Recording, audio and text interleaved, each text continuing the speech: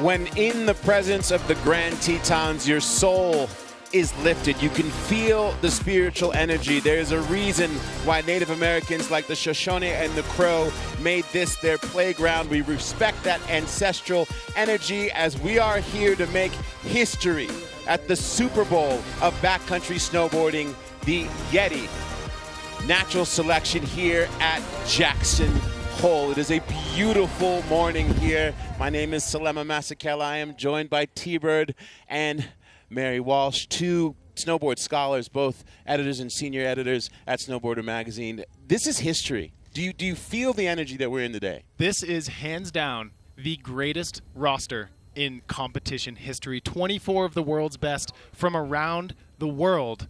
And it's really gonna tell us who the best all-around snowboarder on planet Earth is. Totally. I mean, the excitement has literally been building for over a decade and culminating in this day right here in Jackson Hole. I am stoked. Yeah, I am definitely fired up, and we know that you at home are as well. Instagram and Twitter lighting up. You guys have been communicating that you have been waiting for this day. Hit us up. Show us how you are watching at Natural Selection, at Red Bull Snow, at Red Bull USA. A beautiful shot here of magical Jackson Hole. Here at our host set, it's about 6,300 feet, but if you take that Teton chair up to the start of the course, you are at 9,300 feet very, very quickly. It's a gem. Jackson Hole is an actual gem, and I love this place. I couldn't be happier to be in Jackson Hole. Yeah. 4 square miles of pure joy. This is Jackson Hole. There is no better place than Jackson Hole for providing the terrain and just the facilities to really put this thing together. Where Jackson's located, not just in the Rockies, but also here in the Tetons, it's just really ideally positioned with the aspect that it faces to the east and consistent snowfall. I mean, those couple factors are really important to us. Jackson Hole Mountain Resort is a great place to kick off the Natural Selection Tour because really the very first Natural Selection was born here. The bold origin story of Jackson Hole, I think, is also kind of synonymous to really where we're trying to go with this event. We spent the last 3 to 4 years on bringing this event back, and the reason being is I think the uniqueness and ruggedness of the terrain is something that we're looking for. On top of that, it has a really consistent snowfall every year. We get tons of snow, and that just leads to really great snowboarding. Like, it's just between the terrain and the snow quality, there really is no better place. I think if anything, at Jackson Hole, it's big country out here. Its location here is pretty unique, and kind of see Jackson as a bit of a futuristic kind of outpost. It's a wild place. A wild place with a powerful energy, as you see 50 or so hand-built structures into this natural face of the mountain. For more on this course, a little GoPro inspection with the one and only Sage Kostenberg.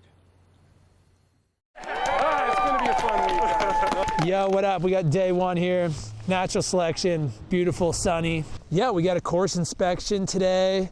The wheels are in motion for a big week. I mean, the amount of hard work and hours that just went into this it's unreal. Look at that thing. That's a proper cheese wedge. Come on.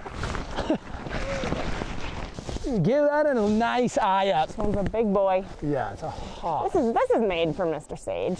I'm gonna go ahead and say. If some feature you want to hit gets pretty tracked, there's another one like not far away from it that's like just as dope as it.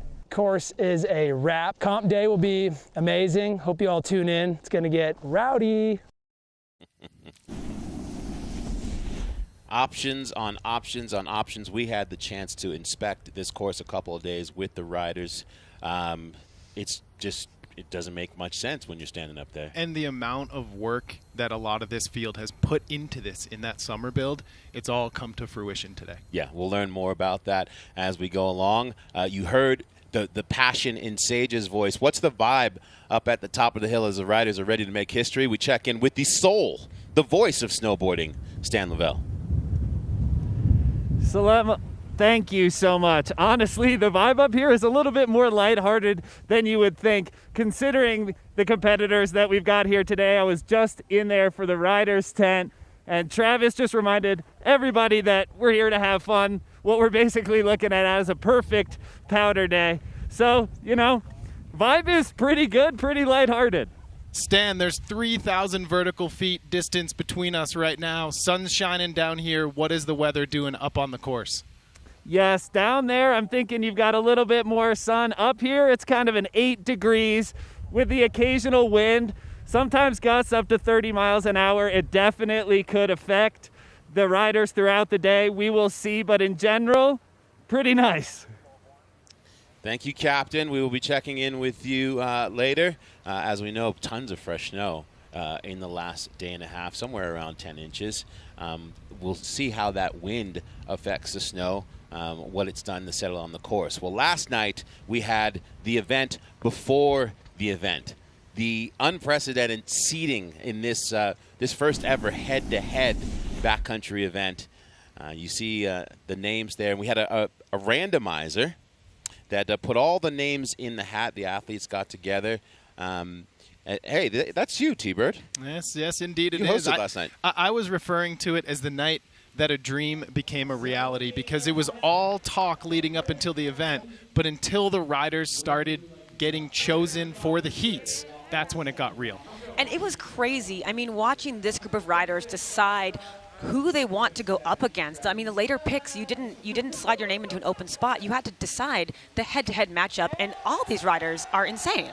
Yeah, the first 8 men and 4 women's names were picked out of a hat, and then those first riders that were picked got to choose which slot they wanted to be in.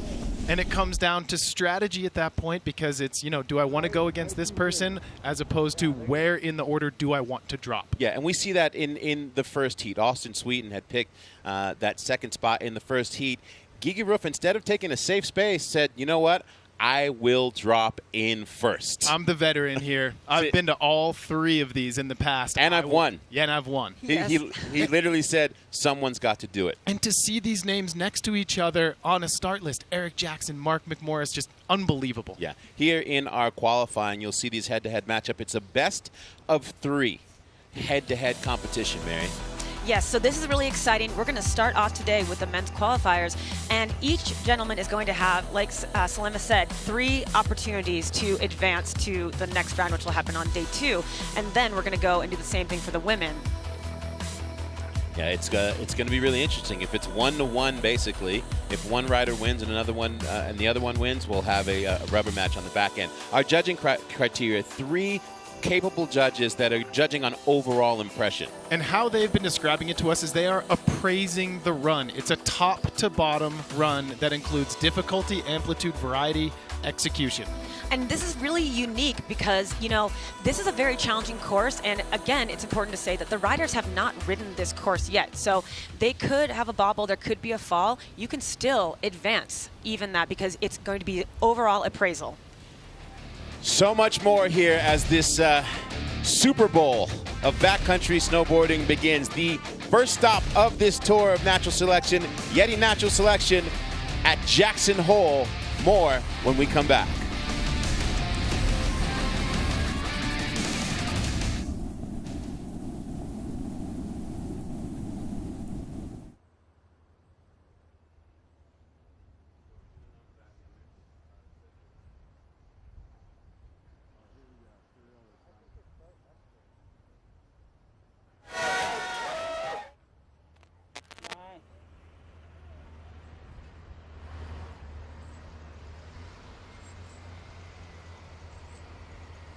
And he has a lens wipe. There's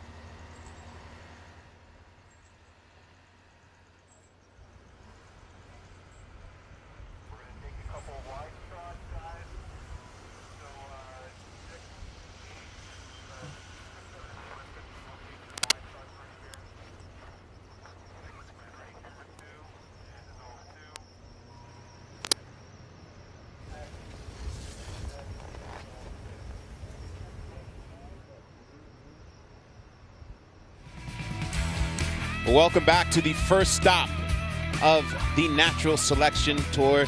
This is the YETI Natural Selection here at Jackson Hole. This field is as all-star could be. If you took the all-star game and then made it the Super Bowl, that's what this is here in qualifiers. The Olympic medals, the X Games gold medals, the video super parts, the Riders of the Year, all stats of the heaviest as we see the first 4 here in qualifiers. I mean, look at that. 10 years of difference between Gigi Ruff and Austin Sweeten. It's arguable that Gigi was the motivation for Austin Sweeten as a Grom. You got Blake Paul versus Elias Elhart, and it is about to get very, very real right now. We'll get deeper into the field shortly. We talk about Gigi Ruff versus Austin Sweeten. 20 years of backcountry prowess for Gigi Ruff. This kid, he came on the scene as just a skinny European kid that people said, who's that? And he's one of the riders who has definitely redefined and helped set the standard for what backcountry riding means. My favorite part about riding in the backcountry is probably that no day is the same. There's always different things flying at you, and yeah, it's whatever you make of it. It's not just an analogy I take for backcountry snowboarding. It's really just living in the spur of the moment, and that's what kind of has carried into my life. Mary, how would you describe Gigi Ruff? Well, I think Gigi, honestly, he really embodies what this event is all about. He is the style master. His flow on his snowboard in the backcountry is really the perfect embodiment of the dance. He is the original. I mean, if you think about this, if you're out there watching and you're used to watching snowboard contests, you're seeing kids 16, 17, 18 years old. When is the last time you saw a 39-year-old rider drop in? And what that speaks to is Gigi's longevity and his experience in the backcountry. Absolutely. I mean, silver, he got the second position at the first Supernatural event in 2013. He wins after losing the Travis in 2012. He wins the Ultra Natural event. To still be considered one of the standards of what this style of riding is 20 years into his career, and you see with that Zen approach, he's someone who interacts with the mountain. And when you think about the transfers from what people are familiar with half-pipe riding and slopestyle, you have to build relationship with the mountain, learn how to speak to the mountain, and Gigi Roof is that person. As you see, for the first time ever, we have racing drone perspective of every rider. This is what we would, this is giving me chicken skin. I'm now over it. Gigi is flowing through this course, and as we mentioned earlier, visibility a little tougher up there than down here in the lot. Mary, how's weather going to play into these courses today? Well, I think it's really interesting because already, like we said, it goes down a little bit, but, knowing Gigi, he's going to find a line, pick it right back up. The weather really does play an important role because the riders are experiencing the course for the first time, and this visibility could really impact where they're going. That snow is deep. Yeah. This is the first time anybody has ridden this slope. That was gorgeous. Gigi Ruff kicking it off in stunning fashion. I bet all the riders at top just breathed a sigh of relief seeing that right there. And this really makes you appreciate what it meant when Gigi said, literally last night, in the seating event, he said, someone has to do it. Yep. Someone has to take this first spot. You're coming in blind. No one has ridden this course before. You're not even sure what the snow is going to feel like in landing, and Gigi setting the pace. And, that's why he's just one of the elder statesmen of snowboarding.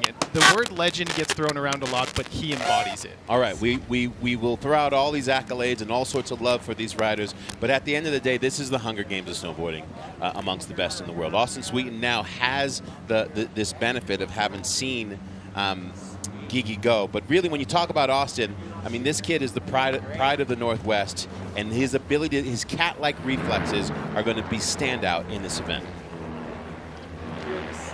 My favorite nickname is the Froth Goblin, and it's just all about being stoked to do whatever it is you're doing, making it a good time. I think this event is incredible in the sense that it gives freeriders a venue to compete. I mean, we're about to ride a backcountry freestyle terrain park filled with powder. It's like, that's what we dream of, is freeriders.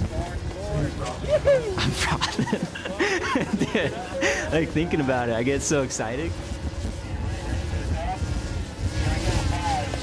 He is definitely someone, SFD, straight down is what you get from this guy. And when I think of Austin Sweeten, and I believe we're going to see it here, the first word that comes to mind is speed.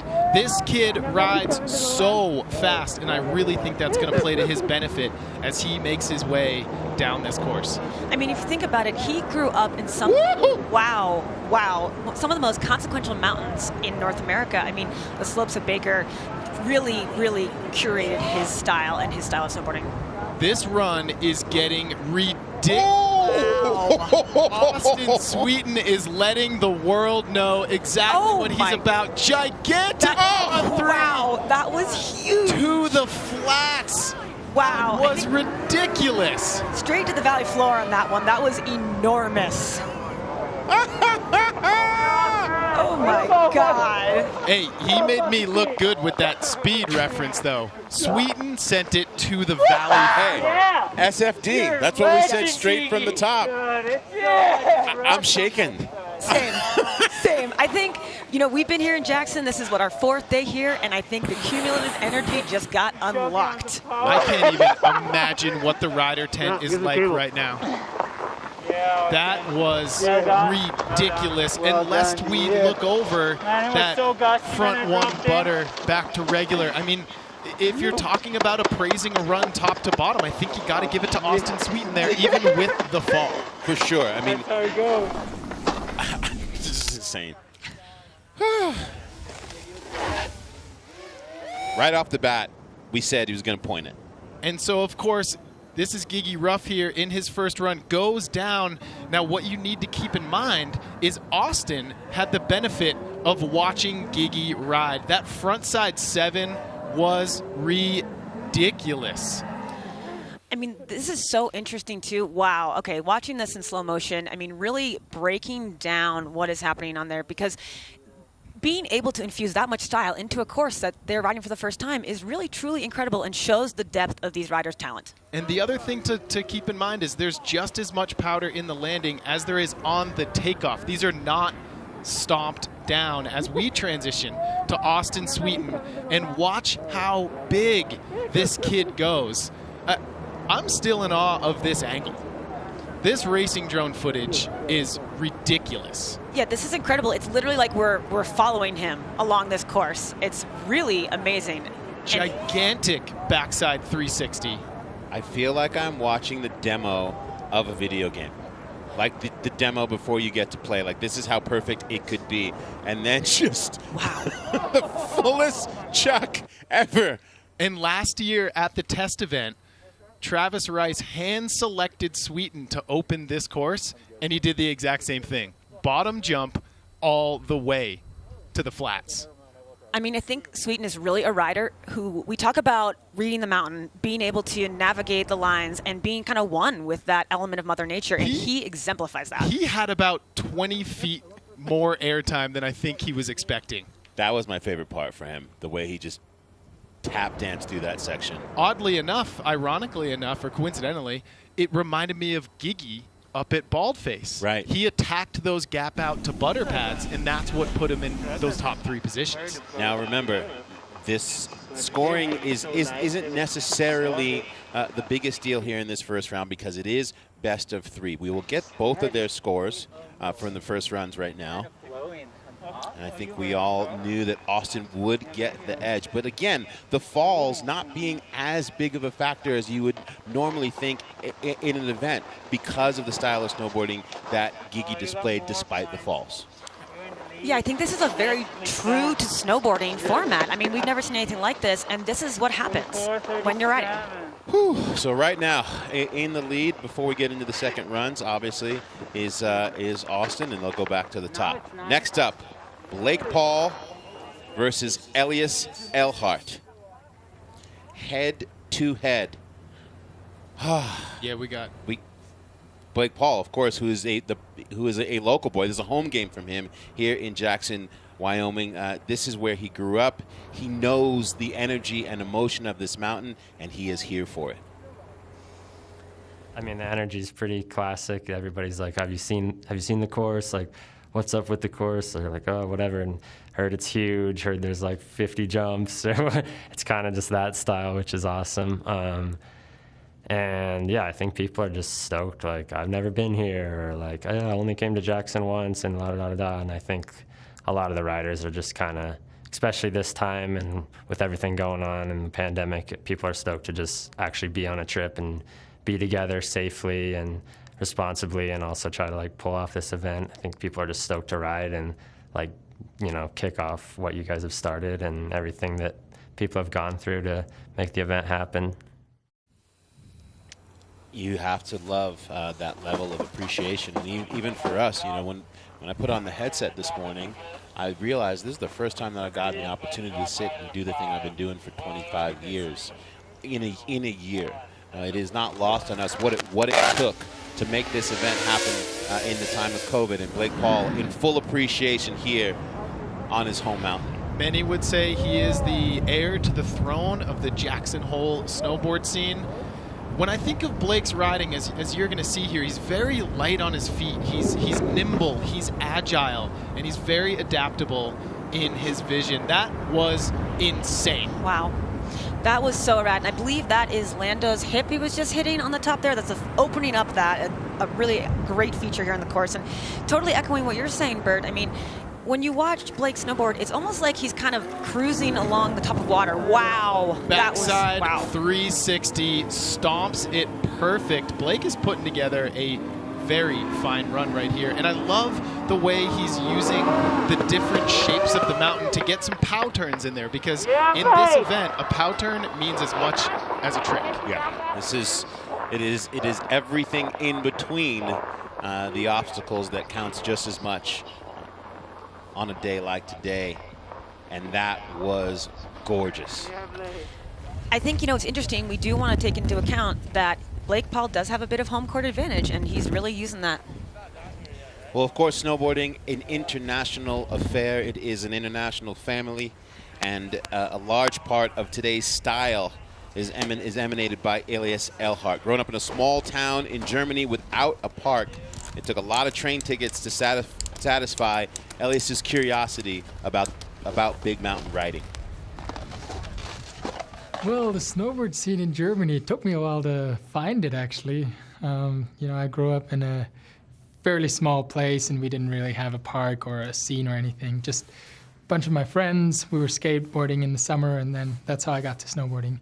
And then I discovered a park, which was 1.5 hours by train, and that's when I was really introduced to this whole snowboard world and got really excited about it. So living in Innsbruck, I was looking for a place that I really could call home and snowboard, like really be at home and do what I want to do the best way possible and still not miss out on, say, studying or do things that are part of my life too. And that's why, like, for me, it's hard to imagine a better place. If you think of Travis Rice as being like all-powerful, the type of rider that you just are like, what is that person? Elias Eilhart is on that level of Travis Rice. When you get hand-selected to go to Alaska with Travis Rice and ride with him, which we all saw in Dark Matter, you should be here. Yes, and I think also Elias is our first rider to drop who has competed in other backcountry competitions, so this is not totally new to him right now. Elias finding his way down this course, gigantic backflip. And that's just a fun trick. Like, if a rider throws a big backy like that, they're having a good time. Tiebreaker, a lot of times we talk about what it takes to be able to land in powder, like that it is an art. What is it that makes it so difficult to get that muscle memory to make it look like you're landing in a park? It's just you have to learn how to land on your back foot, but not make it look like you're washing out, right? And not get that nose out of the snow. Honestly, it takes years and years and years to transition from being a park jumper or a traditional park rider into a full-fledged backcountry rider. It's just deep out there. It's deep.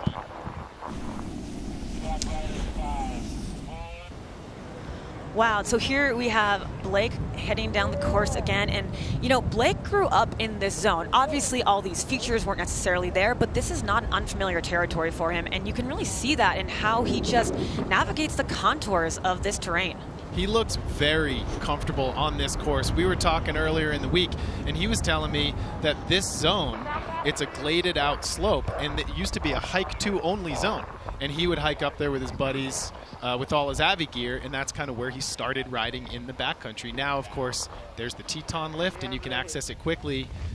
You can just tell this kid is wise beyond his years when it comes to riding a snowboard. That backside 360, he puts it down so clean, and he's always thinking ahead. Yeah, his run top to bottom, that was gorgeous. I mean, I think we're going to see that reflected in his score. And here is Elias right off the bat on that beautiful little step down. And now this is going to be an interesting score because they both had a fall in their run, and Elias's was a little bit more impactful. I think Blake's affected his run less than Elias's, but Elias's was down toward the bottom of the course. Blake's was up a little bit higher. But you see, I mean, this is an insane matchup. I thought that combo and the riding that went in between the setups, I mean, that was the definition of flow.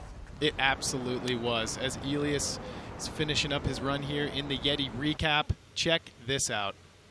Frontside 360, tail grab, and watch how deep this snow is. He just catches the knuckle right there, and that right there is called a ragdoll. And that's the thing, right? Of these riders got to watch drone angles. They studied drone angles. They got to hike around the course. But the big question that you heard from plenty of the riders is, what kind of speed am I going to need here to not go too deep, i.e. Austin Sweeten, and to not come up short and knuckle, as we just saw with Elias? And I think what's so interesting is we're going to see that change throughout the day. As the riders get comfortable. You kind of called it there, T-Bird. Blake Paul with the first one, and Elias is like, okay, my friend, I will see you in round 2. We are not done yet. And so if Blake wins his second run, that eliminates Elias in this head-to-head format. Stakes are high.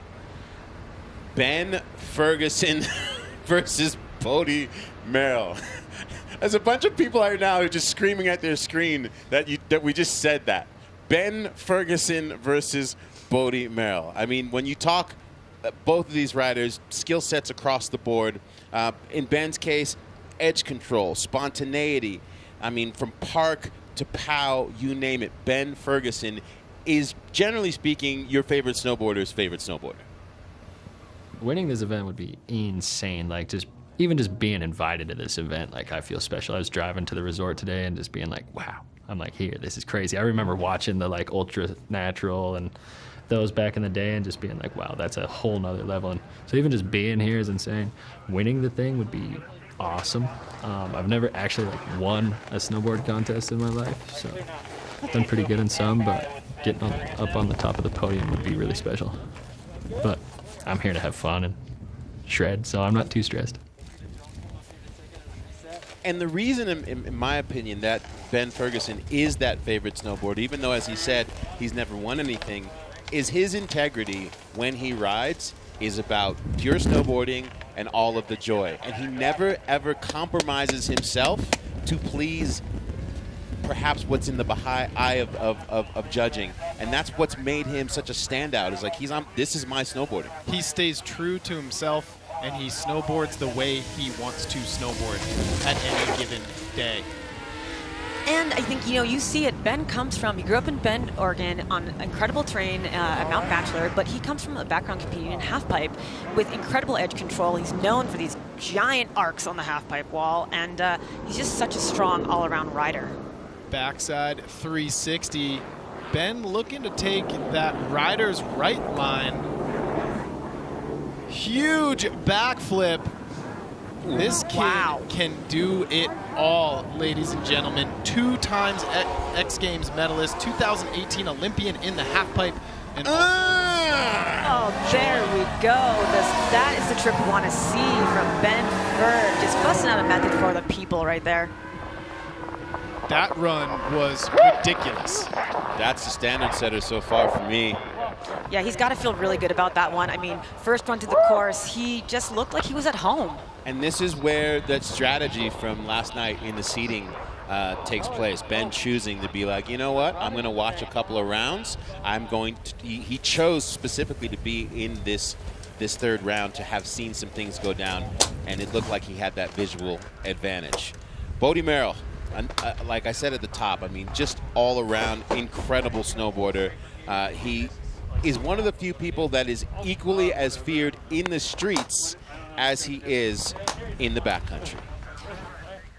I grew up skateboarding, so I've always been drawn to like rail riding and urban terrain, snowboarding, and then also I grew up competing in halfpipe, so I really like transition and park, and obviously backcountry snowboarding is really fun. So throughout the year I kind of get bored with one thing, If I'm just going and hitting a jump or riding a line all year long, I get kind of bored. So sometimes I want to go on a rail trip and then, maybe go up to Alaska or go snowmobiling. So it's all just so fun that I don't want to pigeonhole myself into just one type of riding.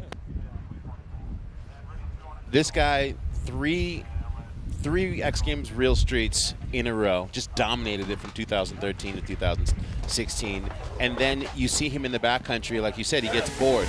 He's sending transitions and step downs and doing 1-foot combinations and things that you're just like, What is this dude? He's the only rider in the field that has won an X Games gold medal in street and in backcountry. This kid might be one of the best overall snowboarders, most well-rounded snowboarders alive. Unfortunately, going down right there. However, that does not mean that this run is over. He can make up a lot of points in the rest of his run. Yeah, that was early on. A nice hand drag right there. And I think Bode is all about power. I mean, he is such a powerful rider. And, you know, when I think during the rest of this run and his second go, he'll be able to really kind of use that to his advantage. So Bode making his way down this course. Which way is he going to go? Another thing to note is last night, Travis Rice, he opened up the entire course. Back chicken wing. There was that Bode style right there. Unfortunately, did not put the landing gear down as he would have wanted to, but so sick to see that happening. Yeah, I mean, it speaks to how much snow is out here that we've seen two riders directly impact the knuckle and come up and look fairly chill. Yeah, it is deep out there. No one has ridden this slope in about 2 years. So the snow has been building up since it started falling here in Jackson Hole in November. Oh.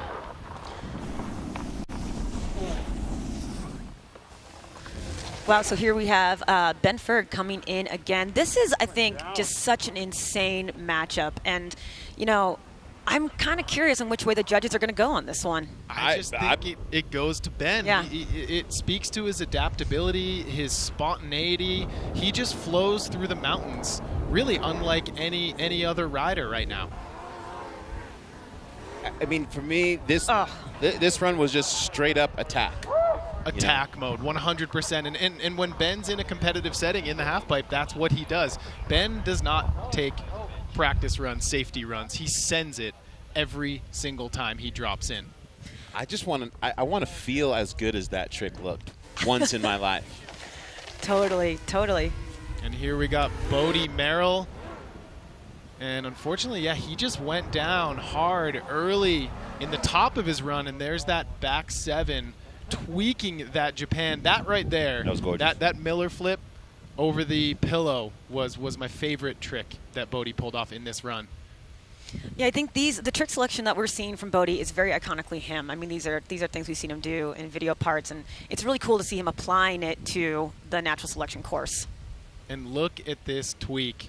Nobody tweaks like Bode. That was beautiful. But unfortunately, not quite enough speed. Just if he had 2 more feet of airtime, I'm confident Bode would have stomped that. Talk about mobility and flexibility. That is good. Yeah. And as we knew was be the case, Ben Ferguson getting the best of that first run. But this is where it gets exciting, right? Like you lost your first run, you're going up there pretty fired up. You realize like your life is on the line. Now we're like in the Hunger Games section of the deal as we head into the second runs. Whew. All right. Sage Kostenberg and Victor De La Rue. I love that Victor De La Rue chose to go up against Sage Kostenberg. People were dodging that opportunity, but Victor said, hey, I'm going to be that dude. Why? Well, he's one of the most badass big mountain riders alive. He cut his teeth pointing it down some of the most ridiculous mountains in Europe, and he is here to go for it. For me, what's the most difficult between hitting a backcountry jump or riding a steep line, I guess it's just like you need to focus in being into backcountry mode, and you do a bunch of it and then you feel good and you just go for it. And it's the same for riding. If you want to feel good and do good, you just need to go out there and go for a couple days and in a row and keep riding.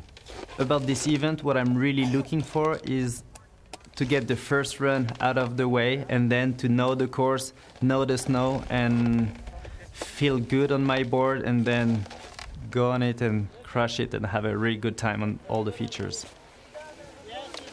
From Val Thorens, France, the 2019 overall winner of the Freeride World Tour.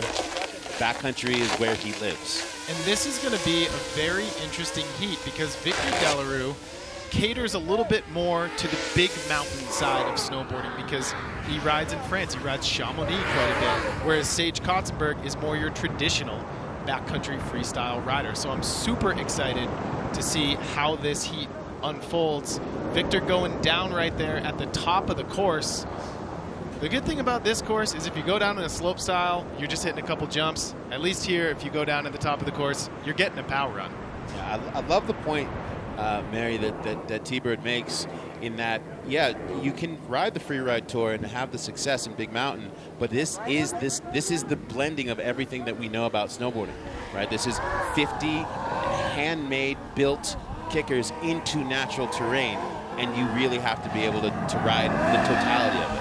Yeah, this is really, I mean, this course is putting the test on people about being an all-around snowboarder. I mean, you need to be able to read terrain, hit jumps, and like navigate a whole fresh backcountry course. It's pretty incredible. I would say Victor wanted more from that first run, but no doubt it's got to feel good to be like, okay, I know what this feels like, and I know what I need to do. Absolutely. And now we're going to get to see Sage Kotzenberg and how he answers Victor's run. Winning the 2014 Sochi Olympic Winter Games slopestyle gold medal took Sage and made him a household name. And he easily could have just said, you know what, I'm going to stay here and dominate in this space. Instead, he decided to switch gears and go towards the mountains and see what else he's made of, and he has not disappointed. Yeah, moving away from competitive snowboarding in a slopestyle and big air sense it took a lot, actually. I thought it would be a lot easier to just say, okay, I'm walking away, but you know, you get some X Games medals, you get Olympic gold or a couple air and styles, and you know, that competitive drive in you know, lives with you.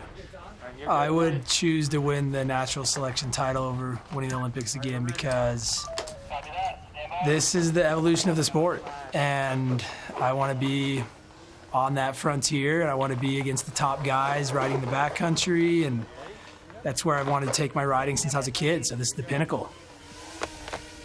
That's a crazy sentence to hear. I would rather win here at Natural Selection than win another Olympic gold medal and go and see Dave Letterman again. They say the great ones differentiate themselves because of their vision and their drive. That's Sage Kotzenberg. He's got vision, he's got drive. This kid is determined to win this thing. Opening up with a gorgeous Cab 5. It's so great to see Sage on this course. Oh, wow. Oh, wow. He's having a good time out there. You know, when he was competing in slopestyle and big air events, he was honestly one of the most fun competitors to watch.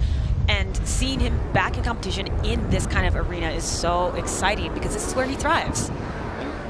Many people, when you talk about Sage, people see him as taking that torch from Travis Rice, and they've been spending a lot of time together. But Travis has been sort of in that mentoring role with this next phase of Sage as a rider. The goats recognize the potential goats, right? Travis fully sees Sage's vision and his drive and his work ethic, and we just saw it right there. He just went top to bottom. Flawless. Yeah, that was incredible first go for Sage. He's got to be amping down there right now. Well, after seeing, you know, Delarue go down early. And this is where it happened, right there on that half cab. He just unfortunately washes out, but he keeps it going. I mean, Victor put down a pretty good run. That back three tail is not small. It is huge.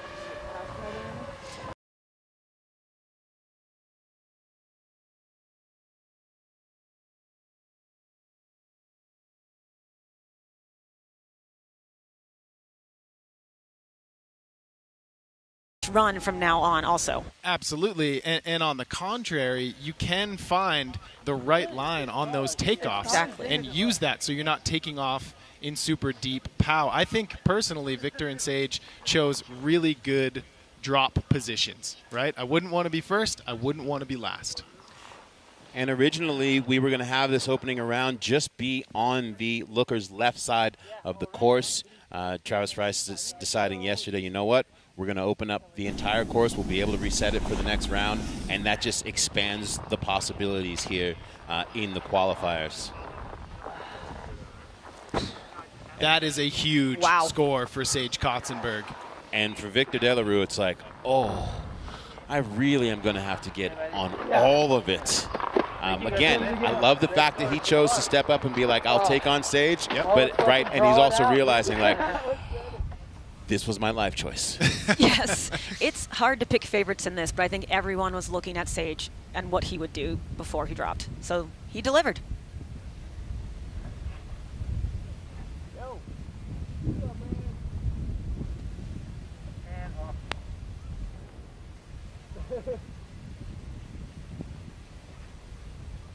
It's pretty sick from right under the tower, too. There's already track there, yeah.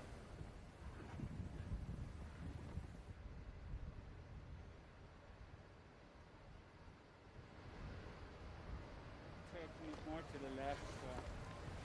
So. Now that's gone.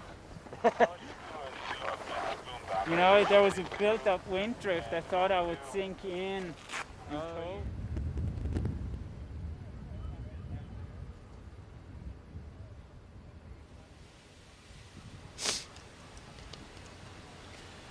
The Grand Tetons are showing off today at stop 1 of the Natural Selection Tour. This is YETI Natural Selection live from Jackson Hole. Welcome to all of you around the world. Some of you who are up in the middle of the night that set your alarms specifically so that you could be here front and center at qualifiers. And our first 4 rounds have not disappointed. Head-to-head competition, Gigi Ruff and Austin Sweeten. Austria versus Washington. And Austin Sweeten in the lead against, you know, arguably the most dominant person in this field, in Gigi Ruff. And most influential. I mean, this is where it's going to get real, because if Austin wins the next run, it's a wrap. Gigi's out. He's eliminated. Again, for you know, just for context, Gigi Ruff, 2nd place in 2012, gold medal at Ultra Natural in 2013. You know, was here in 2008. As we welcome in Jeff Moran. Hello, sir. Great to be with you guys. This is your backyard, your years and years in snowboarding, both in Vermont and here in Jackson Hole. Coaching, etc. Like, what does this mean to you so far in what you've seen taking place here at Jackson? It's mind-boggling. Like, first off, we were talking earlier about how this used to be a hike 2 only zone. So to see it opened up over the last few years with the new Teton lift and you know, to be able to get a lot of laps through there, but it's never ever been anything like this. I mean, take out, you know, the man-made enhanced features. We've never had that much snow where you just get to go up and pick any line down. I mean, it's absolutely insane to see what they've put together. I mean, no one ever thought there'd be a massive, would you say 4 square miles or something like that, of terrain at Jackson Hole Mountain Resort inbounds that was closed, and then everybody just gets their own powder run. And you've lived here for a long time. You live here year-round. Were you watching it from down here be constructed this summer, just features popping up left and right? Yeah, it was crazy. And to go up there, I went up early season with Travis and took a run through. We were with the drone pilots just checking some stuff out. There was less snow, you know, early December. And to be able to see firsthand how much of an enhancement they made for all the different features. I think Liam Griffin, the COO of Natural Selection Tour, said it best. He said, if you can take off of something, there's a landing. And not just straight down fall line, but in multiple directions, as we've been seeing with some of these hits. And that was what a lot of the riders were saying. They're like, I know what mentally what my line is going to be, but also there's that thing when anytime that you're snowboarding, you're like, I want to hit this, but then all of a sudden, like, oh, what's that? Like, is that gonna? Are you gonna deviate? Or are you gonna be like be Curious George in your run? And I feel like the advantage these riders have, right, is that, you know, this is Travis Rice's brainchild. Trust in Trav. All right, Gigi is behind against Austin. What do you expect here from him? I mean, Gigi's one of the godfathers, right? Like, I mean, we've seen him come up. As Bird mentioned earlier, he's competed in all 3 of the previous Natural Selection events and even won one. So I think he's got a feel for it now. Someone had to go first, as he said, and he's having fun. If nothing else, I mean, those landings are insane. I love that he was able to hold it together there. It looked like he could have gone down. And he's opening up a whole new line. He's completely deviating from his first run, and Gigi goes down. That is not good news for Gigi Ruff with Austin Sweeten standing in the start gate ready to drop next. I agree. And, you know, it's not like Gigi came out and didn't want to win, but he's proven himself. He's got 20 years of the most insane video parts behind him. Like, for him to go first today and just, I mean, he's having fun out there, and he's here, and he gets to be a part of this. Well, and we were talking about that earlier in his first run. When it came time, I mean, dropping first in this contest is not a desirable drop spot, but Gigi just stepped up and he said, you know what, I've done this before. I'll probably do it again. I'll drop first. Yeah, that was my favorite line last night. Someone's got to do it. we all thought that first drop spot was going to be the last one. Yeah. And it got filled in. Yeah. So I'm sure Blake Paul was happy. You heard him say that he was grateful. He's like, I didn't hit anything. He's got a big smile on his face. Well, it would look like the advantage definitely is in Austin's hand. This might be a victory lap.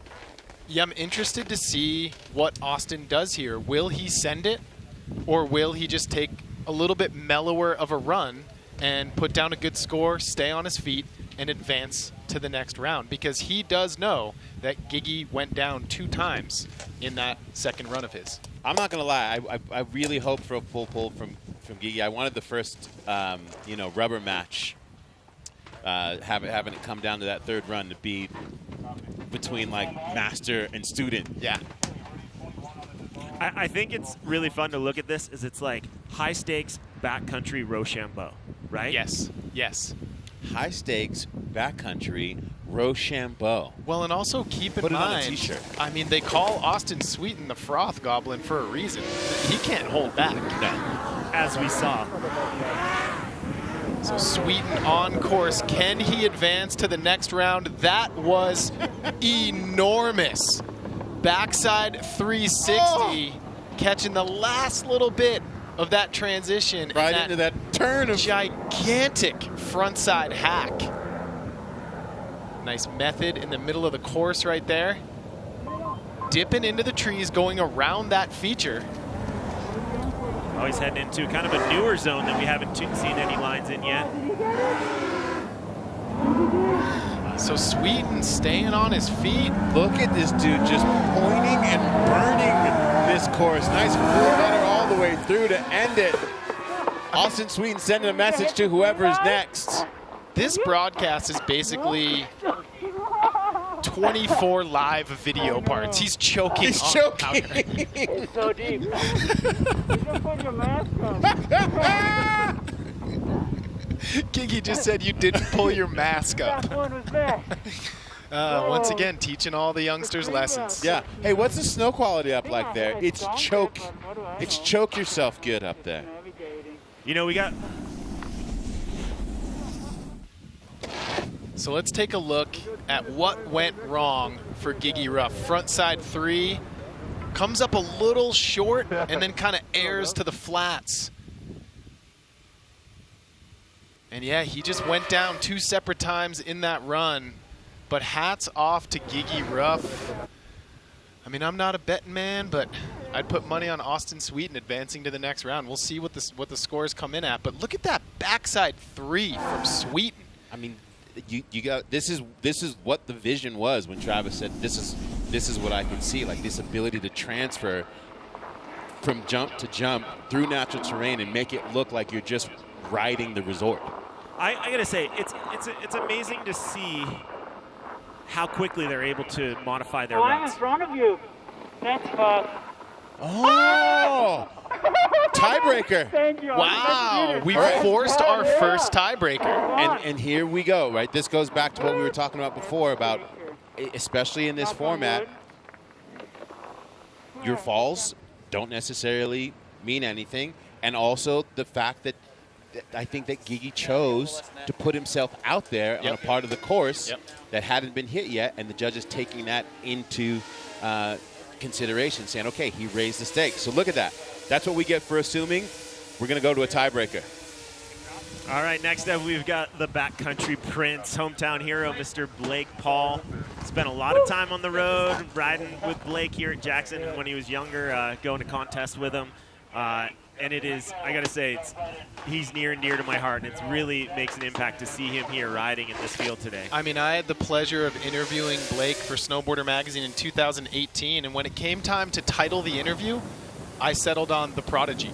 Yeah. That's the best way to put it. He is the next backcountry superstar in snowboarding. So Blake looking pretty good on this course here, taking a very similar line to his first run, hitting that Lando's hip, huge backflip, airing down into that POW field.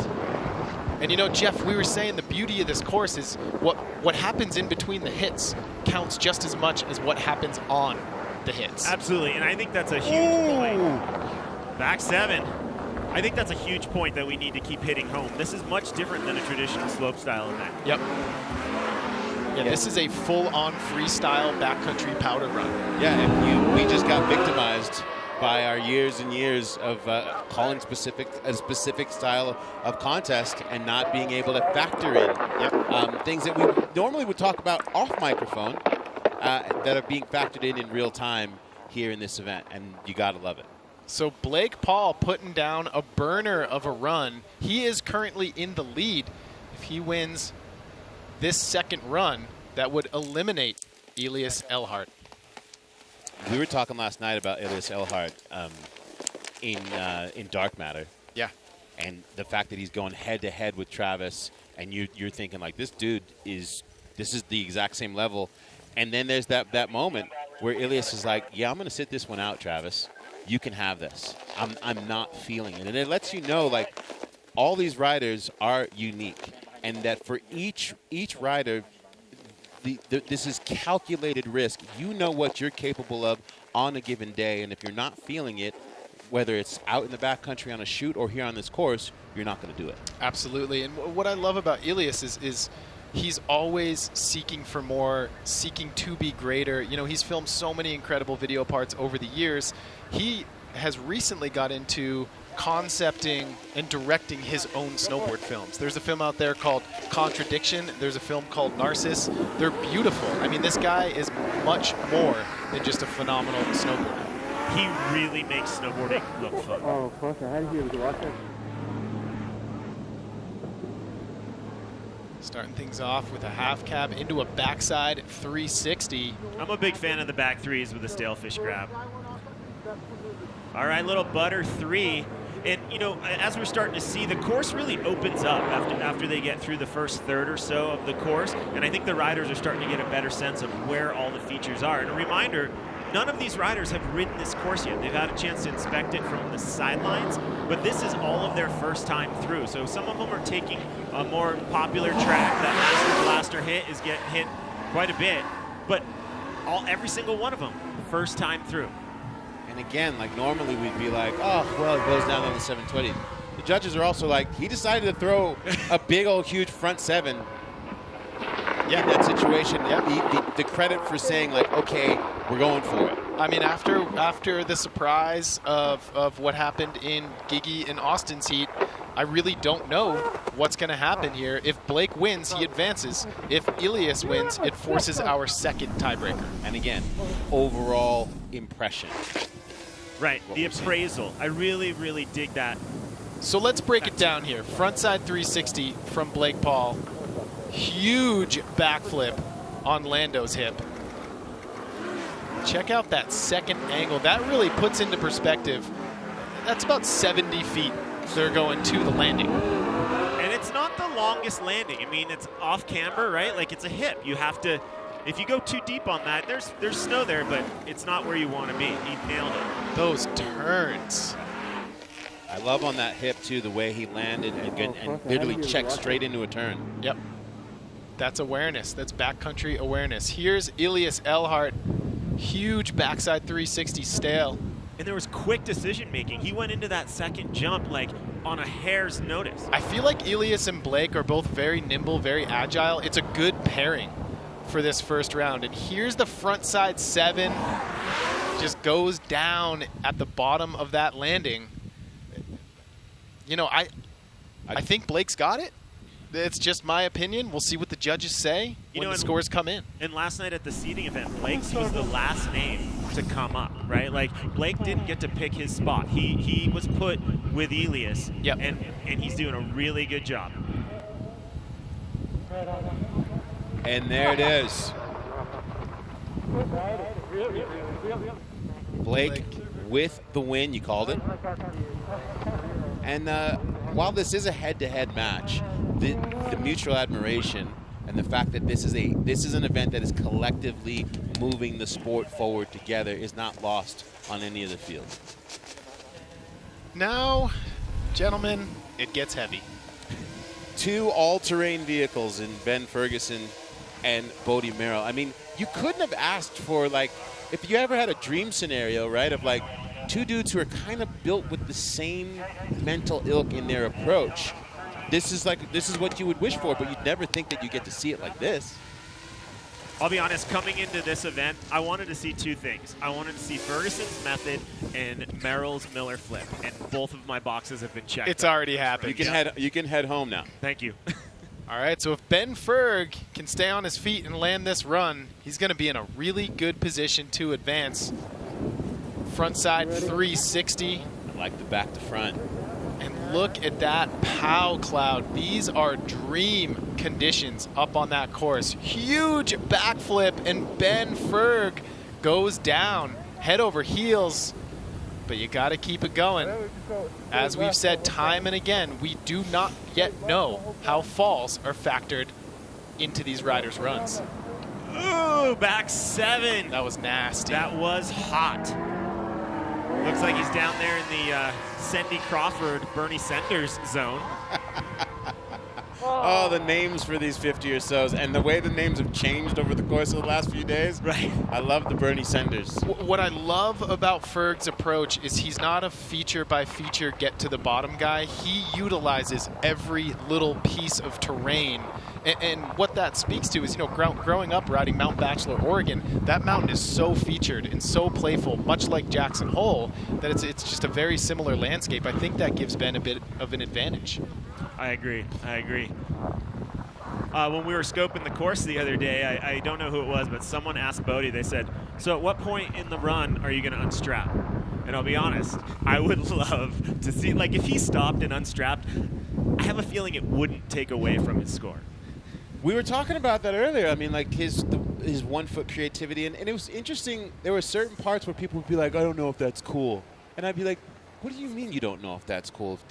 This dude can step down and do whatever he wants with 1 foot and do 7s and inverted combos. Like, just because you can't do it doesn't mean that you can even try to discount it.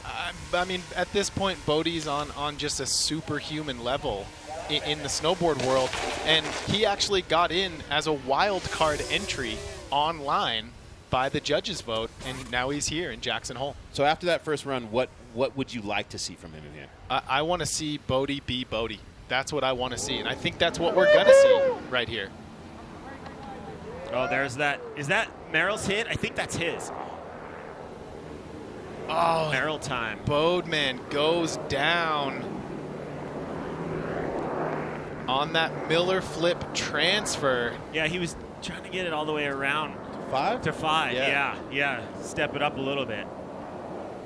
And that right there, ladies and gentlemen, is one of the problems that backcountry riding poses. Your goggles come off in a slopestyle course, you pick them up, you ride down to the bottom. They come off in a backcountry course, they're full of pow. You can't see very well. As it was literally just displayed right there. Like, you're fighting the sea in conditions like this with goggles. Yeah. Without goggles, like, I don't want to turn. I want to turn. I don't want to turn. And, you know, I want to send a shout-out to Mother Nature. Mother Nature, as we've all been hearing, is a huge factor in this entire contest series, paying homage to... We wouldn't be here without Mother Nature. The rock features, the amount of snow. So it's huge to see what she has provided for us and our global snowboard family. She is the main character of this tour. And I love the fact that, you know, that was Travis's deal from the very beginning. Like, yes, I want to progress snowboarding, but I want people who are watching around the world to feel a connection and a curiosity and a desire to play part and get out there. And as we'll learn more through the course of the event, you know, just the manner in which an area like this affects the coasts out to California, how the waters that melt here in the summer lead into the Pacific Ocean. Like the connectivity when you speak about nature is truly on display here. And here in the YETI recap, as we transition to Ben Ferg's second run, he's in the lead. I think Ben's going to take this one, and you know, you got to feel for Bode Merrill. Like this is a cutthroat contest. You get 2 runs. If you can't win one of those heats, that's it. And I love that, like, you know, unlike other events where we'd watch 16 riders go, and then try to compare between rider 2 and rider 14, like, it's clear cut. It is clear cut, and its ability for the riders to really focus against another person as opposed to the whole field. Absolutely, yeah. And that's, you know, that Miller flip 5 right there, that's where it went wrong for Bode Merrill, and he just had a tough run. I mean, it says it all right here. I was going to say, you can see it on his face, but he didn't give up, right? Like after that Miller flip, I mean, he was down. He had to unpack his goggles. He could have just taken some pow turns and called it, but he didn't. Yeah, man. Congrats, dude. Well, just like we thought. Dude, I hope you make it to the end. It's fucking Ferguson. awesome. Oh, dude, we got this shit. Yeah, that was awesome. Woo! I like that. I hope you make it to the end. Yep. I pass you the torch. Do it for my district. All right. Sage Kostenberg in the lead. Victor De La Rue. Put it down. Or you two will be on the sidelines joining Bode Merrill.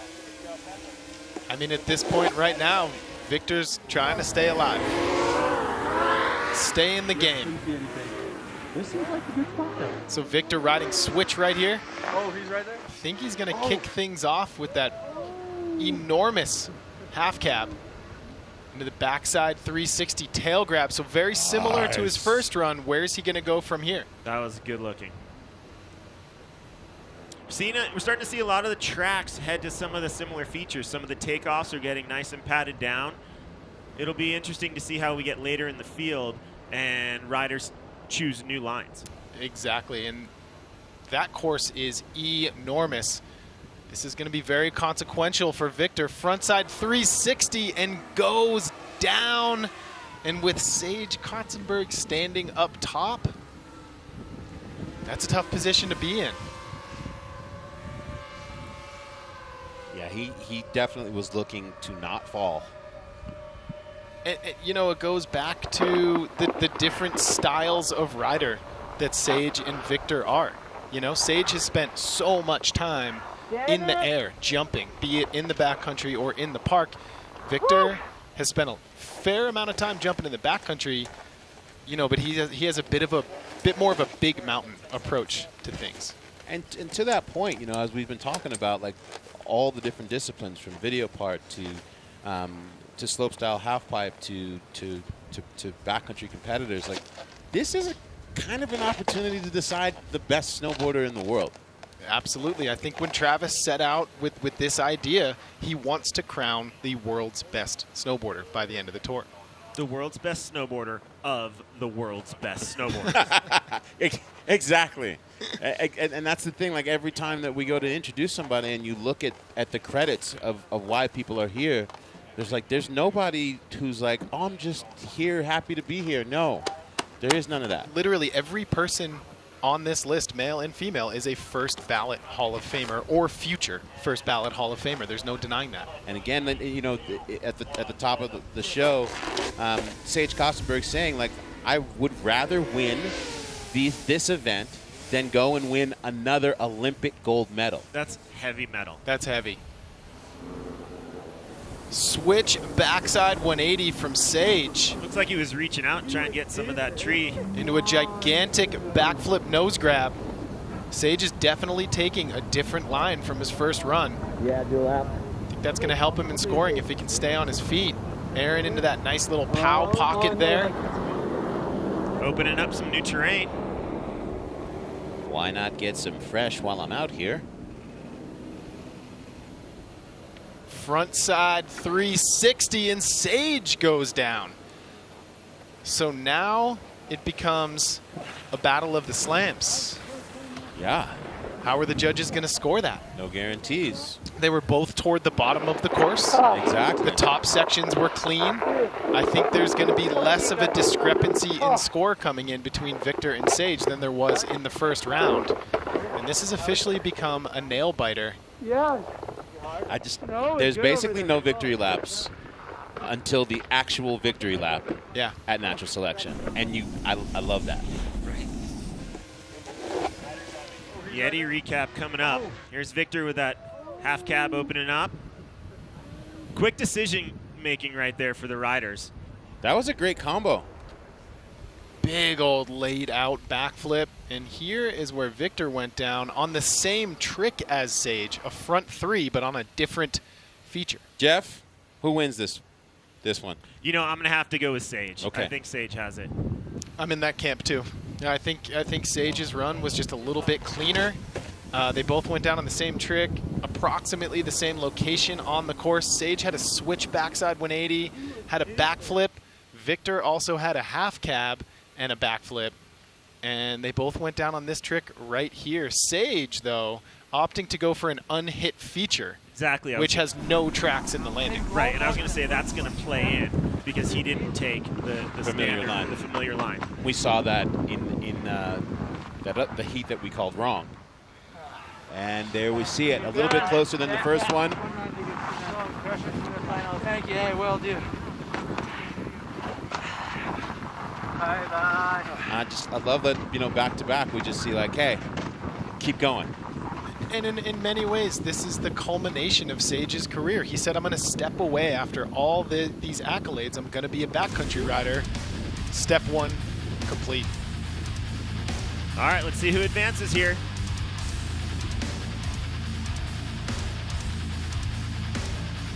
So we have one tiebreaker. That's going to be Gigi Roof and Austin Sweeten. Blake Paul has eliminated Elias Elhart. Ben Ferguson has eliminated Bode Recap, and Sage Kotzenberg reigned victorious over Victor Delarue. Did you ever think that would come out of anyone's mouth in a snowboard contest? No, absolutely not. But that's what makes this such a historical day. There's going to be a bunch of never been dones. This format had never been done. All sorts of lines that will have never been done here at the first stop here at YETI Natural Selection, Jackson Hole.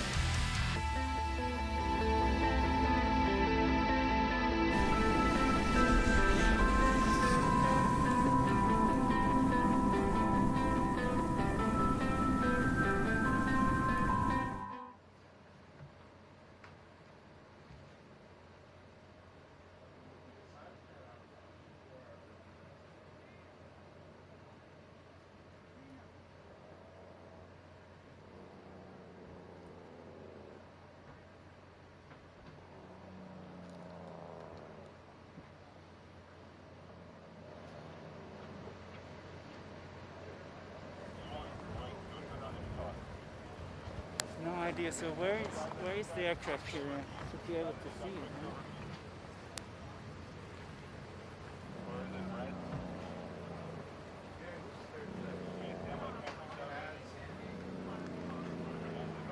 So I need to strap in.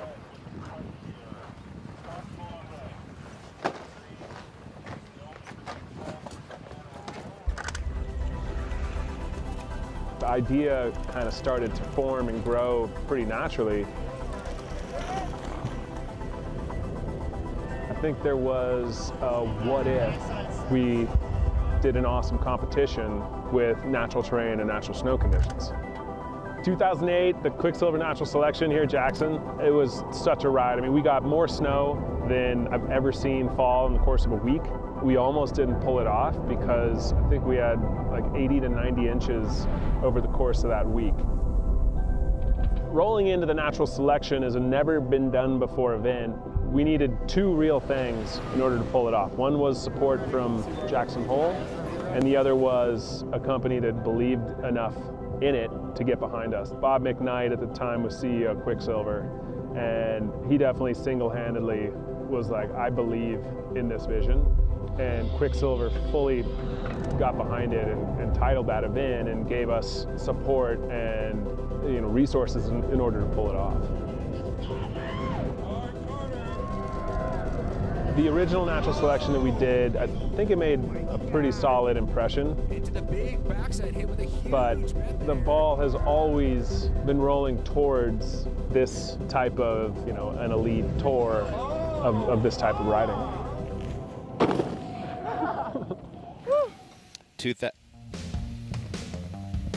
2008 vision leading us to where we are here at YETI Natural Selection Jackson Hole. Shout out to Bob McKnight, probably the frothiest shredding CEO in history. And you woke up this morning, Jeff, and you found a flashback. I did. 2008. I was going through a drawer at the house, and look what I came upon. It's the original flyer booklet from the 2008 Natural Selection. It's got the 17 riders who are here, obviously Travis Rice and a bunch of other heavies.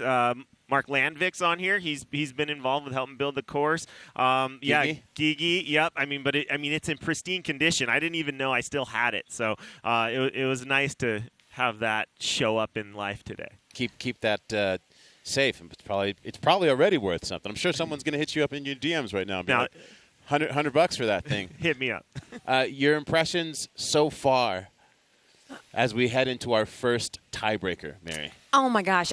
The excitement, honestly, I think we're so stoked. And, heading into a tiebreaker, the energy couldn't be higher right now. Yes. First time ever in this head-to-head format where, you win one, your competitor wins one. We're not going to be like, what's the best score? We're going to go into a literally winner-take-all in this third and final run. And that now all of a sudden is when the score comes into play in this final run. And it's a new energy. As a competitor, what's that like energetically? Because you've never been in this situation before.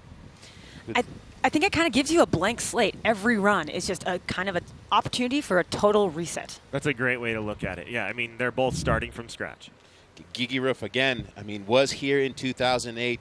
20 years of just legendary snowboarding against Austin, who is likely someone to take that torch in the rest of his career. But the man who literally can just meld with any and all terrain and has blown us away, going all the way back to That's It, That's All. Here is Gigi Roof. I remember watching Gigi's part in Happy Hour back in the early 2000s, and the way that he rode then stuck with me so much, and it's the same now. Oh my gosh, going down there. Raising the stakes with that back 720. Again, 39 years of age. I still see him as a kid. You look at his face and you're like, what kind of natural thing are you selecting for your agelessness, legend? He's kind of the Paul Rudd of snowboarding in that sense, I think. Living the good life, and it shows. This is a really tough tiebreaker. Oh, there we go. Gigi having some fun on the course, because I don't want either of these guys, honestly, to be stopped from the competition. They're both so smooth, so fun to watch, and they've been explosive on the course today.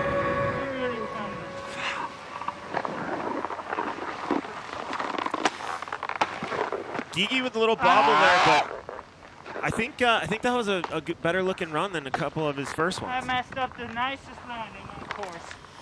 Sorry about that. So you hear Gigi remarking there about messing up a landing. That's one of the things that comes into play when you look at traditional competitions. It's a groomed landing. Anyone will have a fine full pull on it whenever they go. But here, the course is changing throughout the day. I just like that he apologized to the audience Yes. when he fell. That is the Zen master, Gigi. That was a Zen frustration that we heard him pull out. Pressure is on, though, for young Austin.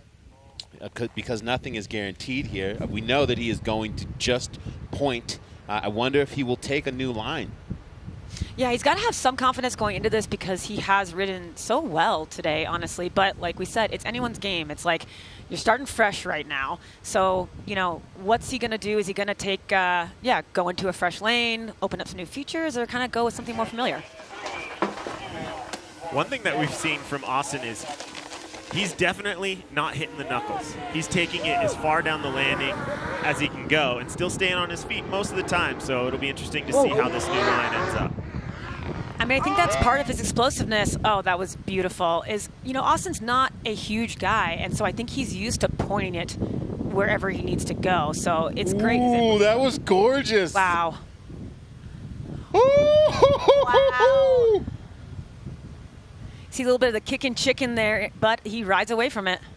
He went so deep.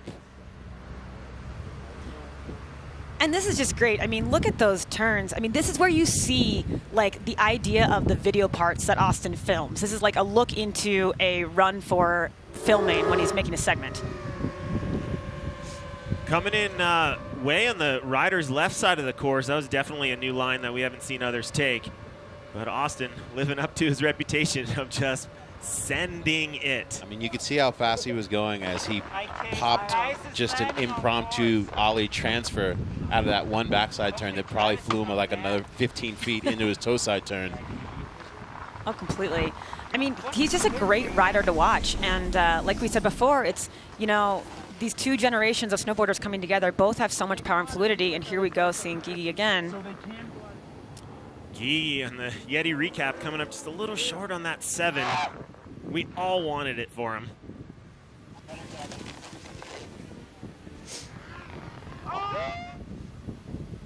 And that was just massive from Austin right there. I mean, he looks so comfortable on this course right now. That's a good combo, the back-to-back threes, and he nailed the landings on those first two. This one, not so much. A little reminiscent of his first run, but still putting down some solid tricks. And again, look at that. A new line Huge. right there. Absolutely enormous. That was like 100 feet. Yep. Right to the bottom. I mean, that's just insane. That's mind-blowing.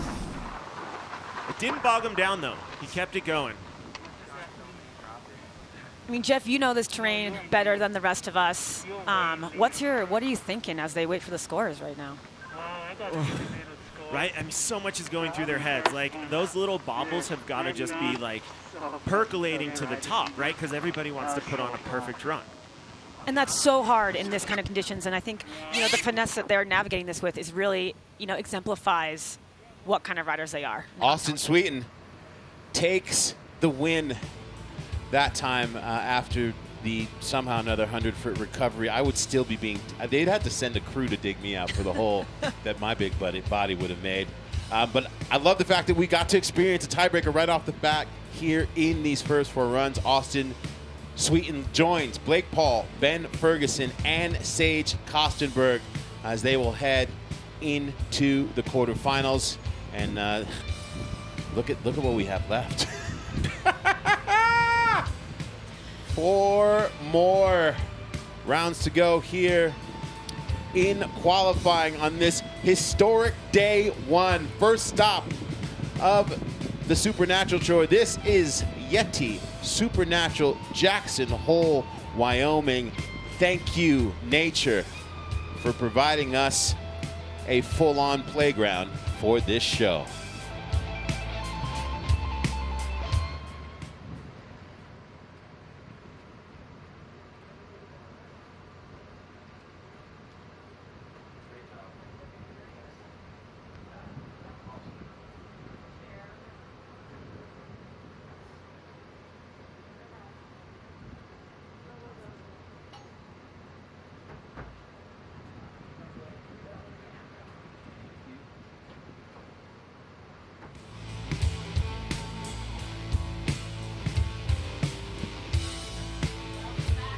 To the YETI Natural Selection Tour here at beautiful Jackson Hole. We have just finished up the men's competition. Heats 1 through 4.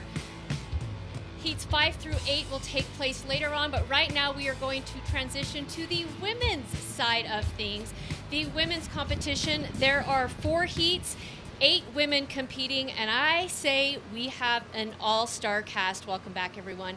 I am Tina Dixon, and I am joined by 2 announcers that you have already had the privilege of listening to Mary Walsh and T-Bird. You guys, that was quite the start to this event. Bummed not to see Gigi Ruff move on, but that's how it goes. And now we transition to the women's field. I look at this list, and I could not have put together a better list of women for this event. It's truly incredible. I mean, this list is a who's who of both the most preeminent women who are filming in the backcountry as well as the contest killers and the women that are making the crossover. Yeah, I mean, if you look at every single heat, it's a legendary backcountry rider against a top-tier elite-level competition snowboarder. Yeah, I love the fact that we have the matchups. I mean, that's been one of the most unique aspects of this event, is you take two riders, match them up against each other, and then they go and have some fun. Here's the format for the women. We have 4 heats. They go head-to-head. There are 8 riders, and it's similar to the men's. They will take one run, each rider, and then they will go back up, take another run, and if they need to do a tiebreaker, that will happen. And then we will take the top 4 women from today, and they will move on to the Day 2 final. Let's take a look at the judging criteria. Just remember that Dave: difficulty, amplitude, variety, and execution. And again, we're going to see the same thing that we saw with the men's side, the first 4 heats, is that these women are being judged on that overall situation, the appraisal of their top to bottom run. Yeah, I mean, we saw it, you know, a couple rounds there where one of the guys fell, still won that round.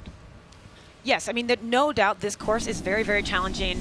And so we're going to see the ladies really, really step it up right now. Yeah, and it's uncharted territory for the women, really. I mean, you look at this list right here: Jamie Anderson, Hana Beeman, Robin Van Gien, Zoe Sadowski-Sanat, Elena Height, Haley Langland, Anna Gasser, and Marion Harity. I mean, it's a combination of everything. Olympians, Olympic gold medalists. And to start things out, Jamie Anderson versus Hana Beeman. Jamie is the greatest competitive snowboarder of all time, full stop. She's the most decorated female X Games athlete. She's won Dew Tour, the US Open, Grand Prix, and 2 Olympic gold medals back to back. And many think almost a third. Let's hear from Jamie. Having the natural selection title would be unbelievable. I just feel so honored to be here and have the opportunity to compete on literally a dream course, so I'm just happy to shred. I don't think I really have a strategy. I don't really know how I'm gonna go about it. I'm gonna try to ride through inspiration. I have a lot of different ideas, but I'm not sure how it's all gonna come together, but more will be revealed.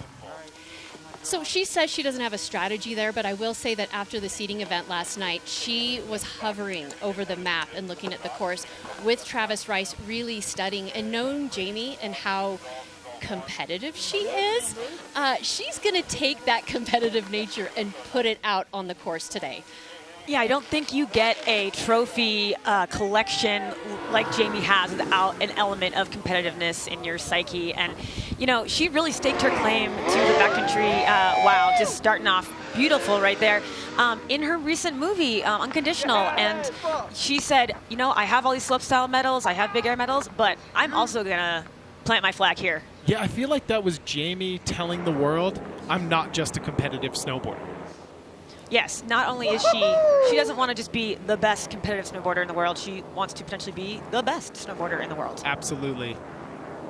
So going down right there on that hip, she picks herself up. And you guys were talking about this earlier, the judging system. Yeah, there's that criteria, but really it's an appraisal of the entire run.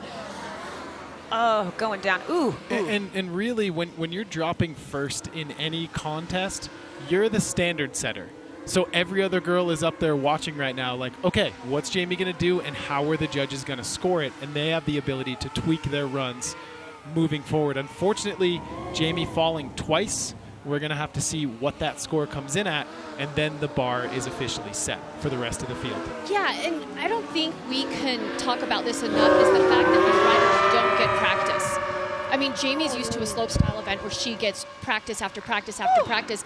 these riders, yeah, they did get a chance to slip the side of the course and kind of look at the features, but they don't know the timing. You don't know the speeds. And so that brings up the question, do those backcountry women, Robin Van Gyn, Hana Beeman, do they have a competitive advantage in this situation? Because a lot of that is natural instinct. And Hana Beeman up next. Hana's storied career really comes from just that diligent work ethic blended with, I mean, really her natural skill that only a few riders have possessed the last 2 generations. She has dominated the contest scene, but the last probably 8 years, she's really dedicated her time to pursuing and filming in powder.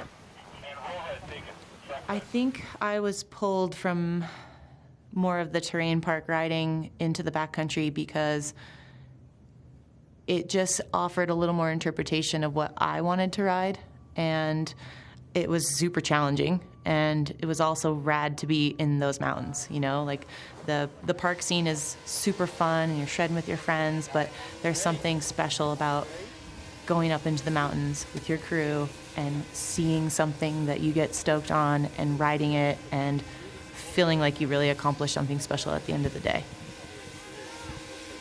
It's true. When you go up and you check something out and you work on it, and then you ride it, there's that feeling of reward and something to talk about that. She spent a summer up here helping build this course. So she's got a really invested, she's invested a lot of time into this. When I think of Hana Beeman snowboarding, I think power mixed with precision. She's spent so much time in the mountains. She's so aware of her surroundings and the features that she's riding. That was a huge method from Hana Beeman. Oh, going down there, but you could see she opened up that new area like she was going right for it. She was here in the test event last year, and you know, from building this course, obviously she hasn't dropped into it, but she has a little bit more familiarity, and of course is used to picking lines in the backcountry. Well, and I wonder, you know, we can speak to Hana later about it, but I wonder what her mindset was before Jamie's run and how that changed her strategy, if it changed her strategy after seeing Jamie Anderson fall twice on the course. I think what's so interesting and about this matchup, I mean, this is a hammer matchup, is because Hana helped introduce Jamie into the backcountry. When they were filming for Full Moon, you know, she was imparting her wisdom to help Jamie learn. And now they're, of course, going head-to-head in a really consequential matchup. I really could not have picked a better heat to start the women's competition off. I did not feel like I had enough speed. I slowed down too much for the Great Wall. So there you go. You're getting live reactions from the riders themselves after their first runs. The crust on Bode's hip. That's what happens when you drop first. You're the trendsetter. You're the one that provides the beta to the rest of the field watching in the rider's tent, and you know, says, hey, you need to go faster on this hit, or you need to go slower on this turn. Totally, and that's where we see Mother Nature really come into play on this course again. I mean, right now, you know, the sun is coming out a little more up there. You can see it shining on Hana, down in the finish gate, and is that making things a little slower already? This is Jamie Anderson on Lando's hip, huge backside 3. Wow. And she lands a little heavy on the nose. That, I mean, you know, on Jamie's first hit, it looked like she just got stuck in a track. So then that goes back to, you know, next run, are they going to open up a new part of the course to get fresh snow? Or do you rebate that run exactly, now that you know the speeds a little bit better? And, you know, you mentioned something earlier, T-Bird, that these snowboarders process data so fast that they can go back up. And even if they do a different line, well, they know the snow conditions better. All right, here are the results after that first run. So Jamie Anderson is currently in the lead. They will both go back up and take one more run. But right now, they've at least had one run on the course. They know what the conditions are doing. And we're going to move on to the next heat because this one is super interesting. You've got Robin Van Gyn, really the purist, as you said, T-Bird. She films in the backcountry.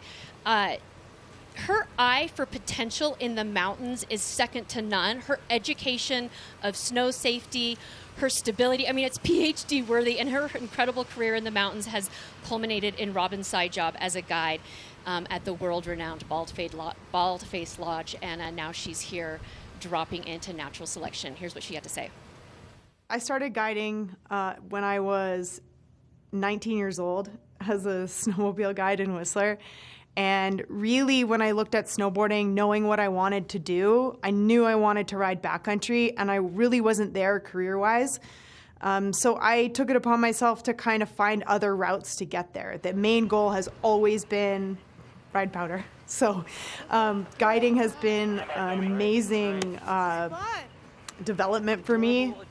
It's taught me so much about the backcountry, about the mountains. It's really improved my skill set in the mountains and riding backcountry freestyle. So yeah, I feel like there's so much to know and you can never know it all, but I do think that's something that's gonna help me. And I spoke to her last night and she said, you know, I've got 3 runs. I've eyed out 3 runs. I really want to do those runs. She knows what she wants to do. If anything, she was concerned about her lack of competitive experience. Yeah, I mean, when you're hand-selected by Travis Rice to be a star of depth perception, you know you've made it. That validates Robin Van Gin's decision to always be a backcountry snowboarder and not falter from that course. This does exactly the same. Exactly, T-Bird. I mean, that's the thing is, you know, in the last, half decade, Robin has emerged as one of the women in the backcountry really setting the pace of what is possible.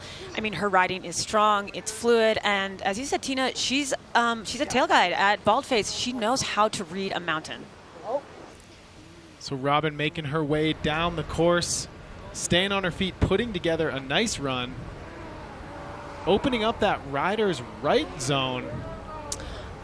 Front side 3, and Robin Van Gin goes down. Now she fell at the bottom of the course.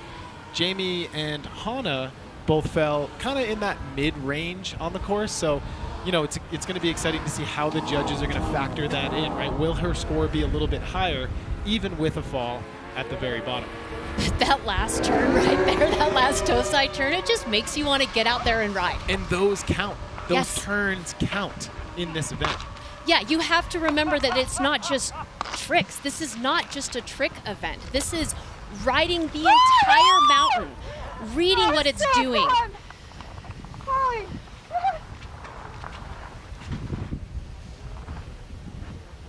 Oh, and next up, Zoe Sadowski-Sanat. I am really excited to see her ride. She came in as the wild card. Coming to us from New Zealand, she really skyrocketed into the snowboarding conversation when she took that bronze medal in the big air competition at the Olympics, and everyone started asking, all right, who is Zoe? She's then solidified herself with winning X Games gold, silver medals. She's put herself in the elite company with Anna Gasser and Jamie Anderson, and now dropping in. So excited, after scoping the course with a good crew and taking a look at all the hits, I'm super stoked and just can't wait to ride the thing. My goal coming here was to do a wildcat somewhere off a hit that I've never hit before, straight into competition, so try to do that. I am so excited to watch Zoe ride today. She really exploded onto the scene at the Olympics and wowed everyone in the big air and just showed that she was here to stay. And since then, she's gotten the X Games podium. She's been a constant competitor in the women's circuit, but this is really her first showing in a backcountry situation for everyone. And you would not know it. She is going gigantic, falling on that second hit. But, I mean, this is the quintessential story of the rookie versus the veteran. Robin Van Gin, the veteran, Zoe Sadowski-Sanat on the world stage here in the backcountry as a relative rookie, making her way down the course. So as of right now, Zoe and Robin both do have a fall in their runs. They're taking completely different lines, which I like to see. Yeah, you can see Zoe going kind of on a little bit of those less sizable poppers, still very sizable, and getting a nice just toe side carve in right there. And we did see this in the first couple runs of the men's field with Gigi and Austin and Bode and Ben, where they were going down once in a while because they haven't gotten eyes on it. It's one thing to look at a course, it's another to ride a course.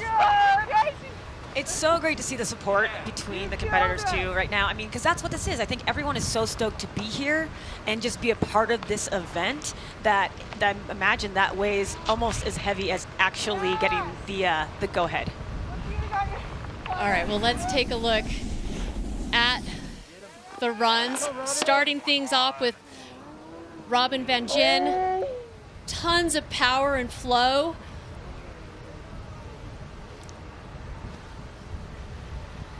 So this is just a massive 3 right here. I mean, that's the kind of thing you want to see and why Robin has won back-to-back Women's Video Parts of the Year.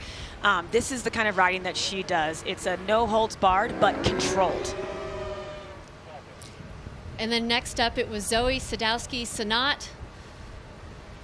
She started off going massive. Huge straight air. And I think she wanted to do something different there, but I think she was taking a little bit too much speed into that second feature. There's that wildcat she wanted to do, more of a straight over backflip, but it was one of her goals coming into the event. And there is that front side turn. You got to appreciate a good front side turn, but how is it going to be scored? Yeah, this one I feel like I'm not sure how the judges are going to call it. So there you go. Zoe takes the lead on that first round. Okay, let's go back up. Yeah. And there you hear Robin going, all right, let's do this. Let's go back up. So we have just finished up the first 2 heats for the women's quarterfinals. And next up, we have Elena Height and Haley Langland. And what a matchup this one is. Elena Height, what can you say about her? 2-time Olympian. I watched her compete in the halfpipe in Torino in 2006. That was a long time ago, and now she is here. She's an icon. She's one of the greats, but she is now challenging herself and taking the opportunity to venture into the unknown and get outside of her comfort zone. I mean, after being a competitor for 16 years, I just really felt this draw into the backcountry. It's really exciting to be able to challenge yourself in a completely new aspect of snowboarding, but still have it be the sport that I love so much. I think that what sets snowboarding apart from a lot of competitive sports or sports that people follow is the Mother Nature aspect. We have this element of just surprise that everyone has to be ready for, and it really keeps you on your toes. The element of surprise is more true than you know it. I mean, this resume is untouchable. 6-time X Games medalist, 2-time Olympian, star of blank canvas, and get this, the first woman to ever land a 900 in halfpipe competition. Couple that with U.S. Open and Dew Tour wins. I mean, Elena Height has already reached that legendary status in snowboarding, and here she is at Natural Selection, putting the cherry on top of that untouchable resume. I mean, it's been so exciting to watch Elena's transition from the contest scene to the backcountry over the last couple years.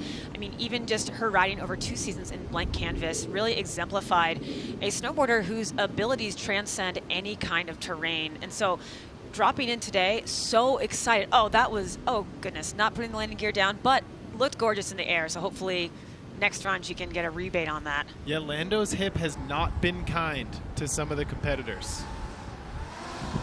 So Elena Height putting down her first run, getting some turns in. That is what it's all about right there.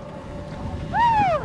You know, the thing about Elena that's really exciting too is that she really, more than anyone, I think, straddles that line between competitor and backcountry rider, because obviously Jamie has, you know, been in the backcountry as well, but Elena made the full commit. She's not competing anymore in traditional halfpipe contests, and she's been diving deep into the backcountry, and so I think that is a very unique position for her to be in with the mindset and the skill set in this competition. I mean, she's transitioning a little more to where Robin Van Gyn may be, whereas Jamie's coming off 2 golds at X Games last week.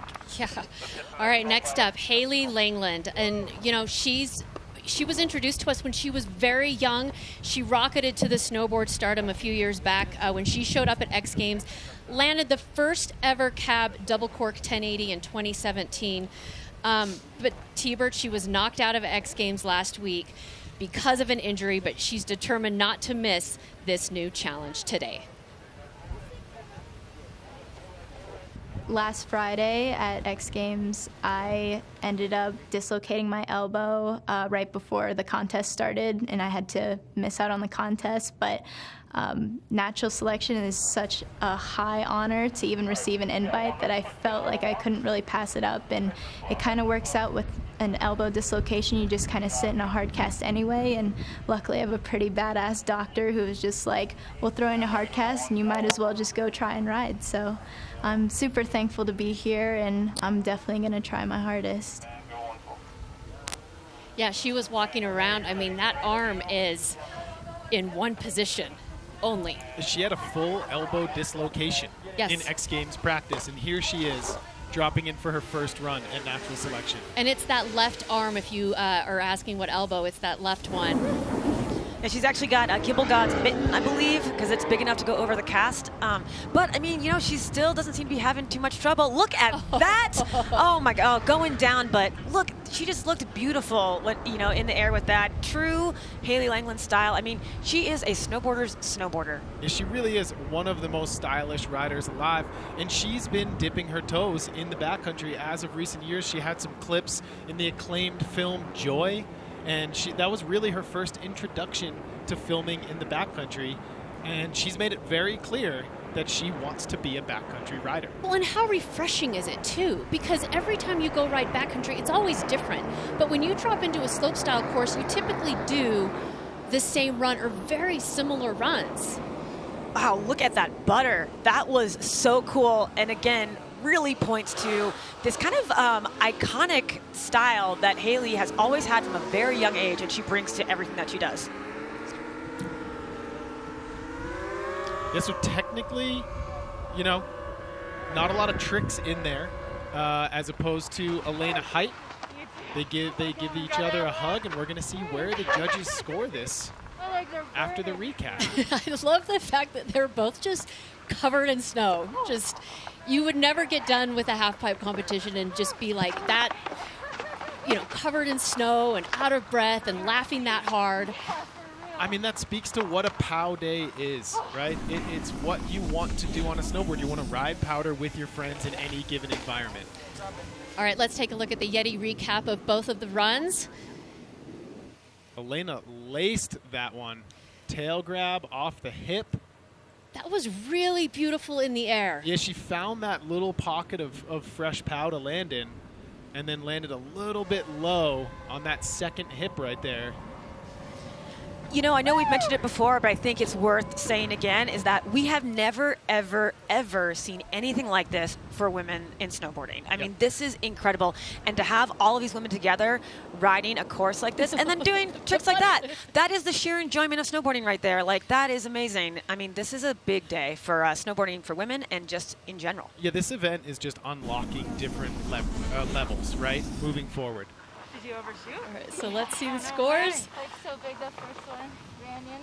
So Elena Height will take the lead on that one. Really, we both had falls, really low scores. all right. Let's do it. Oh.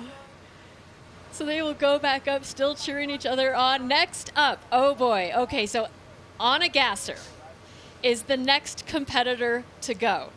Now, she has taken the world on and basically won every major snowboard contest. Now, Austria's Hana Gasser, she's quickly been transitioning those park skills into the backcountry and emerging as one of the most promising POW riders on the planet. And for me, it was always a natural step to go from contests to backcountry one day. Because when I started snowboarding, it was because I watched video parts, and I didn't really watch the competitions at first. It was the videos that made me want to snowboard, and that's why I always wanted to go into the backcountry. That's how a lot of us got started, is watching video parts. Yeah. That's what made me, I would spend Sunday afternoons, like from 9 to 5. That was my job, and just watch video after video after video. I'm sure she's watching the video parts of a lot of the riders that she's competing against, and as well as on that side. I mean, and worth noting, she only started snowboarding just about 10 years ago when she was 19 years old, and she, you know, really has a lot of natural skill, got good very quickly. I spoke to her yesterday and I was like, how are you feeling? And she's like, I'm excited. I'm nervous, but she's excited. But that's true Hana Gasser style. She always admits she's a little nervous, but I just think she uses that to her advantage. Yeah, I feel like she's very humble when she talks about her snowboarding, as is the entire field, but she really lets her riding do the talking. I know it's cliche, but it's very true. So Anna went down there, and she's going to snake through those trees. Looks like she kind of got hung up in the flats there. I think this is a moment where a lot of these competitors in the men's and women's field are both like, whoa, this just got super real.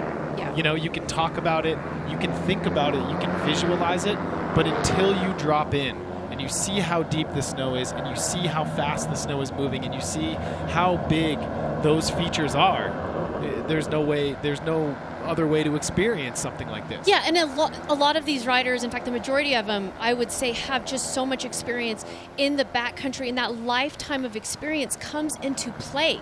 Like Robin Van Gien, she has so much experience in so many different types of conditions, and they all change, and you all have to ride it differently, and that experience really is, I think, going to make a big difference.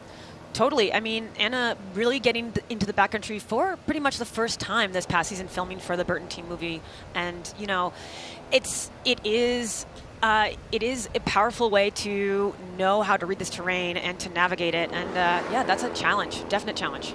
Absolutely, and I think coming up we're going to see Marion Erdi, and it's going to be very interesting to see the different styles of riding between Anna Gasser and Marion Erdi. Marion is a 3-time consecutive freeride world tour winner, so she's bringing a little bit more of a big mountain approach to her run, whereas Anna is a quintessential freestyle snowboarder.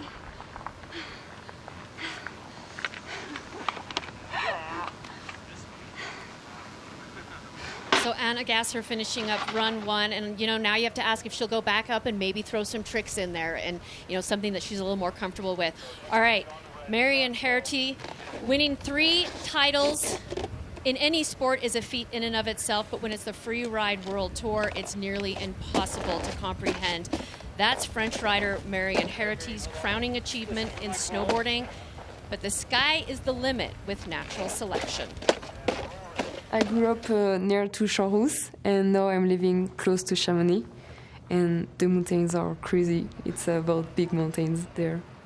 I think the mental is the most important in our sport, because if you are the body ready for that and not the mind, it's not good for you. And for sure, I like to work on the mind for that. And, she almost didn't make it to this event. She just got her visa last week. Talked to her last night. She was really, really excited to be here. She's used to doing those big mountain events where the runs are steeper, there's less features. So this is really new terrain for her. I'm really excited to watch Marion ride because, seeing her talent and her prowess on big mountains at the numerous stops of the Free Ride World Tour, but never in this kind of terrain with jumps. And no problem on the first jump, just giving it a straight air, probably feeling things out, but she's looking good.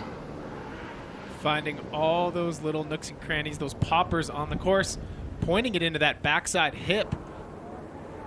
And she finds a fresh pocket, but goes down in the previous tracks from the other competitors.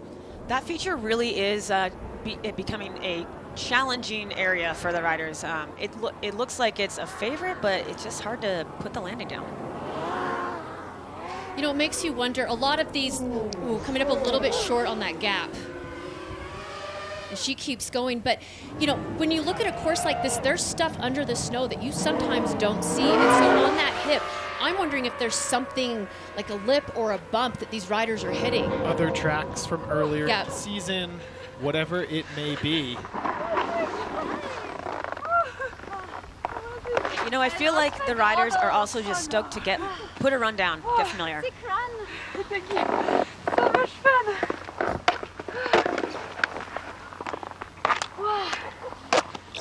So Marion Erdi finishing up her first run. And that was run 1. That was run 1. For the women. Yep. they will each go back up and take another run. So as they wait for their scores, we're going to take a look at the YETI recap and what these riders just did. Here's Anna Gasser. Quick recap of her run. Big old straight air, and right there, she goes down in those trees before that second feature. But she's back up, goes down on another feature, and gets some real pretty pow turns in there. You know, both these women are incredible snowboarders. I think Anna said last night this is the European battle right here between these two. Yeah. And, you know, neither of them probably had the run that they were looking for, but now that they've, that was impressive riding away from that knuckle. You know, I think they're going to really look to that second go. They know the course now. I'm excited to see what they do. Yeah, so again, we're in a situation where both riders had 2 falls in their run. They took different lines, and we're going to have to see who's going to take this first heat.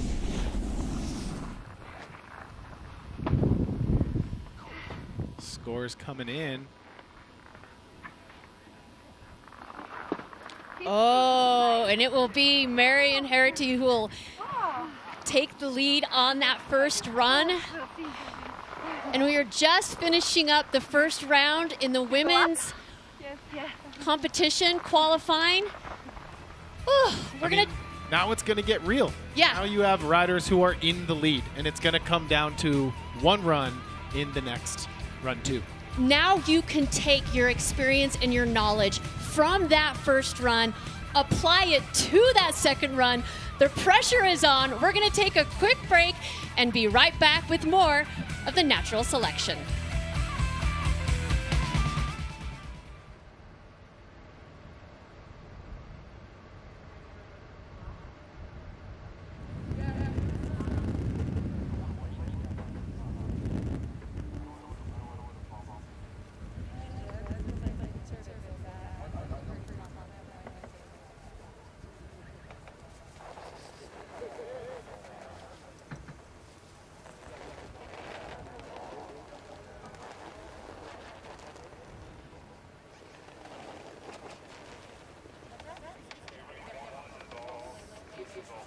Clear.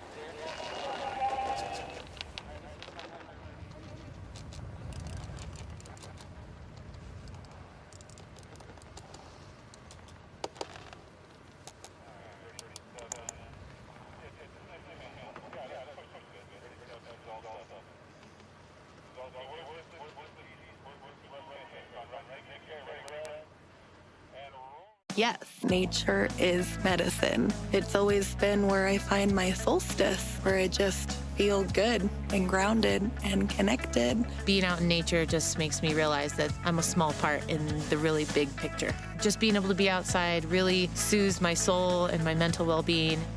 I really believe that nature is medicine. From clean air, fresh water, access to just open spaces, I think that there's so much wellness ingrained in nature. I support B4BC because I know everyone has been touched by cancer, and breast cancer definitely has affected a couple of people in my life. I really support their cause of trying to help those people through these hard times, as well as promoting a healthy, active lifestyle of prevention. I can always clear my energy and feel better just by getting outside in nature. My connection to nature is everything. Check us out at b4bc.org or on Instagram at b4bc. Welcome back, everyone, to the YETI Natural Selection Tour here at Jackson Hole.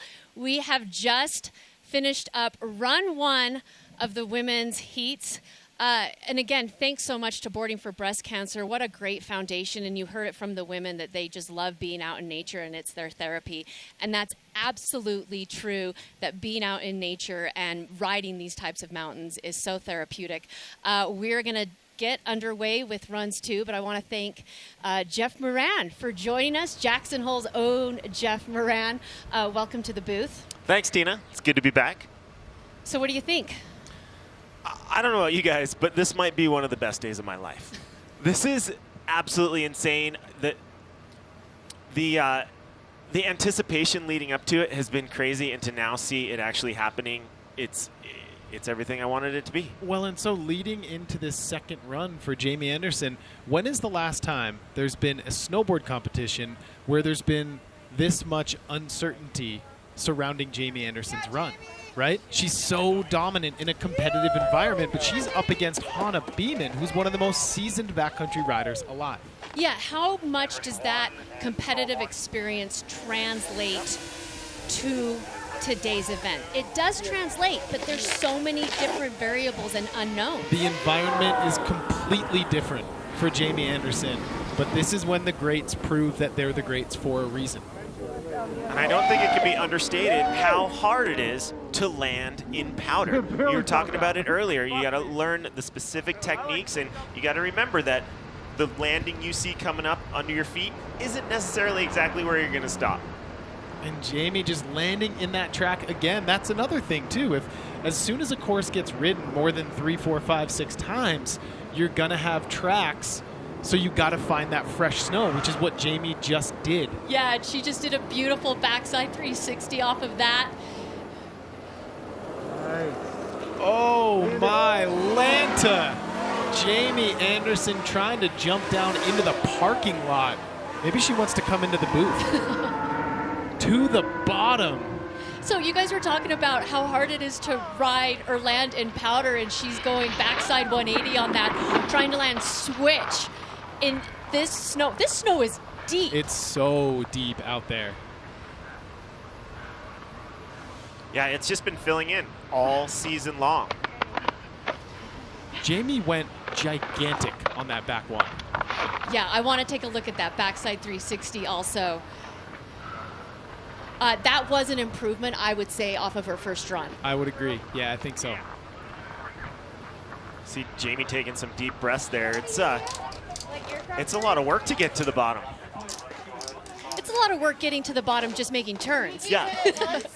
All right, Hana Beeman up next. The pressure is on for this backcountry specialist. If anyone can handle the pressure, though, it's Hana Beeman. She has been doing this for a long time. She's dedicated her life to it, and she has amassed an incredible skill set. I wonder if Hana is going to mirror her first run line or if she's going to open up a new part of the course on this one. There's the risk-reward decision-making, right? Like, you go into a new zone, you may not know what's coming up, and you may have to figure out the speed for the takeoffs. But you're going to get extra points. You're going to get some thumbs up from the judges for going out on your own. Yeah, venturing into new territory and creating a new line. And it's like, do I take the risk and do that? And this is moving quick. Those are split-second decisions. So Hana Beeman on course. Look at that fresh snow and that new line. She is taking a new line from her first run. Huge backflip stomped. Count it. Hana Beeman staking her claim here at the YETI Natural Selection. That snow looks blower. It looks unreal. So good. You know, I got a chance to sort of do a little bit of the scouting with Hana, and she's like, you know, when we go film, we build our jumps and then we test the speeds and we get a chance to really, you know, check it out before we start filming. And that's just one jump. Now I got to hit like 4 or 5 features in a row and not know the speed. On the fly. On the fly. But that's the experience, that like quick thinking. I mean, what was it, Malcolm Gladwell, who said 10,000 hours? Yeah. I was like, I just want to hit that thing. Yes, This is always my favorite part, right? Like, they're competitors, but this is what it's all about. Like, they get everybody out here, the homies, they're all friends, and the hugs and high fives. It's the worldwide snowboard community.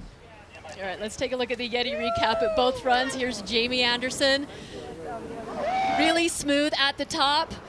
And watch her land right there in that track. And that's why she went down.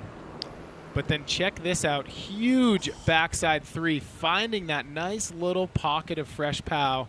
And here's that backside 180 She is so high in the air right there. She almost ran out of transition. Yeah. That was very Austin Sweeten of her.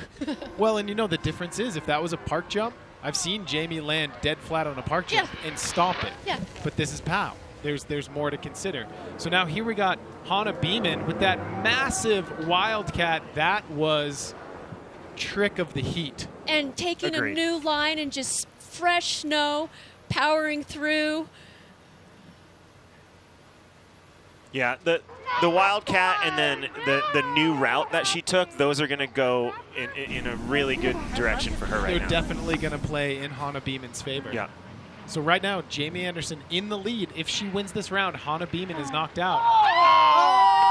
And we're going to a tiebreaker. The heat is on now. Jamie and Hana are tied, which forces a third run. It's kind of like, yeah, I get a third run. Now what am I going to do? All right, next up, Robin Van Gyn. Again, we talked earlier, probably the most experienced in the backcountry. She does not compete, but she has some of the best film parts out there. And right now, this is do or die for Robin Van Gyn. Zoe Sadowski-Sinat, the youngster from New Zealand, is currently in the lead. I'll be honest, coming into it, I didn't think this is where we'd be going into second rounds. I didn't either, no.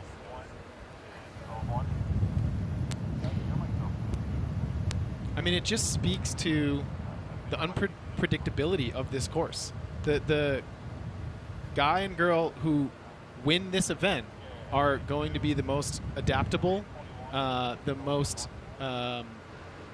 strategic, and the best snowboarders that are here in Jackson Hole. Absolutely. There's no one type of background that sets any one of these riders up for success. You have to have a mix of a massive bag of skills.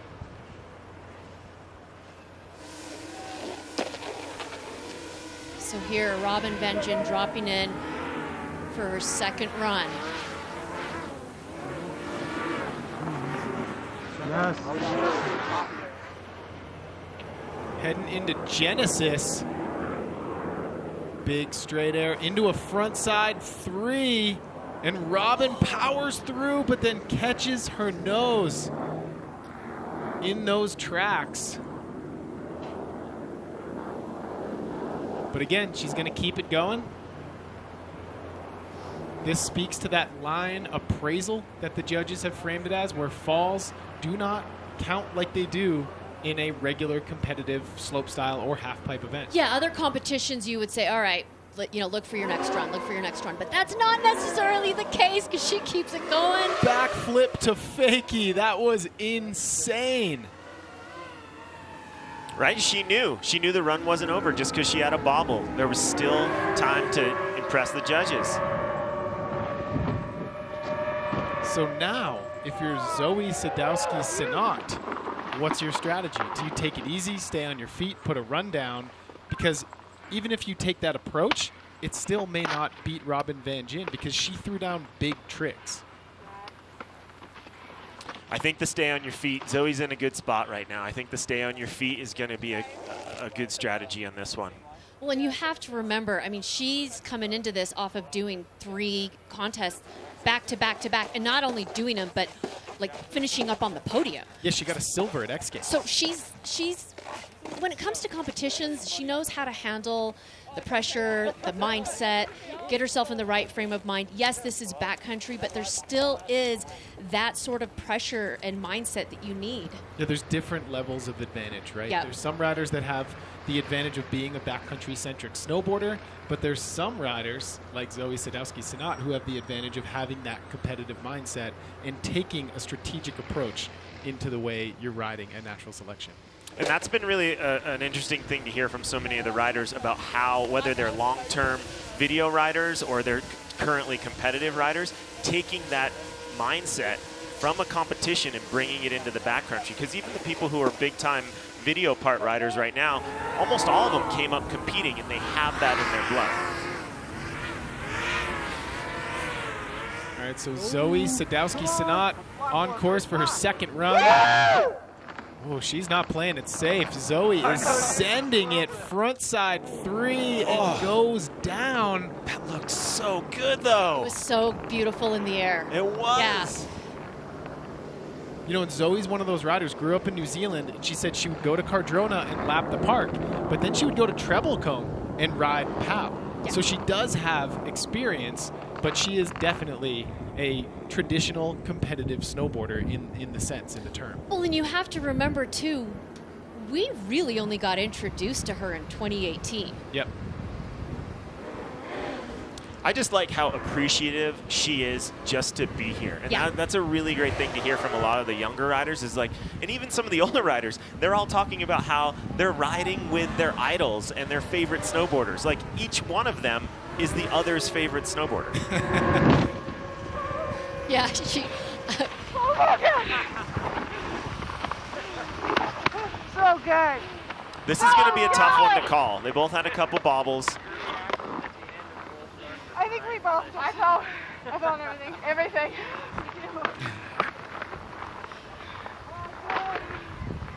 I do like that we get to hear their conversations at the bottom. It's always just pumping each other up, putting them on a pedestal. It doesn't matter, you know, how the run went. Like everybody's so excited for one another. And it's like regardless of the outcome of your run, ultimately what we're doing here, what they're doing is riding powder with their friends. Sure, it's a competition, but I've never seen any of my friends in a bad mood on a powder day.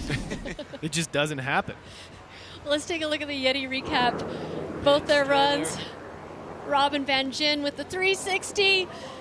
So Robin didn't fall in the landing. She fell after she rode out of that and then caught her nose in that tracked out zone. And there is the huge laid out backflip from Robin Van Gyn. I love the fact that she tried to bring it to fake. Yeah. Makes it that much harder. Might improve her score a little bit more. And now it's going to be interesting to compare that to Zoe Sadowski-Synot's second run. And, you know, every minor component of the run makes a difference. Look at these first two runs of Zoe's. They look so good. She did go down on that frontside 3, but she looked, like Tina said, it was so beautiful in the air, and all of that is being taken into consideration. Yeah, this is going to be a tough one. Yeah. So good. I mean, I know it's cliche to say I'm glad I'm not a judge, but I've never used it and meant it like I do now. A contest like this has never happened.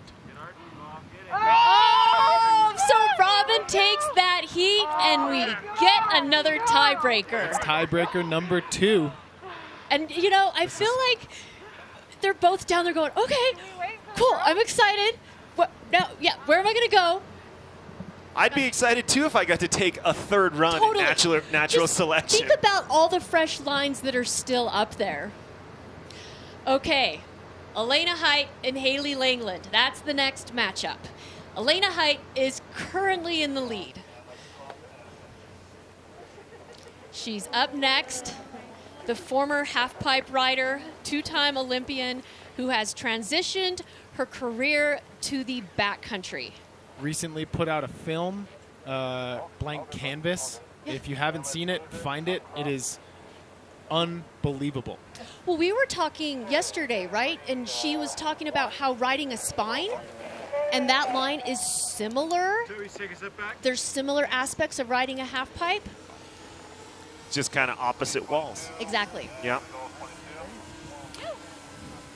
I think a really interesting common thread is about how so many of these riders, like I was just saying, they came up competing. Some of them took their competition careers much further than others. But they all had to make a conscious decision to move into the backcountry. But it wasn't just that they wanted to do it. They needed a support system. They needed to have a crew to go with to show them the ropes. I mean, this isn't just like you buy a sled and get a transceiver and boom, you're a backcountry rider. Yep. Like, you got to have a support system. 100% backcountry riding is all about teamwork. Yep. So Elena landing in a similar bomb hole there in that hip landing.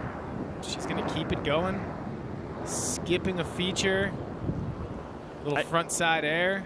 I get the sense that a lot of riders are getting drawn into Lando's hip. It's just kind of where they end up if they're going riders right of the course. It's like a funnel point. Yeah. It's the bottleneck.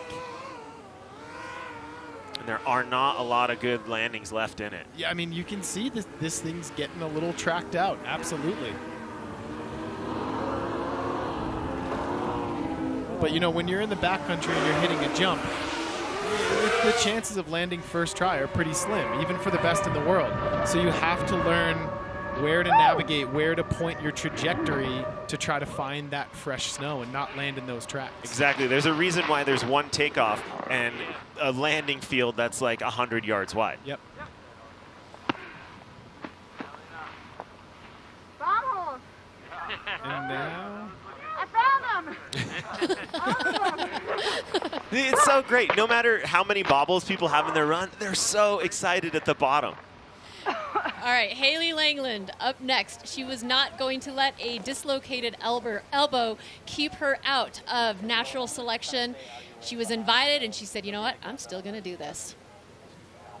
So she's got her second run, and she's got work to do because Elena Height right now is in the lead. Yeah, you look at that left arm, it doesn't move. That's the position it stays in for the entirety of this event. Can Haley Langland force a tiebreaker against Elena Height? There's going to be a lot of mute grabs. Tail grabs. Yeah.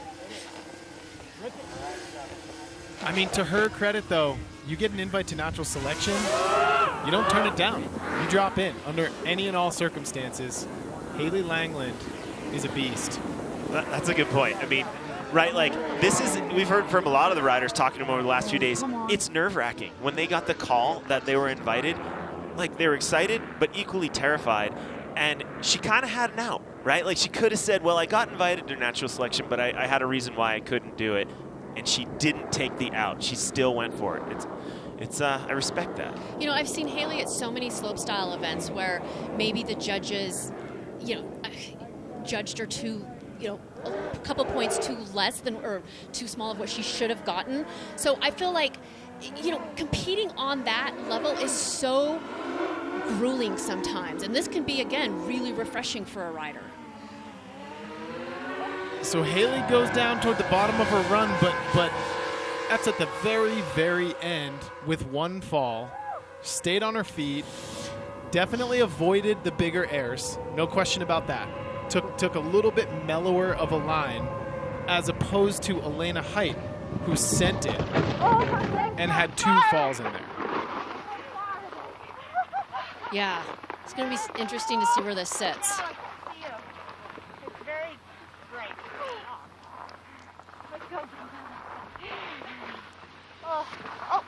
Yeah, Sandy, Chad, Connor, if you guys can hear us out there, we appreciate all you guys are doing because you do not have an easy job this week. I was talking to the judges last night also, and Chad was like, I feel the pressure. I hope I do a good job. I really do. Yeah. All right, so let's really break this down here. Like I said, Elena straight up was sending it. Yeah. She was going huge. Yeah. All risk.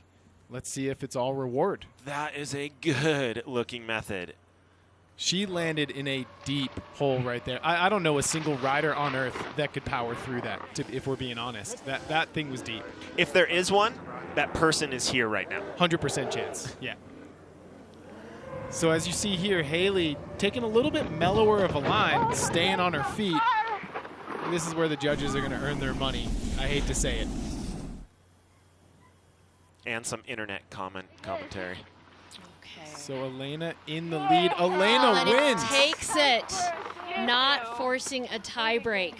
All right, so there you go. Elena Height will take that one. I got to say, I agree. Yeah. I agree with the judge's decision. I think you always reward risk, right? Send it, get the points, move on. Absolutely. All right, our final heat for this round. Anna Gasser against Marion Herity. Marion right now is in the lead. Anna had some bobbles in that first run. She really needs to clean a lot of stuff up. I mean, it's all about flow. Yep. And I don't exactly know what happened to Anna, but she was kind of sitting in the same spot on that course for about 30 seconds, Yeah. right? And Marion, to her credit, flowed an entire run, had a couple tricks in there. maybe played it a little bit safer, knowing what had happened to Anna on her first run. But this is about to get super interesting. So similar line to Anna's first run. All right, much better. Oh, no. Goes down on the takeoff and falls over the backside of that cliff. All right, but she's back up and riding.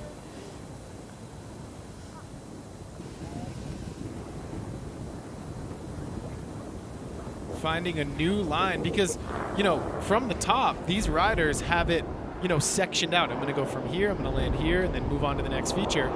The minute that's interrupted, you pretty much have to start from scratch from that point. Right, your game plan is blown. Completely changed. Yep. You know how sometimes when you are familiar with a resort, you go resort riding, but you have a powder day, you know where all the little nuances are in the mountain. Yep. And you have to remember, most riders don't even know that. Yeah. I mean, and then, you know, that obviously brings up the question, Travis Rice and Blake Paul, two of the men's competitors, they know this mountain like the back of their hand. So that obviously gives them a distinct advantage in this contest. I couldn't see. Again. All right, so Marion Herity right now with the lead. She has the advantage at this point. The three-time freeride world champion coming to us from France. She knows how to go from the top to the bottom of a big mountain event. She knows how to read the mountain. She knows how to read the mountain. She's light on her feet, and she's an incredibly skilled backcountry snowboarder. I think she's in a really good spot right now. Yeah. Because Anna's run wasn't enough to advance if Marion can put down a line. It's interesting to see with each run, right? Especially in the women's field right now, we have so many competitive pros up against big mountain pros, or I mean, if you wanted to call them that. And so it's interesting to see how tricks are playing into route finding. Absolutely.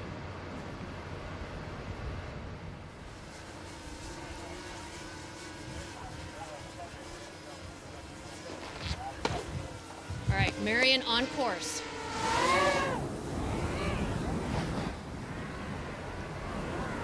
Man, that drone angle is so incredible. You hear the live crowds getting into it. Marion goes down on that first hit straight air. Let's follow along as she finishes her second run. Heading toward the hip, and she skips it. Skips it. She opts around the hip. Still got some air, though. There was still a little feature there. Wasn't as big, that's for sure. She's really, though, searching out all those new lines. Like, it's a similar line to what we've seen before, but it's just a little bit off, and there she gets that landing on that. I think if she stays on her feet from here on out, I think she's going to take this round. Yeah, I agree.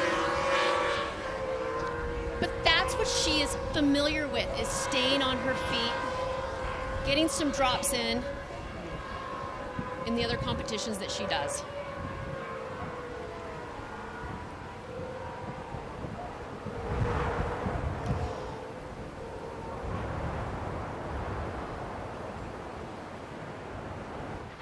All right, let's take a look at the YETI recap. First up, it was Anna Gasser, who is traditionally competing in slopestyle and big air and is so talented, and now taking those skills to the backcountry, showing us some really nice turns, but had a couple problems on the landings, getting a little bit lost up there on the mountain. It was right before the takeoff of that second feature, and then she literally fell off a cliff. But Marion really put together a nice run from top to bottom, and you know, T-Bird, you talked about this, just the flow. That, I mean, she could have hit that more perfect. Right at the ribbon of the top of that landing. Yeah, she found the sweet spot on that one, and it's going to play in her favor. I think this one's going to go to Marion, and that would be crazy. Anna Gasser would be eliminated from the natural selection. Anna Gasser is Anna Gasser. Yeah. And she might not move on. Mm-hmm. But that just goes to show that this is such a different and unique setup than anything else out there. Yeah. It's uncharted territory. All right, so there you go. The score's coming in, and it's Marion Herty who will take the win for that heat. The French rider will move on to the day 2 finals. All right, so now we have a couple tiebreakers that we need to handle. Yes, we do. First up, Jamie Anderson against Hana Beeman. This is potential matchup of the day. Oh, absolutely. And then after that, we will move on to Robin Van Gyn and then Zoe Sadowski-Sanat. They will also do a tiebreaker. So we've got some exciting matchups coming up. Like you said, could be the heat of the day. We'll take a quick break and be right back.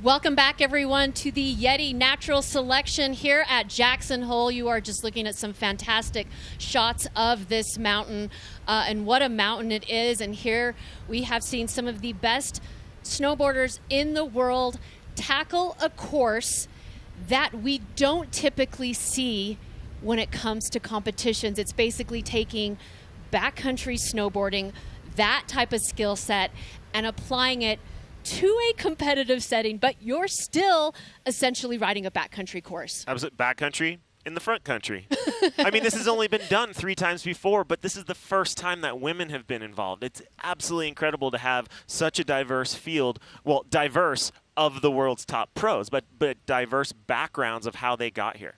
Yeah, and it's just so great to see the mix of all the talent that has gathered here at Jackson Hole. Well, we have Stan up on the mountain, and Stan, can you hear us? How are you doing up there? What's the word? I can read you loud and clear. I'll tell you what, it is excited up here in the rider's tent. Every time somebody lands something, puts something down, it's like your home team just scored. The whole place erupts, high fives, people are stoked. And, you know, the riders are trying to feed out and feel out what happened in one run, especially the riders that still have to go. Hey, Stan, how's it going, my man? I'm wondering, how has the vibe changed? Has it gone from like a nervous energy to a positive energy up there? How has it changed since before the contest till just about halfway through? Definitely sort of a nervous energy before it all got kicked off, and I think the second that Gigi did that 720, everyone let their guard down, followed quickly by Sweet and just taking it to the lot, basically. Everyone's pretty jovial, and you've got the guys who still need to go, kind of trying to suss out the riders who have already gone and find out what's still fresh. And as Travis put it, the left side is still open, everyone. Oh, wow. Well, there's a lot more snowboarding still to be had. Hey, thanks so much, Stan. Have fun up there. I'm kind of jealous that he gets to hang out up there with the riders. Yeah. Although I probably would have already put my board on and gone, tried to find some powder myself. All right. Thanks so much for joining us. We are now going to take a look at the tiebreakers. We are just finishing up the women's competition here, the quarterfinals. This is going to be intense. We have 2 heats, 2 tiebreakers that need to happen. The first one is Jamie Anderson going up against Hana Beeman. Jamie Anderson will drop first. You are looking at her right now at the very top of the course. I saw her last night hovering over the map, really trying to study it. Yeah, these are 2 of the best snowboarders who have ever lived, point blank. And so maybe Jamie is heeding Travis's advice. Left side is still open. Looks like Jamie got caught up in Hana's first run line. And there's an advantage and a disadvantage to taking a new line. Yes. You get fresh snow. Oh, that was beautiful. That was massive. Yeah, coming right back from that little wobble, but it's not really slowing Jamie down. And again, it's a clean slate. There's no scores right now. This is all about who wins this heat and moves on. Yeah, Jamie proving that she is equally adept in the backcountry as she is on a slopestyle course, finding a totally new line on that rider's left side of the course in this tiebreaker between her and Hana Beeman.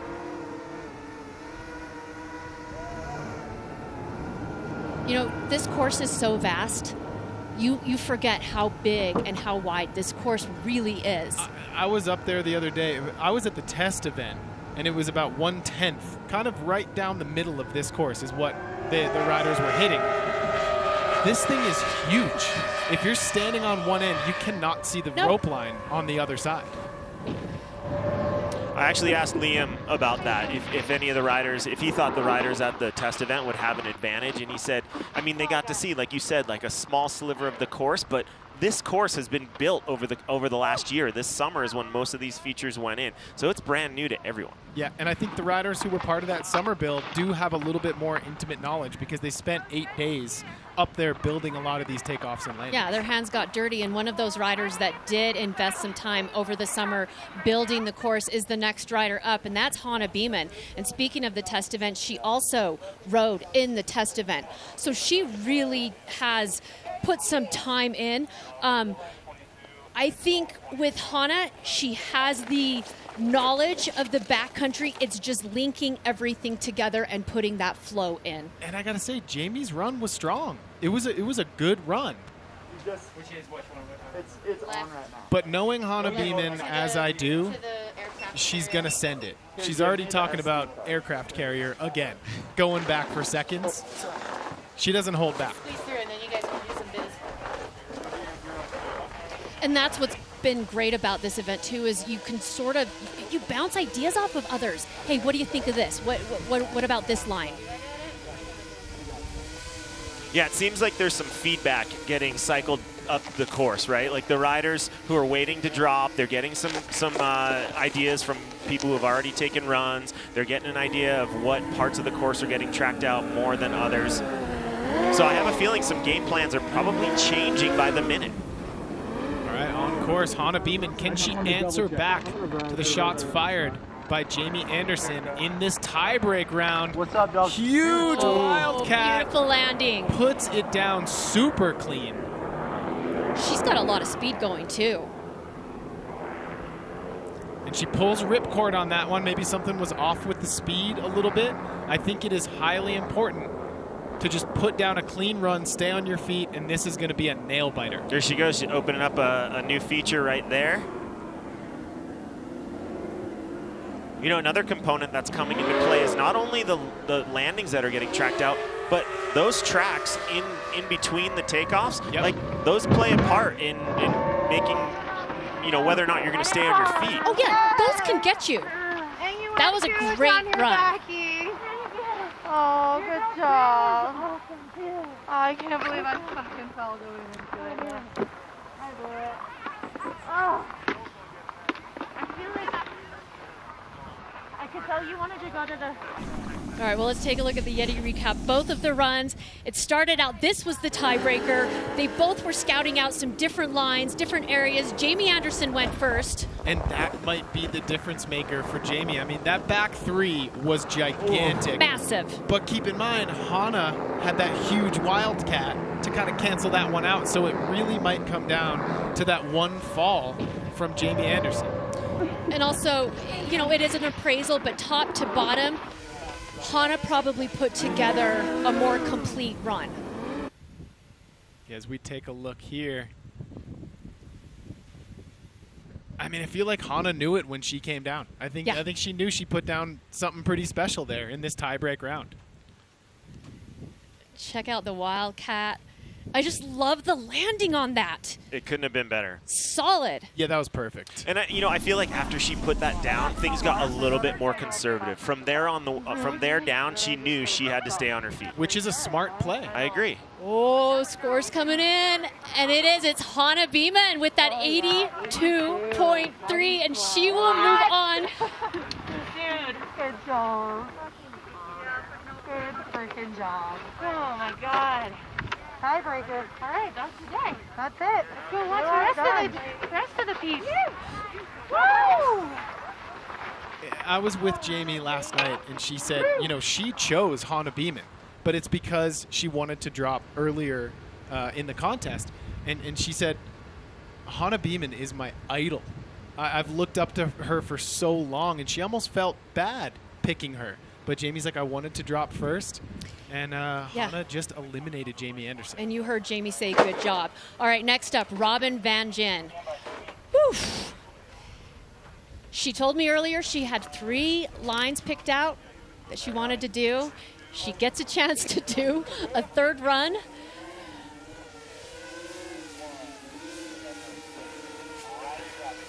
The advantage with her now is she's been on the course a couple times.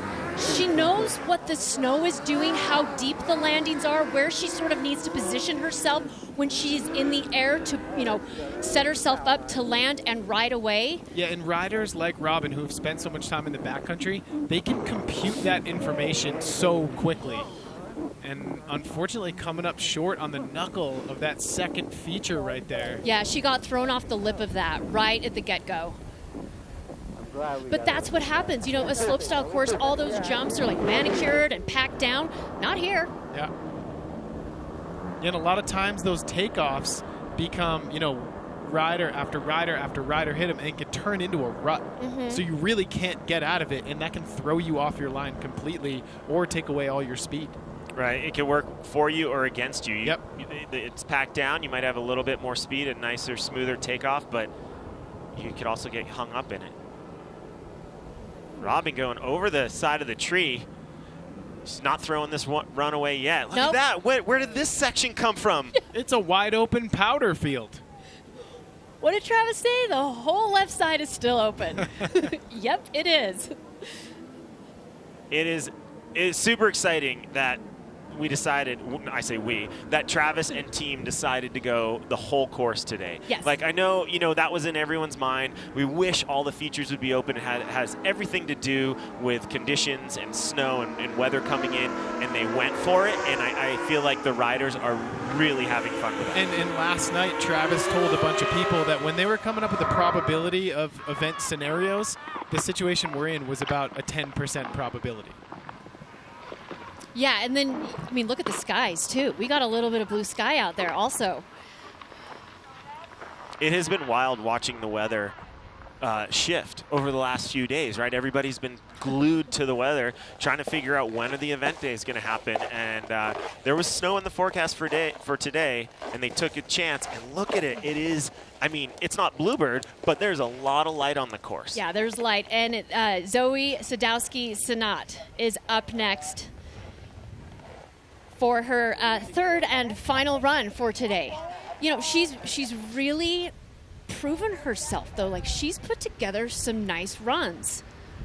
I'm impressed. Yeah. We didn't know what we were going to see out of Zoe in this sort of environment, and after her first run, she's really impressing me. Yeah, she came in as the wild card. When I was speaking to her earlier and we were on the course, I didn't even solicit it, and she just looked at me. She's like, I am so happy to be here. She's like, I've done 3, events in a row. I'm tired, but I am so, so happy to be here.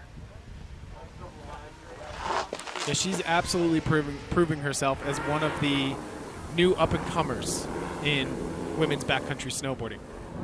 Yeah. If she wasn't, she wouldn't be here right now. Yeah. Exactly. All right, so Zoe taking the rider's right side of the course. She's going for the butter pad. Oh, yes. Oh, gets it. That was big. That was amazing. If Zoe can hold this together. Huge backflip. That was one of her goals. Come to natural selection and send a backflip over one of these massive features. See, those are the little details the judges are looking for. I was just going to say, even with the fall, she kept the speed, she kept the flow, she kept the intensity of her run very high. Absolutely. She went back, found another feature, not one of the biggest ones, but made sure to grab her board. And grab your board. That's what the judges want to see. It's a little caught up there. Snow snake. Snow snakes.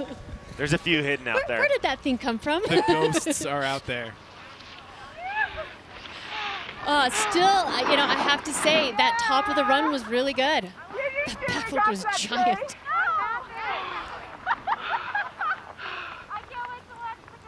It's grueling, right? Like if we were just out there riding POW with friends, we'd be breathing hard. 100%. I mean, at a traditional snowboard event in the slopestyle or the halfpipe, you're never seeing riders come down laying down fully gassed. I mean, this takes a lot of energy.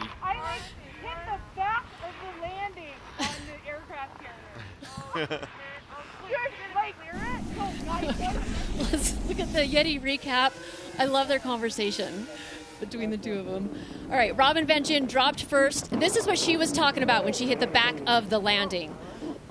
You could see it coming too, right? I think she knew as well as we did. Coming off that lip, she had not enough heat. Still kept the run going and found some real estate, untouched real estate at that.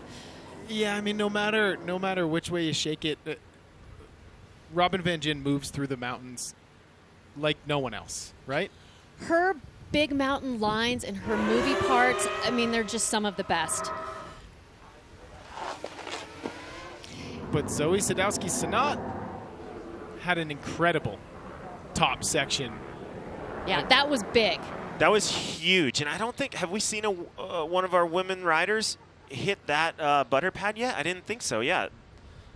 Opening it up for the women's field on that feature. I really like that top angle because the drone angle does flatten the slope a little bit. That top angle does show how steep the bottom section of that course really is. Maybe there was a moose behind that tree. I've literally almost run into a moose on this mountain. There very well could have been a moose there. Things people from Jackson Hole say. Yeah. Watch out for the moose. All right, results coming in. It's Zoe Sadowski-Synnott who will move on.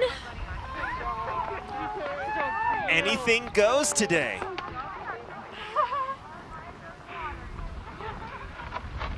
It's true. Anything goes here. So the competitive athlete, Zoe Sadowski-Synnott, the wild card, will move on. She won that tiebreaker. I mean, the finals on day 2 is going to be heavy. And again, a mix, a little bit of everything. Yep. All right, so here are your leaders from today that will move on to the finals day. Hana Beeman will be going up against Zoe Sadowski-Synnott. And then the next, Elena Height versus Marion Harity. If you could pick a winner out of those, can I put you on the spot? Oh, it's so tough because, going into this, we were like, okay, all these matchups are a traditional, competitive snowboarder versus a backcountry snowboarder. 3 out of 4 were the backcountry snowboarders that took those heats. So I would have to go ahead and say that I think the experience in the mountains is playing in favor in the women's field. Yeah, and I like, too, that we're seeing someone like Zoe who, yeah, she rides backcountry, but maybe she hasn't spent a lot of time filming. I mean, she's really pretty new to the sport anyway, or new to the competitive sport and the professional aspect of it. But now we're seeing a side of her that I like seeing that, where our eyes are opened up to so much other talent from these riders. Well, and it's introducing new generations. That's the key to sustainability in any culture, right? It's introducing new stuff, keeping it fresh, and just keeping that chain going. Absolutely. And going into day 2 now, all of these riders know what they're up against. They've all had 2, sometimes some of them 3 runs to figure out the course and have an idea of what a few different lines are. So it's going to be a totally different game for day 2. Yeah, and hopefully we get a nice little reset of snow. Yeah. Right? Cover up some of those tracks and it'll be game on once again. Yeah, and we all love Mother Nature, and hopefully she will give us some snow. Sustainability is a big part of this event. We're going to take a look and learn a little bit more about that. part of our mission statement is to, motivate people to forge a stronger bond with the outdoors. For natural selection, Mother Nature is the main character. Working with our lead sustainability partners, Conservation International and YETI, we acknowledge that the Natural Selection Tour is this amazing opportunity to sort of bring environmental consciousness to the main stage. We all agreed that in order to be leaders in this space, that we would make this tour 100% carbon neutral. We are really excited to be partnering with Jackson Hole Mountain Resort to host this event, as they have recently transitioned to being 100% wind-powered.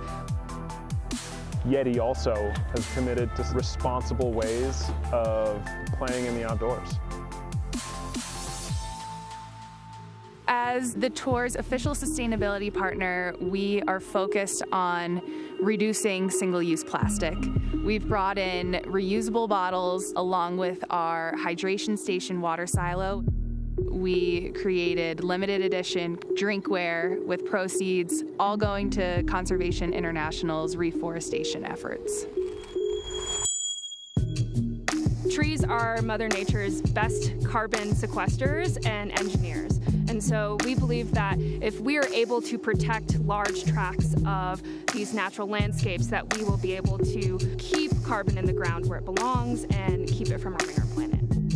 The Natural Selection Tour is really excited to be partnering with Stoke, the artist, to be producing limited edition art prints that will allow us to fundraise proceeds that will go to Conservation International and fund future reforestation and carbon offset projects.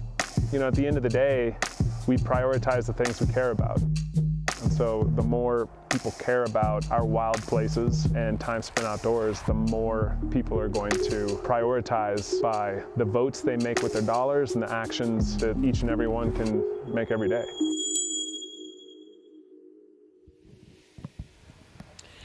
It is so wonderful to have YETI as a sponsor and partner here at Natural Selection. Ecology, hydrology, environment, all these different things that play such an important role in the landscape where we get to play. And Travis Pastrana, how many times am I going to call Travis Rice Travis Pastrana? They're both greats. Are you new, Masakela? Travis saying, hey, I want people to understand that we have to preserve this. This is about where we play, and it's just great to learn in these pieces. Absolutely. He could have just put on a snowboard contest. Right. Well, coming off of just Tiebreaker Festival, we'll check in with Hana Beeman, who had such an amazing matchup against Jamie Anderson. Hi, Hana. Getting to spend time with you, inspecting the course. You were talking about nerves and speed and what it was going to be like. What was it like, first of all, in that first run? The first one was definitely a bit of a nerve-wracker. Just seeing how my board was going to flow through the course and seeing if my speed was going to be okay and how the landings are going to be. And after that first run, it just felt good, kind of take a deep breath, and the second one felt a lot better. Hey, Hana, how's it going? Congratulations. That was amazing to watch you guys up there. So you've spent a lot of time on this course. You were here last year. You helped to make it. And then finally today you're able to reap the rewards and actually ride Natural Selection. What was it like to actually get to finally do that in addition to working on it so long? It's kind of surreal. It's rad to be able to finally get to ride it because we've been looking at it for a while now. And I mean, the conditions are all time and all the jumps look so good. And I'm like, I don't even know what we just did. I'm like, I'm kind of in awe. It's super fun. Nice. Hana, so you were in the first women's heat to drop, but there was obviously, the entire men's field that went first. How much did the previous runs play into your route finding and your line selection? Did you have a plan ahead of time? And if so, did it change or shift when you saw some of the runs go down? Yeah, definitely had a couple lines picked out before, but once we saw the guys go, I was a little surprised on some of their lines, and I was like, oh, okay, I can kind of go here, go there, change my stuff up a bit. And then after the first run, I kind of was like, I don't know if I'm going to be able to hit this course again. So I was like, Gigi hit the aircraft carrier, so I was like, there's a line in on the aircraft carrier, and it looked really good over there, so I just decided to send it to the left. And yeah, just kind of everything went out the window and just kind of tried to make it down the course in one piece. Well, we know that it was tough to go up against Jamie. I mean, you guys' mutual admiration especially, but it was also so fun to watch two absolute legends. And just in this moment for snowboarding as a whole, for the women to be able to perform here on this course, congratulations to you, and we look forward to seeing you do your thing in finals day. Go get some rest and recovery. Thank you. I'm so excited to take some more runs on this course. Right on, Hana. And during my time off out of the booth, like I was checking in at social media, and it was pretty rad on Instagram to see the manner in which people are watching. People like who set up second screens with their work screens specifically to watch today. People checking in at Natural Selection, at Red Bull Snow, at Red Bull USA. There were people who had like charcuterie laid out, like, you know, drinks, etc. Like, okay, you've planned your day according to being a part of snowboarding history, and we applaud you, and we are here for it. As we continue back into the back half of men's qualifiers, I'm still trying to like just make sense of that Zoe Sadowski-Sanat 19-year-old energy. Look forward to seeing how that plays moving forward. But here we are, Eric Jackson, the E-Jack, and Mark McMorris. Those are two words I never thought I'd get a chance to say in the same sentence in a heat. This is going to be fun. I mean, when you think about Eric Jackson and the incredible history this guy has had, tons of video parts early on, and his transition into the backcountry just makes him a pure legend. Rider of the year many times. This is Eric Jackson. You know, I think what I'm most excited for this contest is just to watch the world's best snowboarders do some crazy stuff. Like, this is an insane course. We got to check it today. It's pretty wild, and I think there's going to be some wild stuff go down, so I'm excited to watch. I'm a huge fan of everyone, you know, huge fan. Unique approach, ability.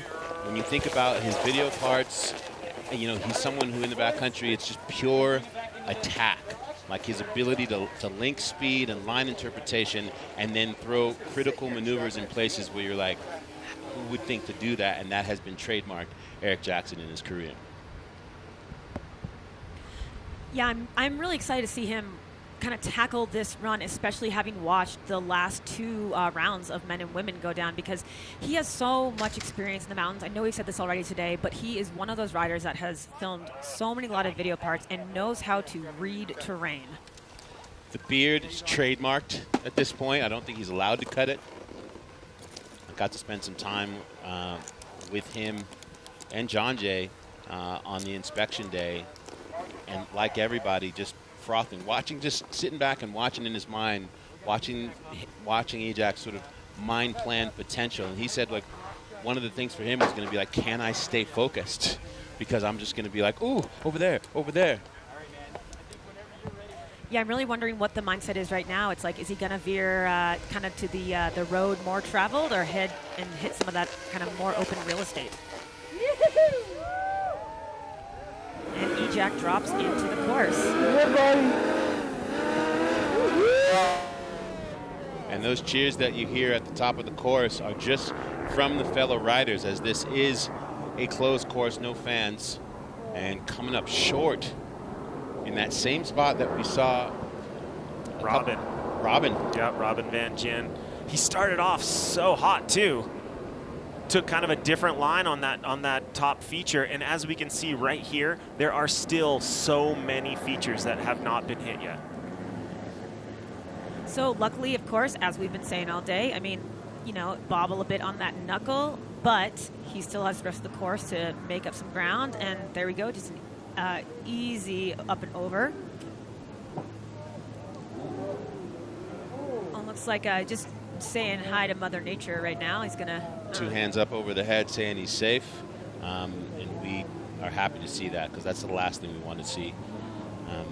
It's one thing to tap a tree in a line and make it look cool. It's another thing entirely to hit one, as Mark McMorris knows.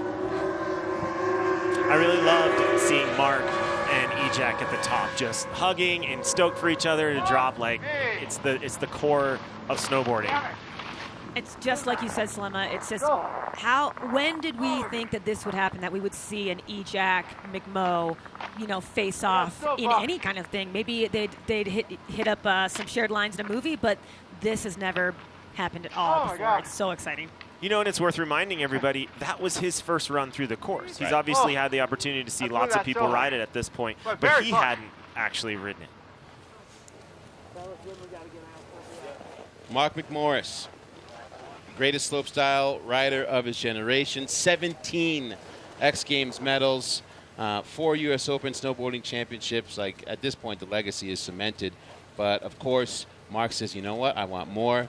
And as we've gotten to see, his exploits in the backcountry in BC have really put him in that place where now we're getting to know him as a legendary backcountry rider as well.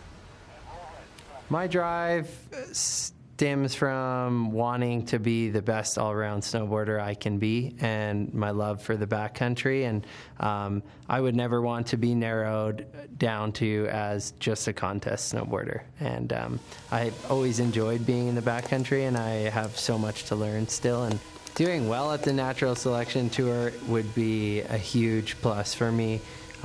Just as I've never really competed all that much in backcountry snowboarding, and I really love it and want to transition my career that way. But to win the Natural Selection Tour would be like a dream come true. And yeah, I guess nothing's too far out of reach. And if you think about Mark McMorris, when he believes he can do something, he does it. I mean, think about what this dude has been through just injury-wise. If you've had a chance to watch that Unbroken movie, to see his injury filming in the backcountry where he almost died, and his ability to spring back and continue to do this thing that he loves so much. Arguably stronger than ever. I mean, he has not missed a beat since that happened. I would say McMorris is on the short list of one of the riders who could definitely take this whole thing.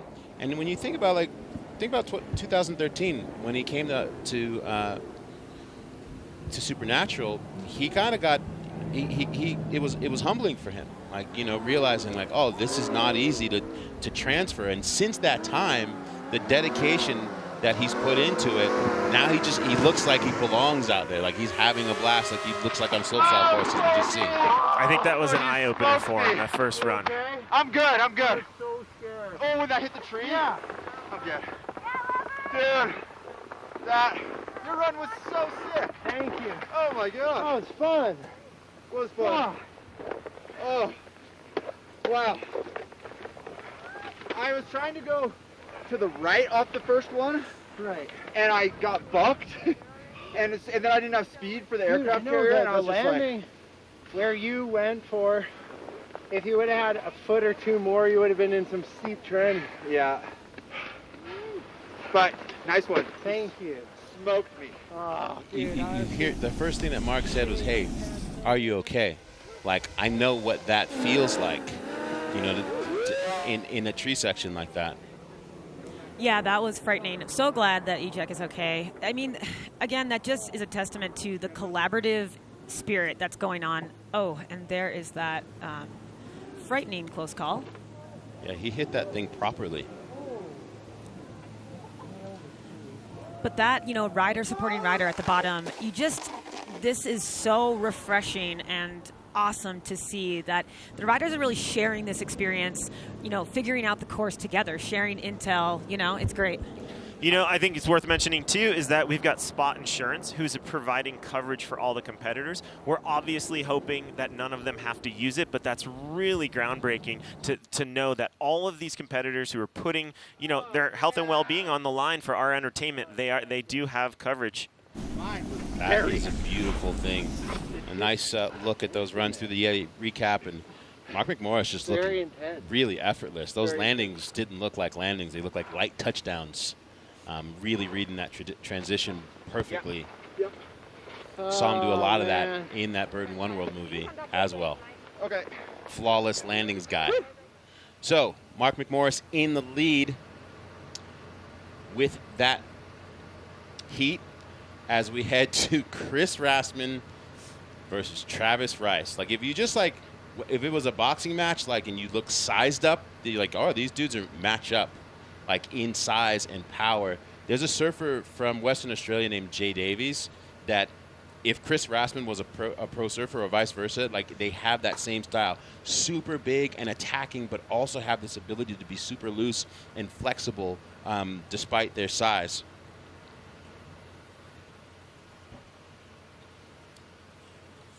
Last time I wore a contest bib was probably 10 years ago at a showcase showdown in Whistler.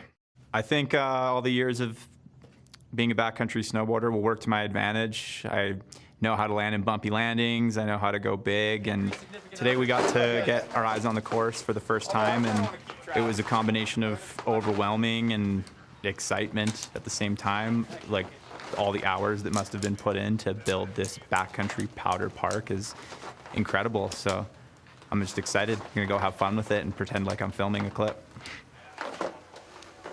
Reppin' the Man Boys crew out of British Columbia. If you haven't had a chance to watch some of their movies, especially this last one, dude, this dude's power and ability to just land, just stomp but light-footed.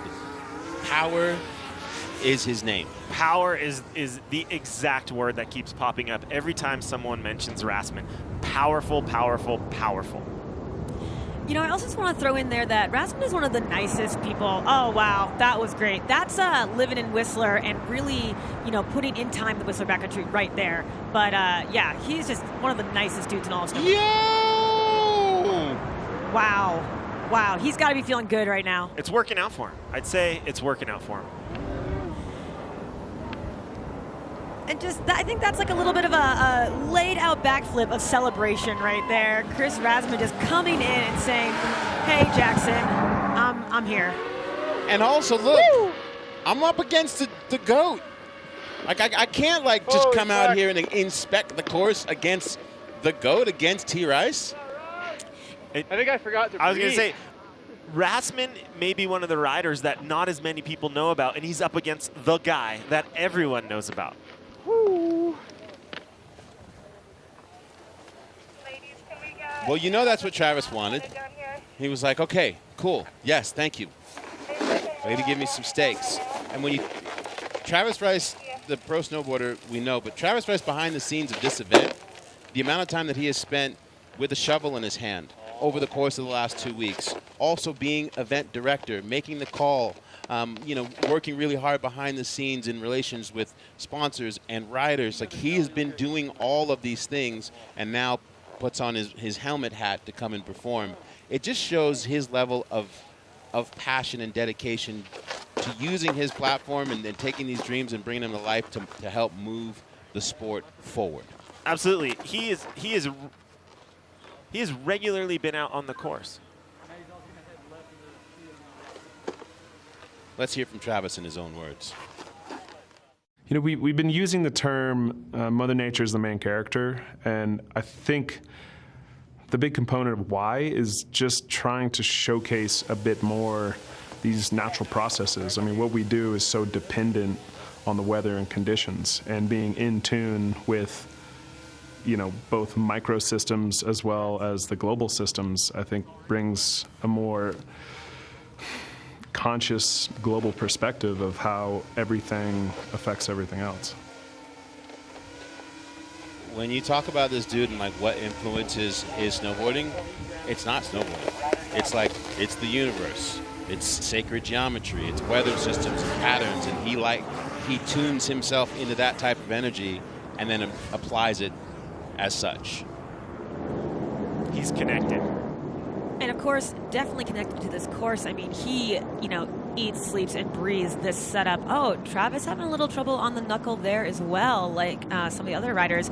But again, so much more course to go. But because he knows the course so well, but it's still his first time dropping in on it like everybody else.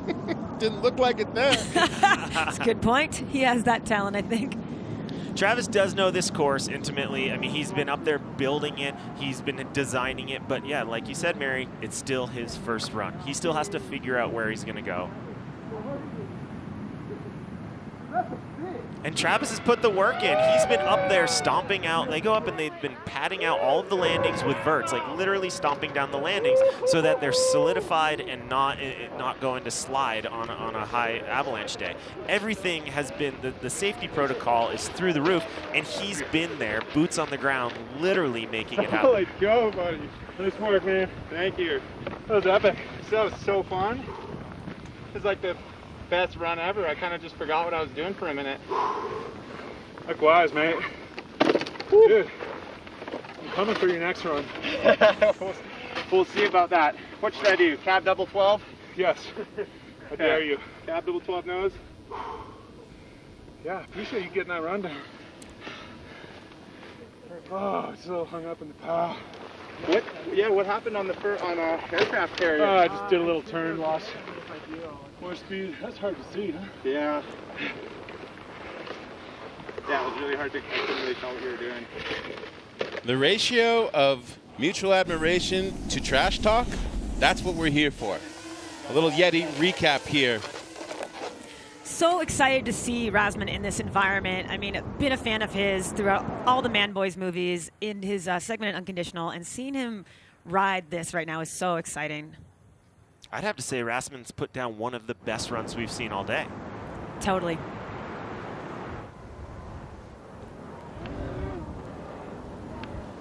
And there, of course, we just that laid out backflip. And we've been talking a lot leading up to the event about how it's not about the 10s and the 12s. Like we were wondering if we'd even see 9s, right? We're seeing 7s like that from Travis, which we know he's known for. But it's again, so much more about just being able to navigate the course and open up a new feature like that. Travis was the first one off that feature and put it down. It's so exciting. I mean, if you think across sports in general, I can't emphasize enough that there really, I mean, is there another person like Travis who's doing the things that he's doing and also still riding at the highest level? Like, probably not. Oh, now I got to plan a No. second run. I haven't thought that far ahead yet. Yeah, right there with you. Whoa, shit! Yeah, that's you, right? Yep. Oh boy, second run is gonna be. Listen, I'm just gonna say it. Travis Rice, not stoked. He's not stoked. In the best way possible, he's not stoked. Second run, it's on. Woo! We move on. Niels Midnich, versus Pat Moore, a.k.a. Forever Young. Last winter, Niels embarked on his journey with the Freeride World Tour and emerged as the overall champion of the 2019-2020 season. Things are looking up and promising for Niels Midnich. Yeah, recalling getting the invite for this event was kind of funny. I was living at Shane Charlebois at the time. He was just longtime legend filmer, and I was just hanging out in the kitchen and got a random Vermont phone call. And so I screened it. And then, I called the number back, and it was Liam. And I was like, kind of we were just casually talking, and I was anticipating hopefully getting an invite over the call, and eventually he was like, yeah, we'd like to extend the invite. And I was just like, oh, I am terrified right now. So it was exciting. It was really exciting. I like how casually terrified he is, but his riding is not casual or terrified. Niels is actually very calculated in the mountains. He is a combination of incredibly smooth style, growing up in Stowe, Vermont. A beautiful method right there. I mean, classic style. And then moving out to Utah to pursue a degree in engineering really gave him the best of both worlds, with learning in the East and honing his skills in the West. I think Niels' reaction to that phone call probably sums up every single rider's reaction, right? Like, stoked, honored to be respected as one of the world's top pros and to be invited to this event, but also like, man, when you get the call from Travis and his team, you don't know what you're in for, but you know you have to show up. Well, as a goofy-footed rider, my bias is high right now. I am stoked on Niels. That was gorgeous. And all of New England is watching this right now. Like, I'm a New Englander, and the battle between New Hampshire and Vermont is very real. You know, not everyone might not know this out in Jackson or the West Coast, but this is a battle royale for bragging rights between these two New England states. I know there's a lot of people, a lot of NHDs that are out there rooting for P. Moore, and you know, then in Vermont they're a lot nicer, so they're probably happy if anyone wins. Mary's objectivity just went out of the window, and we'd love to see it. She doesn't need to be. I'm a buzzard. Pat Moore's a buzzard. I love it. Pat has come a long way since he was the it kid in New Hampshire. He was the first rider to drop at Supernatural at Baldface, and he has set the tone with some of the biggest airs that these events have seen. His competitive drive and his overall love for snowboarding is unmatched. Just the generation that I grew up in, looking up to all my favorite snowboarders when I was younger, you know, they used to ride everything. So half pipe, park, backcountry, rails, whatever. So for me, especially when I was younger, that's all I wanted to do. I wanted to be good at everything. And being from New Hampshire, you know, we were really focused on half pipe, park riding, rails. And then as I got older and moved to the West Coast, that's when I got to incorporate backcountry and powder riding. You know, what a career in the way that Pat has come up since from the forum days when he seemed like a perma kid to now being the person who leads the charge in getting riders across the landscape to be educated and really put in the work in what backcountry safety means so that everyone can go out and play and perform. And he just continues to rip. I mean, his part in the Vans movie this year was just next level, and here he is doing it. Pat gives back to snowboarding more than almost all pro riders. Definitely, if you haven't heard about, make sure to check out his nonprofit methodology. They do a lot of really good things for snowboarding. And I mean, also, I think right now he's giving back to all of us. That was great. I mean, he is just really showing his confidence and prowess on this run through the course. And to me, I think like the audience is getting an education in like time spent in the backcountry, like the amount of time spent really putting in the work, what it yields, like that familiarity to be able to come in blind and do what he just did. We talked about the generational situation, our first matchup between Austin and Gigi, and similar stuff here. Like, you know, Niels came up after Pat in Vermont, and, you know, you see what those other riders from the East Coast can do as they transition into the backcountry from that icy hardpack. And, you know, this is really an exciting matchup for that reason. Do you think there is an advantage, both of you coming from the East Coast, to like growing up bulletproof and then? You didn't know the difference, right? Like, you saw what was going on in videos, you knew what the tricks were, and you knew you wanted to go out and learn them. You didn't know that people out in the West had a softer landing than you were getting. I'm going to be diplomatic when I say here, yes. I know I'll get some hate from the West Coast here, but let's just, you know, there's so many great riders. That was insane! Oh, my God. But, you know, the East Coast pride is very real with that hardpack. But much love to the West Coast riders, too, of course. And look at the New Hampshire answer back. This is exciting. I hope we go 3 runs with this matchup right here. This is a really, really big one. I'll be honest, I hope we go 3 runs with all of these matchups. Well, it's one of those moments where we are absolutely grateful for our legendary judges, Sandy McDonald, Chad Otterstrom, and Connor Manning. Like, 3 snowboarders who understand the landscape, are capable, and that's what makes such a big difference. And they're all judging at an overall impression. And Niels Minnich gets it in that first one. Mary is dancing in the booth. As we now go to Vernie Stock and Mikkel Bang. Vernie, fluidity, form, and style is what makes this guy so fun to watch. Last January at the test event, the collective riders voted him as the standout rider, which makes him one of the favorites today.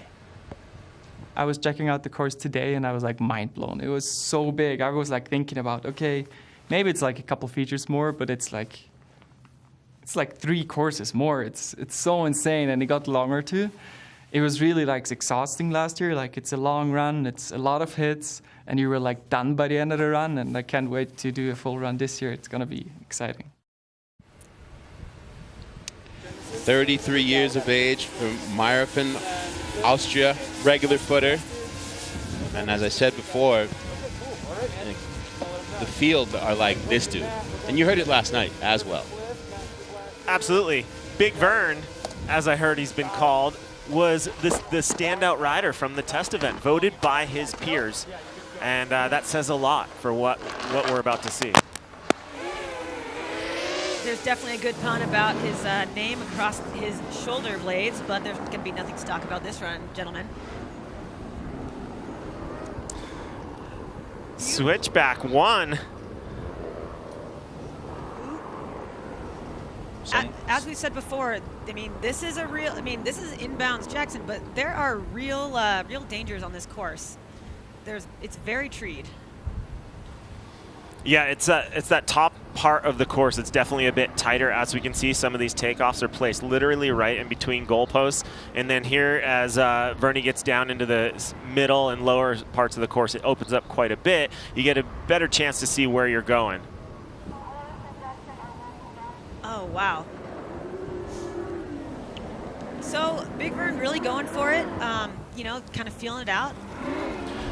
I was checking out his latest edit, Local Surroundings, and there's a lot to be said. There's quite a few 360s and 180s, like massive lower spins, but he makes them look so good, and that says a lot about his parts. Like the style and the power that he puts into his riding goes a long way, and people want to see it. You think about how much Devin Walsh made off of backside 180s and switchback 180s. Right. And probably built houses off of that. He made them look so good. And I mean, that his style in this, was fantastic. I think probably a little more landing gear he wanted there, but he was putting on a show. Mikkel like nickel bang. International superstar. 3 X Games bronze medals under his belt. And Mikkel decided to make that decision to focus on backcountry riding, his full speed, go massive approach, and the fact that we've been watching him since he was 12 years old make him just a worldwide legend in snowboarding. I think natural selection is really necessary for snowboarding because it shows a little bit a different side of snowboarding. Yeah, I just think it's really refreshing for the world to see something else but park riding. The best part about backcountry riding for me is the feeling of riding bottomless POW and where your mind is nowhere else but the present. And obviously being in nature and being out with your friends, and yeah, it's nothing quite like it. To think of those first video parts when he was on the Burton Smalls team, just this little kid who rode like he was a super adult, and he still has that same passion. You hear it there, is that same passion and love for what snowboarding means. Yeah, and a joy to watch. My brother Adam used to be a photographer for Burton and knew Mikkel really well as a young kid. And I remember Adam telling me, he's like, watch this dude. He is going to make a big impact. And here we are seeing it today. I mean, I think worth noting, too, going down a little bit on that toe side turn, but he's picking that back up pretty quickly. And, of course, really important to know is that he came up, as a slopestyle rider, competing. He's, a U.S. Open champion. He has X Games medals, and I think 2 of them. And so he's kind of like the future for some of these kids that are transitioning out of contests into the backcountry, an aspirational figure. To last a very, very long time in slopestyle or even superpipe, relative to what the level is today, it's a short career. But that should not mean that you're being a professional snowboarder is the ending. And we're seeing that really what that means for a lot of these riders is it's just the beginning. First hard, switch back long. A little YETI recap. We knew this was going to be a strong matchup. Big Vern almost visited a well. Fortunately, he did not. Look at this. Look at the size of that thing. Another European matchup. I mean, you brought it up before, Jeff. I think that Vernie's style is just so good. I think excited to see his second run through this. You know what I love about Mikkel? He rides a 170. that's like he's on a huge board, right? Like it says a lot that most people aren't riding boards that big. I mean, in the backcountry, yes, but he's also mixing freestyle on a big board to get around, and so you wouldn't even know it from watching his style. He's also not the smallest human, right? He's what, right about 6'1", 6'2"? Yeah, but you can ride really small boards these days. What do you think the advantage is, or the thought choice is for a bigger board for someone like him? It's got to be stability, I would imagine, right? He gets to ride the type of board he wants, and it's as stable as it needs to be. Mikkel like nickel, Right on. taking that first one. Big Vern, though, is going to bring it to him for sure in these second runs. We are across a few platforms today, Red Bull TV, Facebook, as well as YouTube, but tomorrow we will be exclusively on Red Bull TV, tomorrow or whenever day 2 takes place. As we are in the back half of qualifiers here, we'll be back with the second runs here at the YETI Natural Selection. This is Jackson Hole.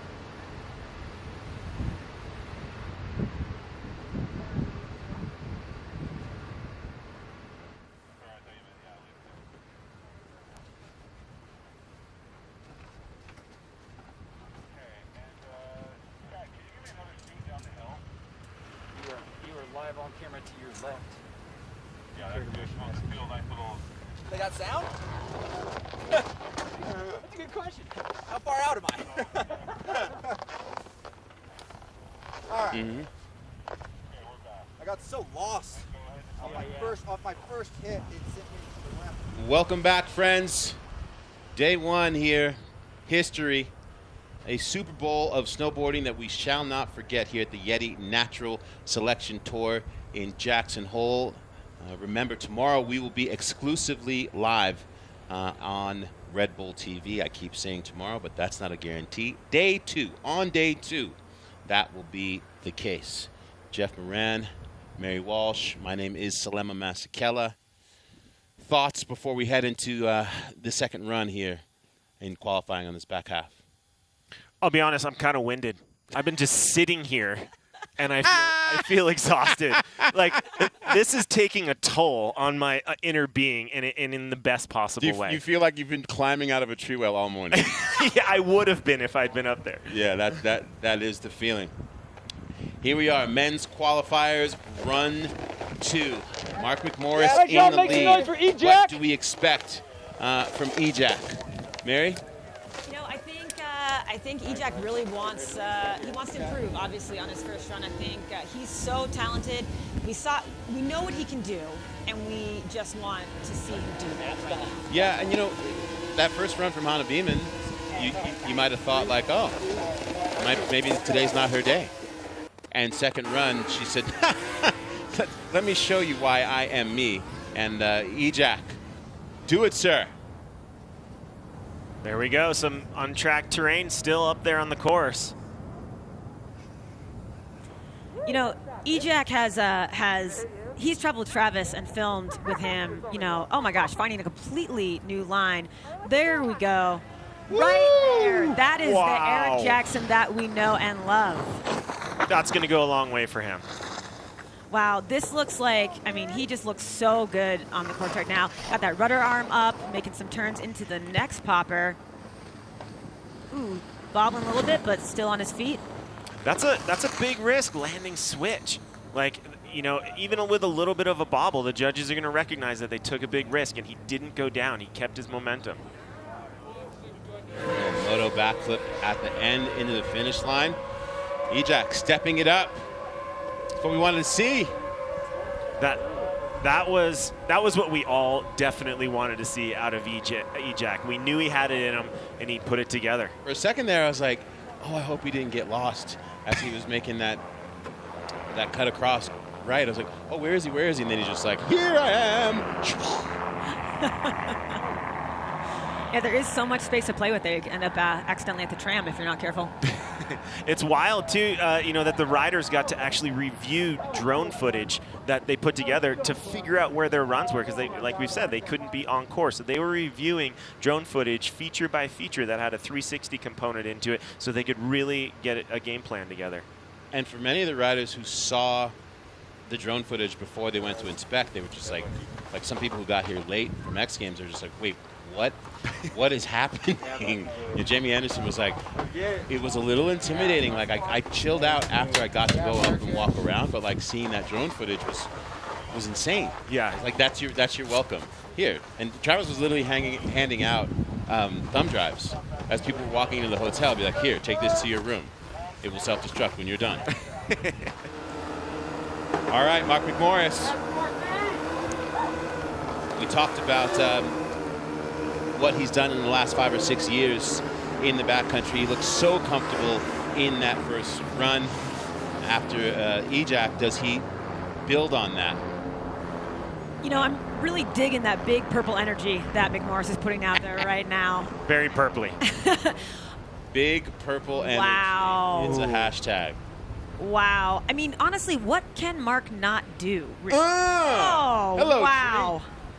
Just that combination right there, I think that's one of the best back-to-back lines that we've seen today. I'd say he's come a long way since 2012 in his first appearance on the Natural Selection earlier events. That was super natural.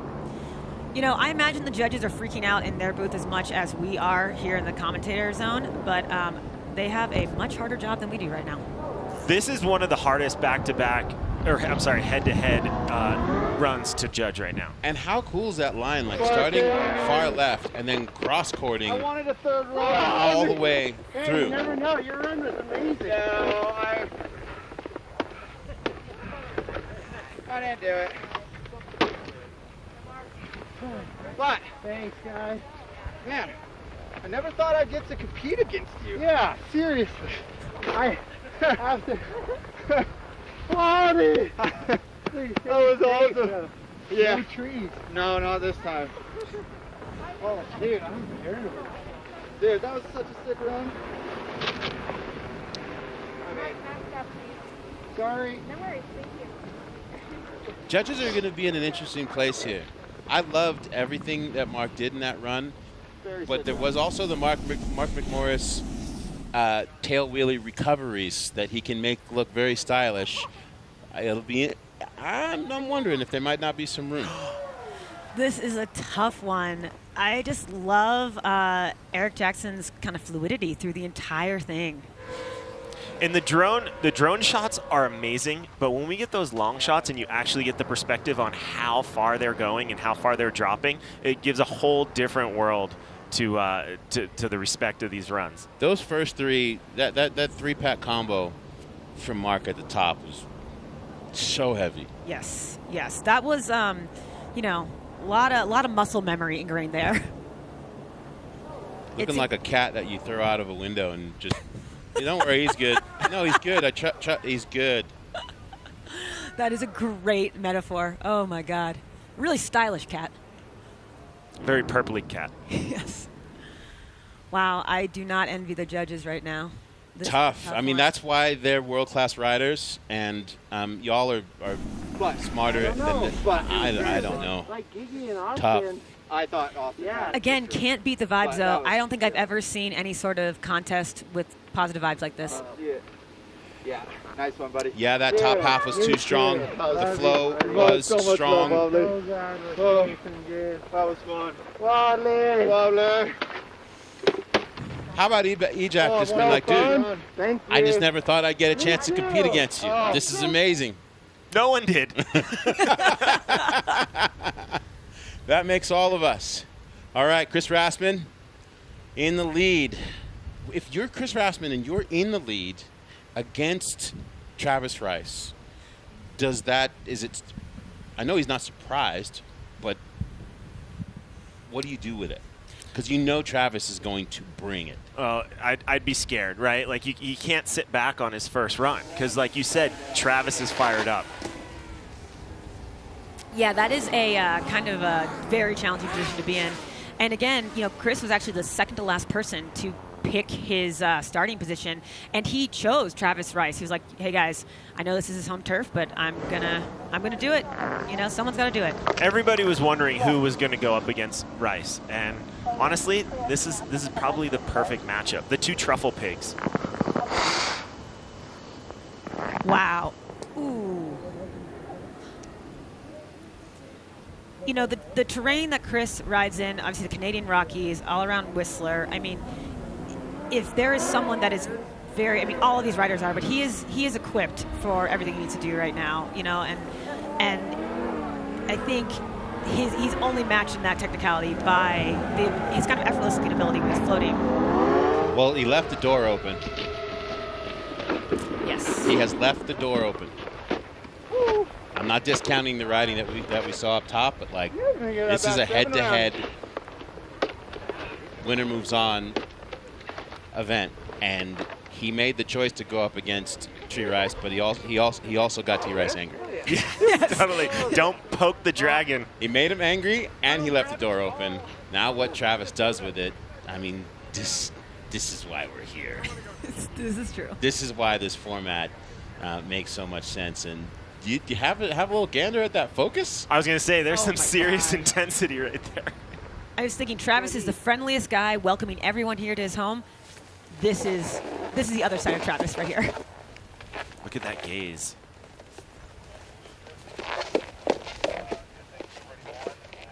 Travis, only one of two competitors here today who's competed in all of the previous natural selection events. 2008, 2012, 2013, and then again here today. I mean, if you really think about it, beyond just the pressure of the first run, this run right now is 12 years in the making. You know, that's a lot of anticipation. To think that the world, you know, met Travis at X Games early on, you know, you forget about his slopestyle medals, and then he was the first one to be like, "Thank you, and I'm gone. I'm going someplace else," and then literally changed the world with that choice. And what we're seeing here is collective is like a product of that. Oh my goodness, wow. Of that choice. I think Travis wants it. I'm getting the feeling that he wants it. Do you think? Yeah, I don't think he wants to end his natural selection experience on the first day. Yeah. And, you know, I mean, like, behind the scenes, Travis is working almost 24 hours a day to make this contest happen. And then he still has to get his head in the game to put the runs together. You know what's also nice is seeing that creativity at the top of the course.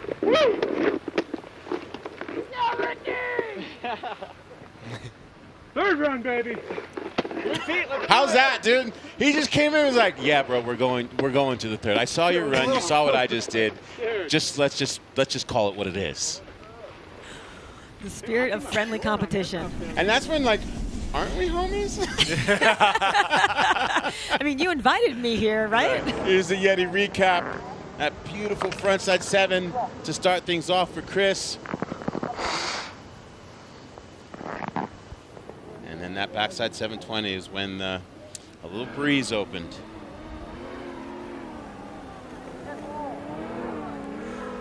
It makes you wonder if Travis held back at all, right? Knowing that there was that bobble, like, did he go for it on that run, or did he know that he could maybe only take it to 7 or 8 and still possibly get the second win here on the head-to-head? But I think he was right. I think Travis called it. I think we're going to see a tie break, which is exciting because it will clean the slate. We'll start again from scratch. And that's when Rasmussen is like, I chose this, didn't I? Yes, yeah, I did. Rethinking everything up until this moment. But, you know, really putting on a battle. I salute him. I mean, totally. You made the choice, and you also, like, pushed Travis to have to, like, do it. Cooking the snow. You want to turn the brightness up in this screen? And there it is. Can't see shit. Can All you right, turn the brightness up on this baby. thing? Do you see it? Yeah. It is official. Did you see it? 3 runs. That's me. I appreciate that. Thank you. I was giving it to you, man. Yes! That was great. Forget the kumbaya. This is a battle. as we move in with Niels. Similar position in that lead spot with Pat totally capable. And if Niels learned anything from what he just saw, is like, don't leave any room. It's true. It's true. You know, Vermonters have been in the news a lot lately. You've seen Bernie's mittens, but now check out Niels' backcountry gloves. You know, you want a pair of those. He's really repping for the home state right now. Yep. And, you know, hopefully it would be so perfect if Niels came all the way from Vermont and finishes off his run on the Bernie Sanders hit. I was just going to say. That would be amazing. That would be the on-the-nose we're here for. Yes. Yes. You know, Niels, if you can read our minds, we're really hoping for that. You know what's also interesting about Niels is, like, you know, he has had the same style from when he was on the Burton Smalls team back when he was like 7 years old. Always so smooth in the air, so controlled.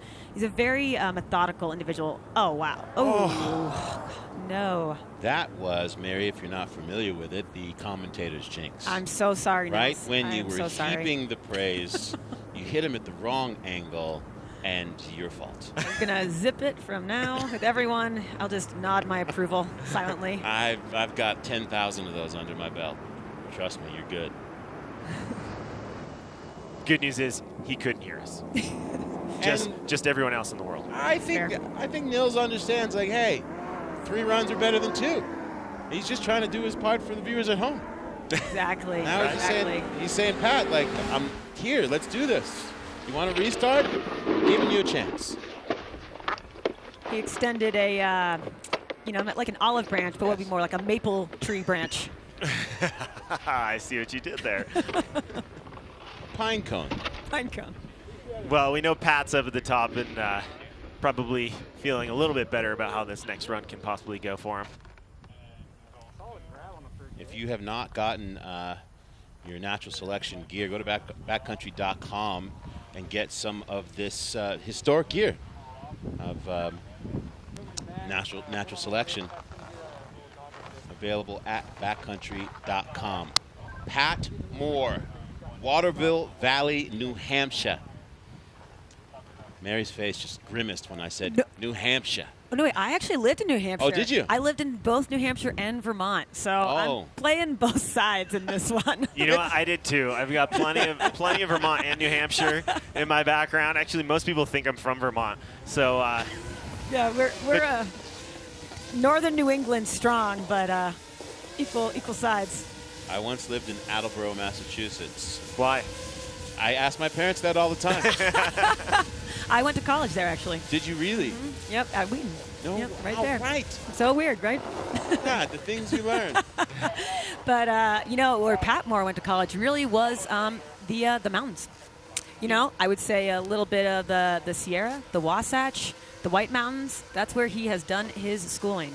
And it's so great to see, like, his focus on making sure that schooling is available to everyone. Like Pat Moore's legacy, besides the radness of his snowboarding, is like anyone who decides that they want to play in the mountains, get educated, especially during this time during COVID where you can't even buy a squidboard, right? Like, everyone decided, like, oh, I want to go explore the outdoors, and a lot of people are doing so maybe with one friend that knows what they're doing. But if you don't know what you're doing, what happens if something happens with your friend?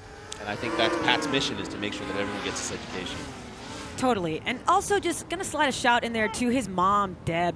She is kind of, a mother of snowboarding in general, and I'm sure she's watching right now. And he has said that she really instilled that spirit in his philosophy. That spirit was shown in that back 720. You know, it could be argued that a 720 on this course is an easier trick than a 540. True. Having a land switch on this terrain is a really tough concept to take on. Do you think that Pat feels all of New Hampshire on his back right now? The support of New Hampshire, yeah. There's some buzzards out there screaming Pat's name right now, that's for sure. I was going to say, I know Joel Muzzy and Mike Baker are watching. The Muzz! Yeah. Well, that was dope. I got lost. So again, I got lost in the same place. Straight shit. I've only watched the drone footage like 100 times. A little Yeti recap. I've only watched the drone footage 100 times. I still got lost. The intel from the riders is amazing.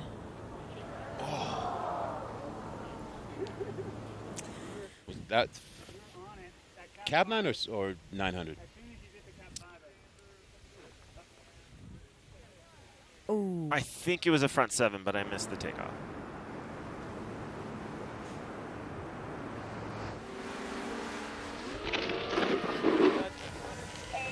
So here drops Pat again. This is, I'm hoping this is going to go into 3 right now. Give the people what they want, more.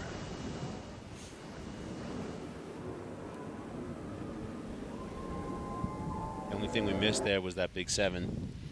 That was probably one of the standouts. What do you think, Jeff? I don't think it was the run Pat was hoping for in the position that he's in. Oh, maybe it was. Yeah. Well, it wasn't that far of a gap. Like, it was, they were both mid-range scores. But to your point, yeah, it wasn't the one he was hoping for, but it was just enough. And we got more snowboarding. New game. We love new game. That is exciting. Yeah, I'll take another run out of those guys. Yeah, all day. I won't turn that down. All right, Big Vern. The most dialed line I've heard. Mikkel Most everyone just kind of like, in the lead. See what happens. Toby to Matt. So obviously absence films veteran Vernie Stock, Right down to the center, same as last bringing time. that Euro style to the Jackson Hole Mountain Resort today. Very stoked to see what he does on this second run. I think he's looking to up the ante a little bit. But I'm sure that the judges are going to reward that style that he's just kind of, you know, spreading all over. Bernie's got like this really incredible style on backside 5s where it's sort of in between a Misty Flip and a backside rodeo. He kind of takes off late on his tail, and I'm just like hoping that this is the venue where he decides to put it down. Like I was just saying, landing switch on this course is a big gamble, but maybe he can take it all the way around to 7, but it just looks so good. An early shifty is always a nice sign of confidence. Ooh.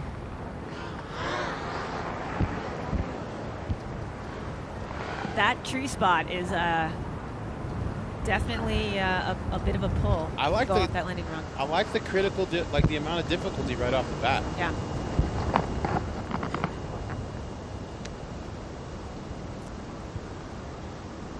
So now finding some of those lines a little less traveled. Oh! Oh! We're kind of looking at a little bit of what you were just calling out wanting to see, a little bit of that kind of off-axis rotation. That was it. Yeah, that literally was the trick I was hoping to see.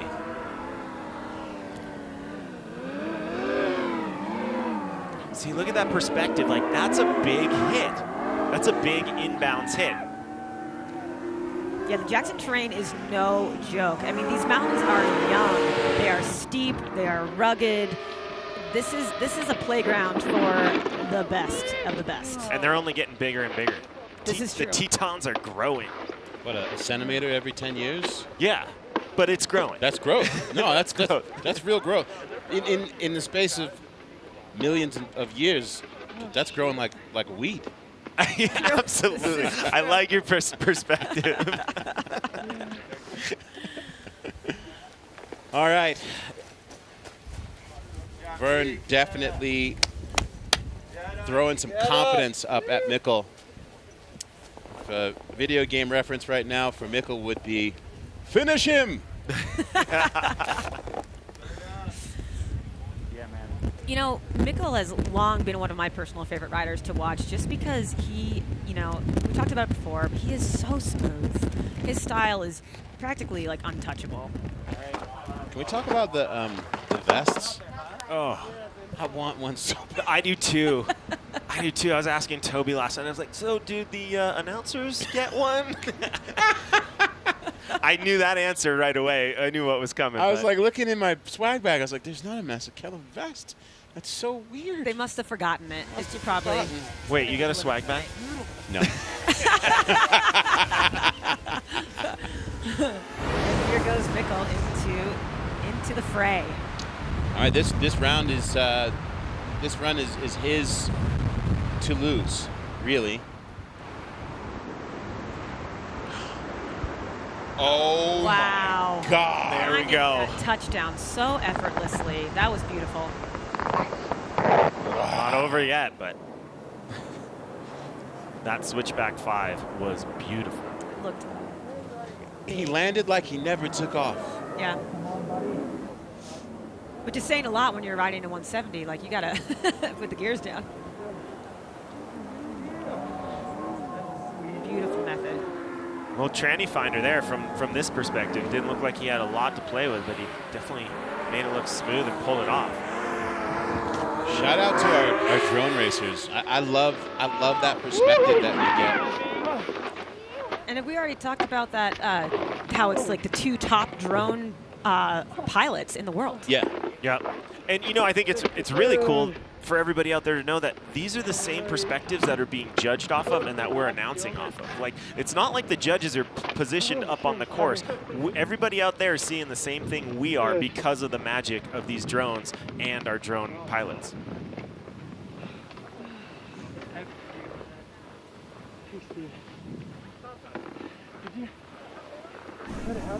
Every rider just comes into the finish destroyed, just gassed. And here on the YETI recap, ooh, you know, I love that shifty look to that back one. Trying to get it around to 10. That was big. That was the biggest trick we've seen all day, biggest attempt. Not the one he roned. And Nichols said, I'll take it from here. Look at, I mean. Put it in a movie. That's one of my favorites of the day by far. Agreed.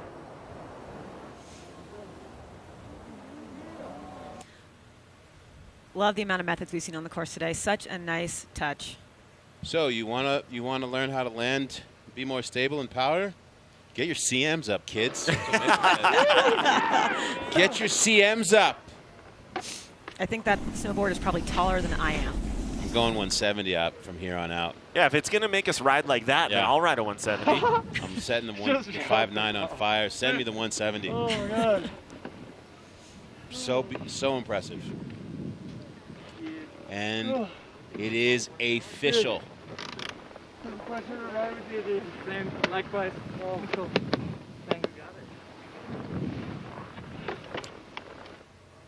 You know, that thanks for pushing one another, that mutual admiration, beautiful thing. Well, we are solid on that side. Mikkel moving on. Austin, Blake Paul, Ben Ferguson, and Sage.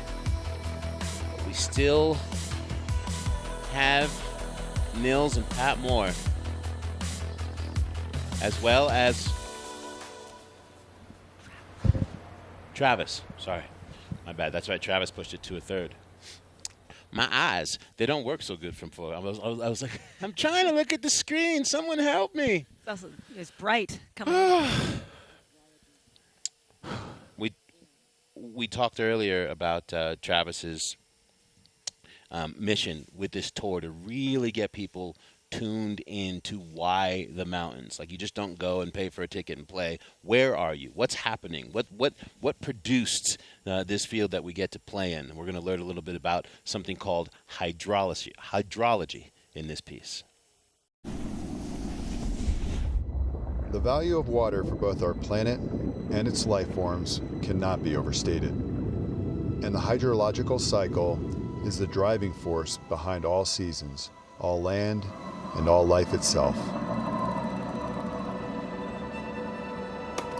Any high point in a mass of land will see significant snowfall. Jackson, Wyoming is one of those high points. Lying at the headwaters of the Continental Divide, Jackson is home to some of the purest water in North America. Its ideal location allows storms to enter the region from a variety of directions, producing on average 460 inches of snow annually. One of the driving forces behind this snowfall is the Snake River Plain, a 400-mile-long geological feature that acts as a funnel and sends weather directly towards the greater Yellowstone ecosystem. As storms move over the Teton Range, they are forced to release their moisture, resulting in the snowfall that Jackson is so well known for. The snow in Jackson comes in many forms, and more often than not, it is some of the lightest and driest snow in the world. However, every so often, the temperatures will warm dramatically, and Jackson can receive a more coastal style, wet snow. We call this a Pineapple Express. Every spring, this snowfall melts into the Snake River, then dumps into the Columbia, and eventually travels over 1,000 miles before flowing into the Pacific Ocean, where the cycle begins again. Life cycles are circular, just like water. Coming to understand our natural environment can inspire us to help protect it and allow Mother Nature to breathe just a little bit easier.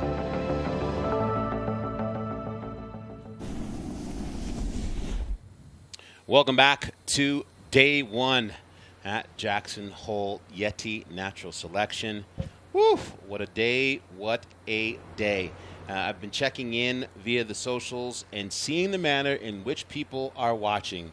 There are literally like watch parties, people staying, of course, within their own homes, with their own groups, and we're loving the pictures. Keep sending them at Natural Selection, at Red Bull Snow, at Red Bull USA. Be sure to tag them. Day two, we don't know when that will be, but there will be a day two, hopefully tomorrow, but we've got the window until the 9th. That will be taking place exclusively on Red Bull TV. So if you're looking at YouTube and Facebook Watch on day two, and you're like, what's going on? Exclusively on Red Bull TV. So make sure you make a note of that. We have a matchup, a third run that is of heavy proportion. Chris Rassman, given the heat to Travis Rice. For more on that, up at the top, we will check in. Get the tone from Stan. Hello, studio. I can only imagine the edge of your seats are the hottest parts. What a day it has been. If you think that these guys know what they're doing, Mark McMorris, for example, right before he drops says, well, I guess I'll go left. These guys are kind of making it up as they're going along, and you are watching them flow. Big respect to Travis coming into the gate, calling that third run, and now they're at the top ready to go. I can only imagine what's going to go down. How is that? I hear the wind in your microphone. What's it like? Is it a factor at all? Definitely a little windy up at the top. Every now and then a little kind of tornado will appear, kind of maybe aligning a feature. Travis did make a joke about riding through it. Maybe it would help him. Hard to tell. Hey, Stan, how's it going? It's going well, Mary. How are the riders reacting, like the riders that have been going in this last heat and the couple still left to drop, with how tracked the course is getting and exploring new unknown areas? Yeah, I think that looking for those new areas has been a big thing that we've seen with like Mark McMorris finding kind of a new run, and there's a lot of discussion definitely about what hits are done. Lando's hip, as it's being called, one of the first to say, you know what, I think this thing's cashed. Appreciate the perspective, sir. And yes, the edges of our seats, very, very, very warm. Thank you, Stan, for doing what you do and doing it so well. This is the tiebreaker we only could have dreamed of when we learned about this format. The idea, once again, the choice that Rassman said, like, all right, Travis, I'm here for you. And Travis stepped back up. All on Chris right now. Did he have a little bobble there at the top? It certainly looked like he did there. I mean, Salema, I love what you said. He asked for what he got into. You challenged Travis Rice on his home turf. You're in for a fight, but Chris Rassman is not lying down. Switch front side 7. Wow. Or I'm sorry, front 7 from Rassman. And I don't know if I'm being honest. Be honest. You're going against the best. You got to put down the best. All credit to Rassman. But Travis is going to come out swinging. We all know that. gorgeous, big, floaty front three at the end, but there's definitely disappointment. Unless it was your intention to be like, hey, you're my favorite snowboarder, I'm just going to let you go, which I don't think that was the case. Rasmus holding his breath now. I mean, it's hard. He's walking into the, I got turf, so hung the up stadium. on that first little roller. It's the little ones that'll get you. You heard him. Yep. It wasn't on we caught that late as the camera came to him, but he had a bobble in one of those places where he wouldn't expect it, and you got to think it's nerves. I mean, you're going up against the dude. How looming is that presence? The hands behind the back, absolute intensity, just staring down a dream that he had 12 years ago. Now realized this is Travis Rice's time to shine. Yeah, that first shot at the beginning of the second run where he was sitting down and it was just a shot of his face. We were scared. I'm like, well, I'm not going against him. We're just trying to commentate this thing. But like, what? And correct me if I'm wrong, we all knew what was coming. Yeah.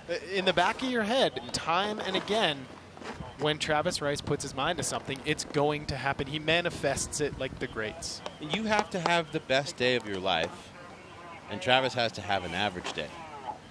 I mean, that's just what it's been so far. Until that's not the case, that's the respect that his riding just it is. So here we go. Travis Rice, can he advance and take down Chris Rasman? Little bobble there from Trav.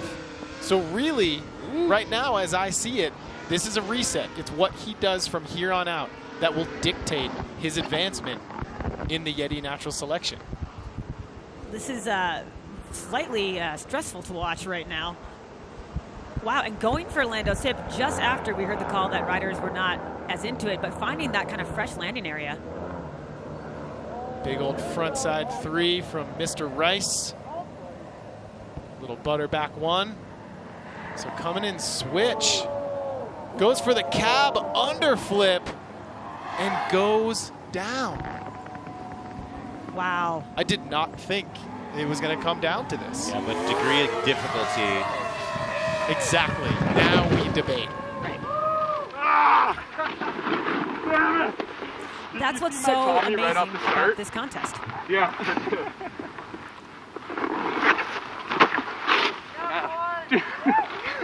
Oh, that course is so tricky. Dude, the tracks are starting to become an issue in that sun, hey? A little bit. The front seven aircraft carrier went way farther and the track was like bulletproof. What'd you do on that last hip? It was kind of hard to... Oh, I did cap 5 and...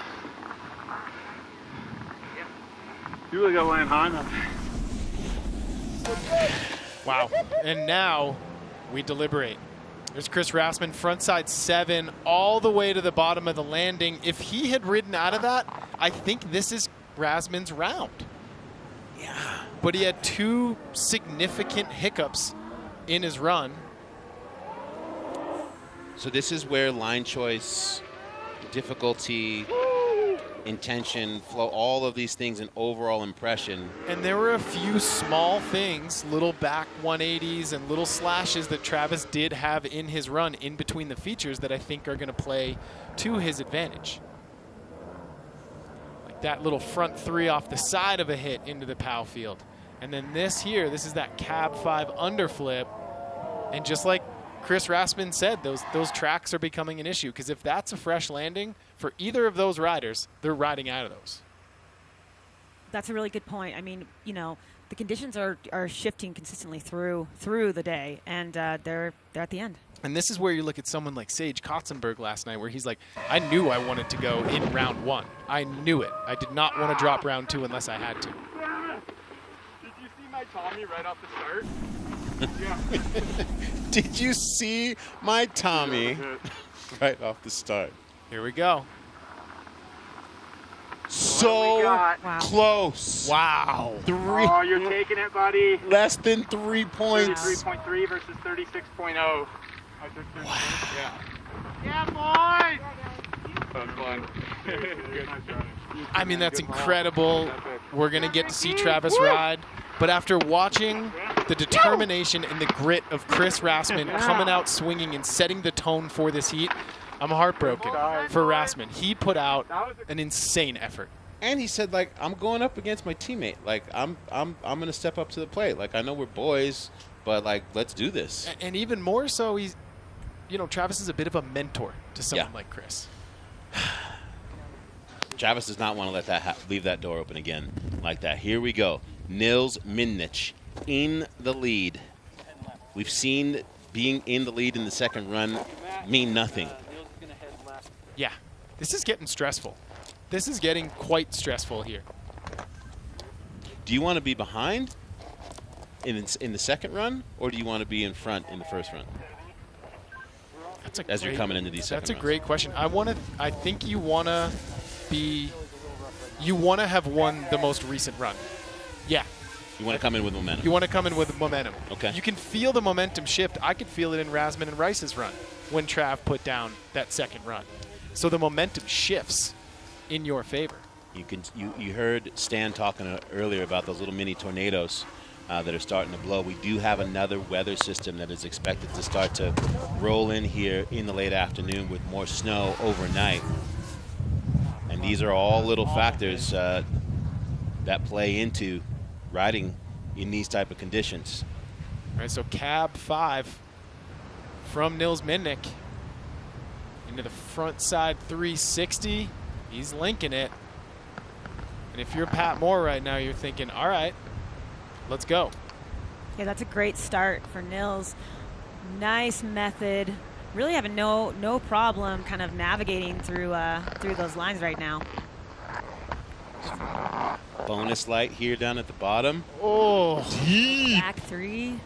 Back 3 deep. Wow. I'm going to try to avoid that announcer's curse, but I mean, I like the flow of this run coming from Niels. He's in the finish line now. You're good. He's in the corral. That's a strong run. Way to just heap the pressure on Pat.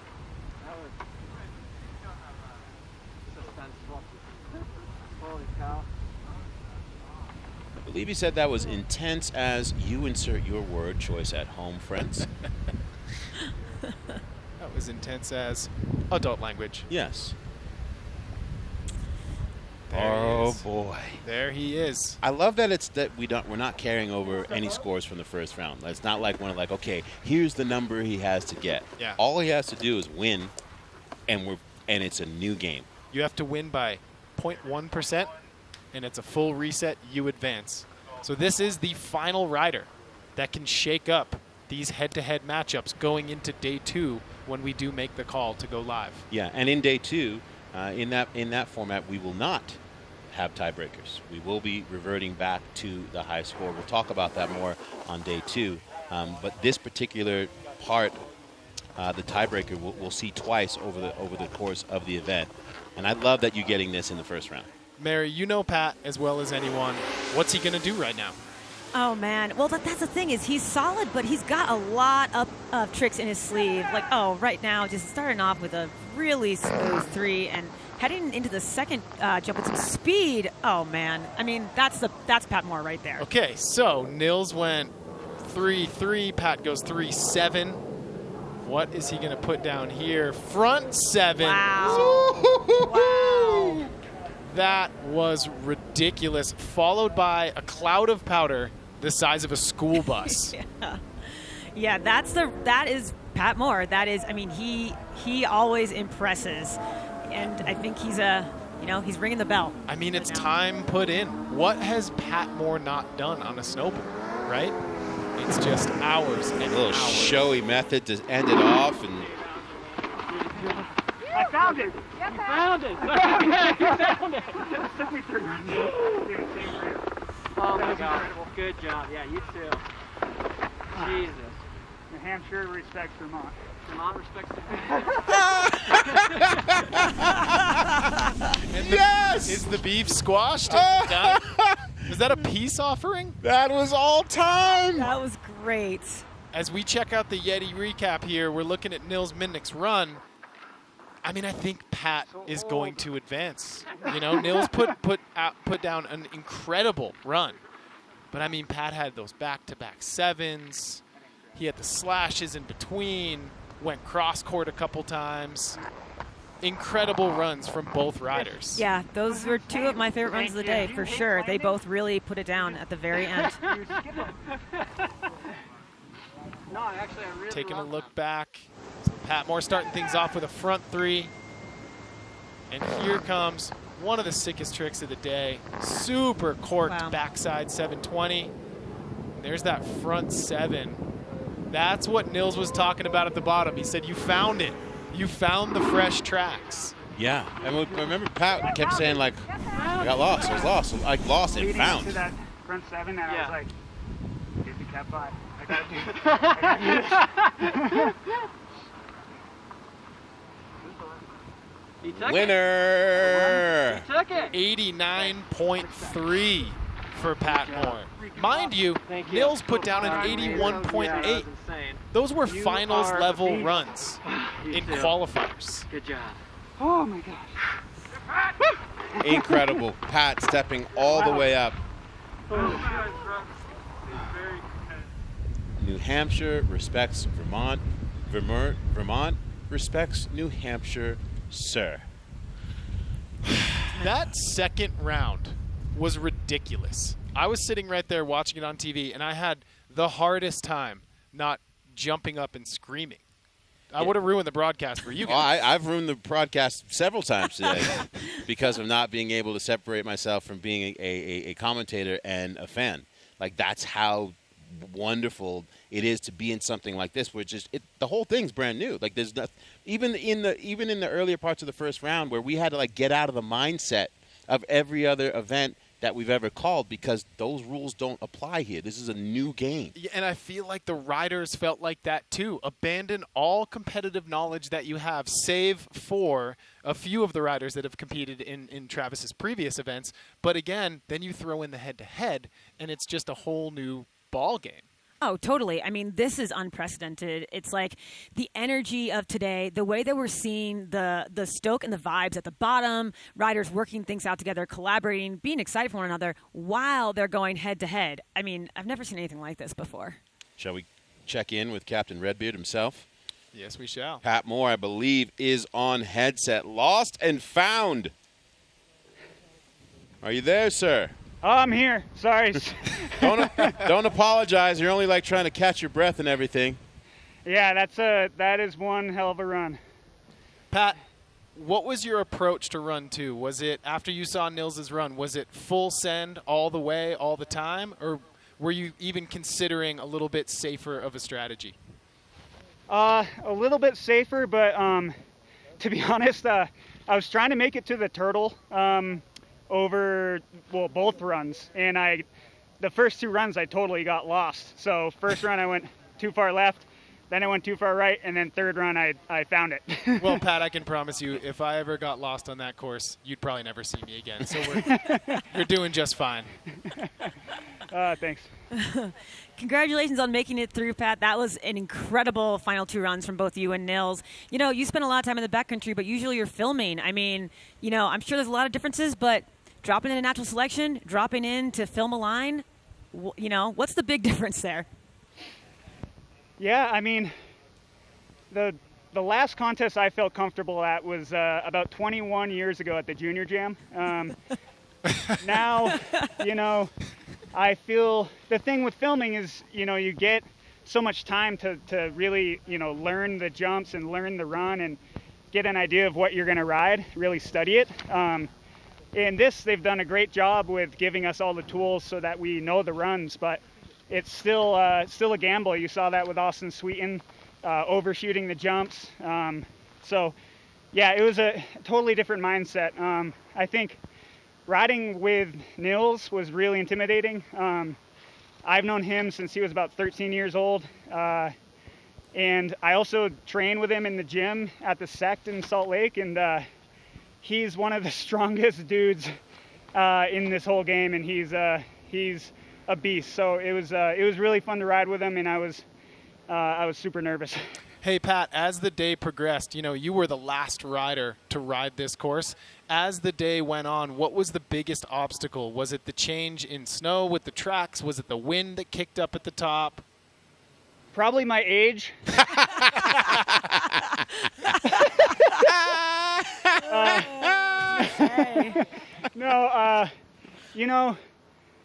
I think last year was there was a lot of advantage to riding the course last season because, even with a smaller group of riders, we got a really good sense of what the tracks would feel like.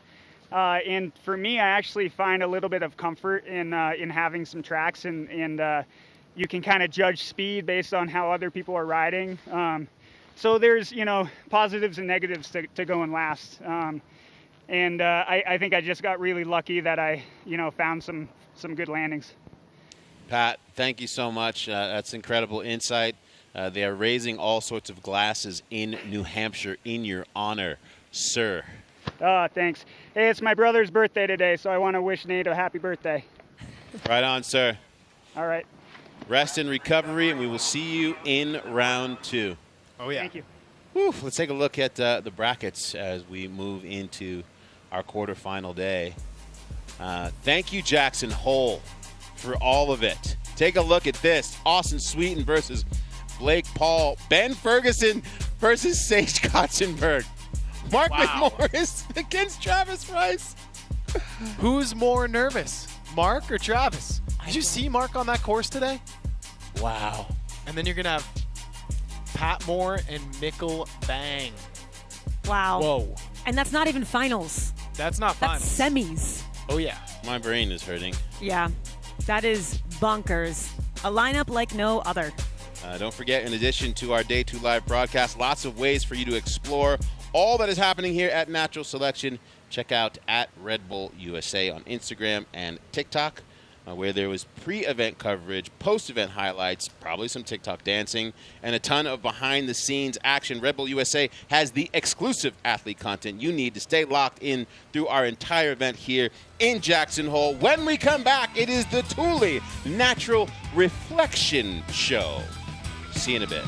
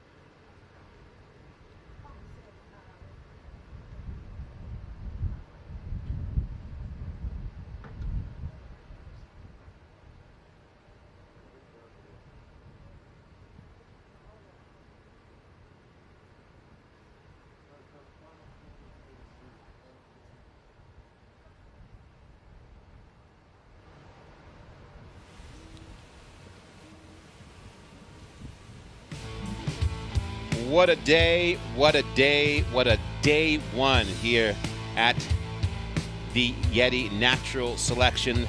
Stop 1 on the 3-stop tour, live from Jackson Hole. And you join us now for the Thule Natural Reflection Show, where we look back on just an incredible day. Selema Masakela here. I got T-Bird and Tina Dixon with me.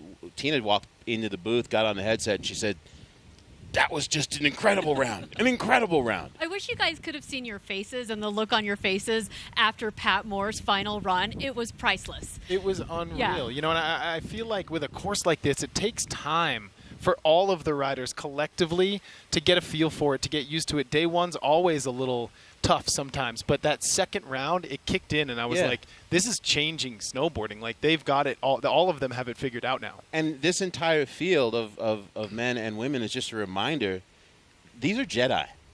Like, this is Jedi-level snowboarding. I mean, Hana Beeman being able to do what she did and adjust after her first run. We'll talk about all this stuff later moving on, but we have someone on the guest headset that I can't believe is here. But after 6 weeks of riding the biggest waves on Earth, I'm sure he said, you know what, I'm going to put away the hog and I'm going to go to the mountains. We're going to check in with Ian Walsh, who is a fine backcountry snowboarder in his own right. Mr. Walsh, sir. How we doing, guys? Are you on the hog today? I am not. That thing is on ice on Maui, so I'm happy to be in the mountains and taking a little break and coming up for air.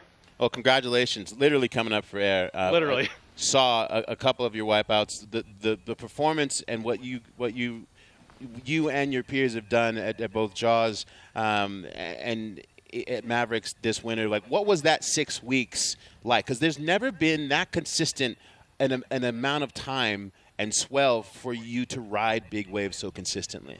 Yeah, I think the biggest takeaway from that is like the evolution of our equipment.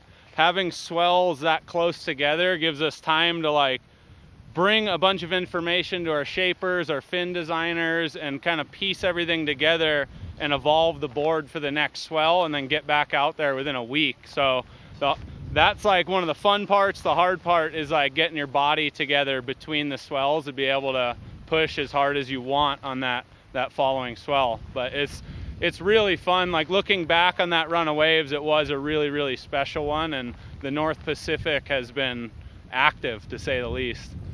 Ian, I'm a big fan, first and foremost. I wanted to ask you, being a big wave surfer and a passionate snowboarder, especially in a big mountain environment, what are the similarities and comparisons you can make between those two worlds?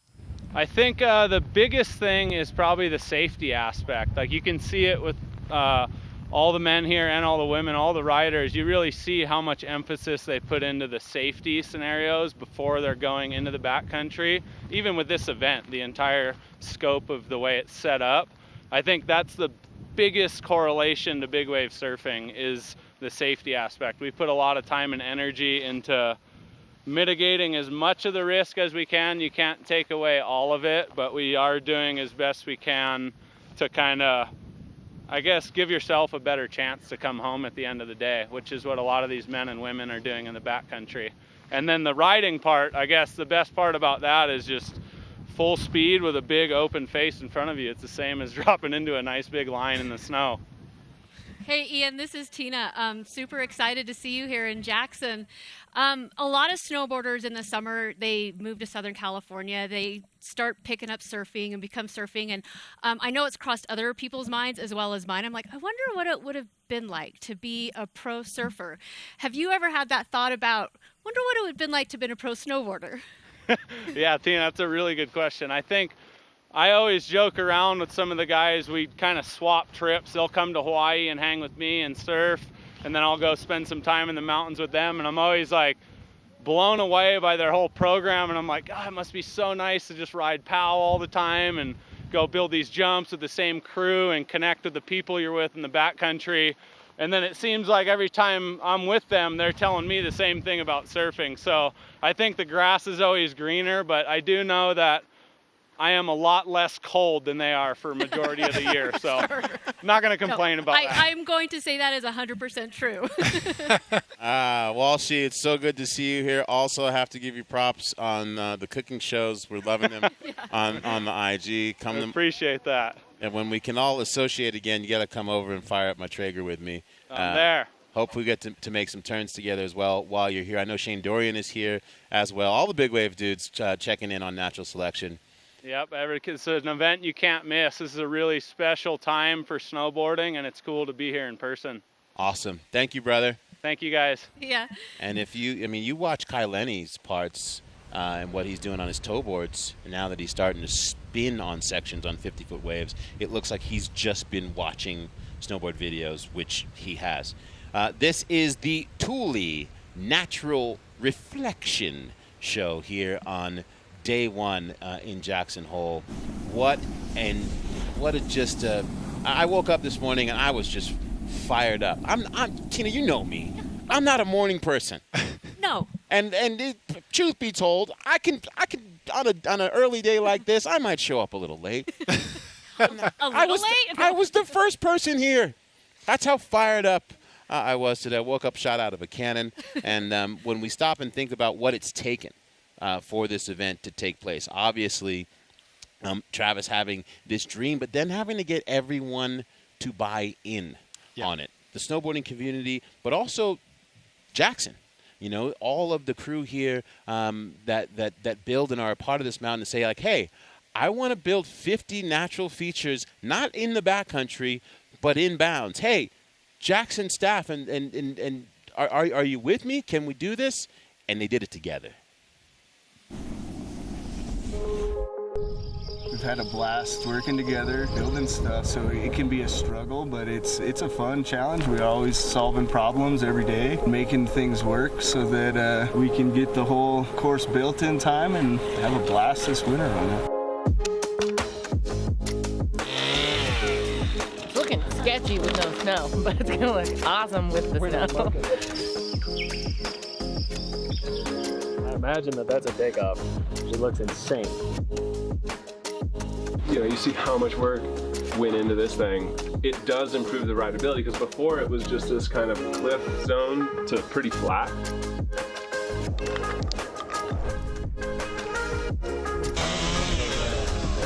Yeah.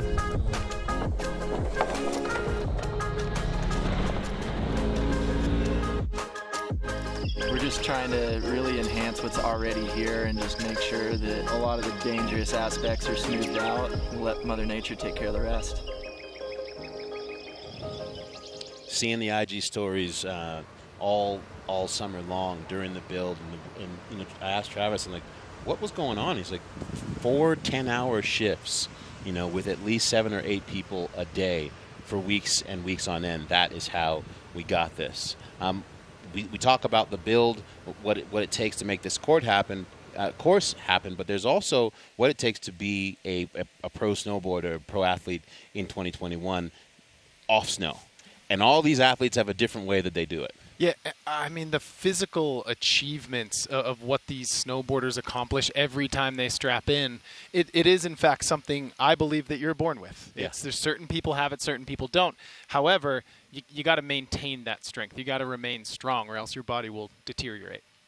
Yeah, it's preparation on top of preparation. Everyone's got a different way that they do it. So we say, hey, Stan, get with the riders. Talk to them. See what they're doing to be such crazy ninja Jedi. Hey everybody, I'm Stan Levier, reporting live from Natural Selection. Pro Bulin has tasked me with the important task of interviewing these riders about how they stay healthy on the road, some of their tips, their tricks, their secrets. We're gonna get to the bottom of it here today. And who better to start with? The one, the only Mark McMorris, Niels Mindick. I'm with Jamie Anderson, Niels Mindich, Eric Jackson. I'm not even close. Mary Rand Minnick. How am I looking? Do I got shit in my beard? Probably. Call it the collector. I want to know a little bit about how you stay fit, how you stay healthy. Do you have any routines that you can share with us? I've been drinking celery juice every morning. I'm a yoga guy. I'm not like a Blauvelt yoga guy. Doing acrobatics with my sister gives me the balance. It's called alternate nostril breathing, and it balances the left and right hemisphere of your brain. Wow. Like butt kicks and high knees and stuff like that. Butt kicks, then kick butt, sure. It's mental, it's physical, it's sometimes even metaphysical. Dan Davis just gave me a yoga strap. I don't know what a yoga strap is. I'm not what you're thinking. All right. Wow. You see this bend move I'm doing? Is this advisable or is this ill-advised? Would you be open to leading me in a short meditation? I'm reporting live from this meditation, and I must say I am relaxed. Wow, and I am a new person. That was incredible. Favorite juice flavor? I like the charcoal. Charcoal juice? Yeah. You like charcoal juice? I eat meat, Okay, whoa. Of all the juices you could choose, but I feel healthy, I feel good. I feel like a pro Bulin.